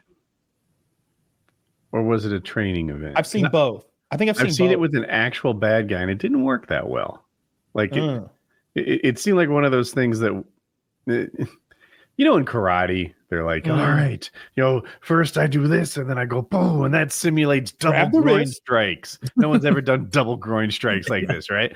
And I kind of put the poles in the same, like, if the guy's really resisting and trying not, does it work? I think it would work. Like, one of them seems like grab around your whole. Oh, you would see that. Why don't we have nets too?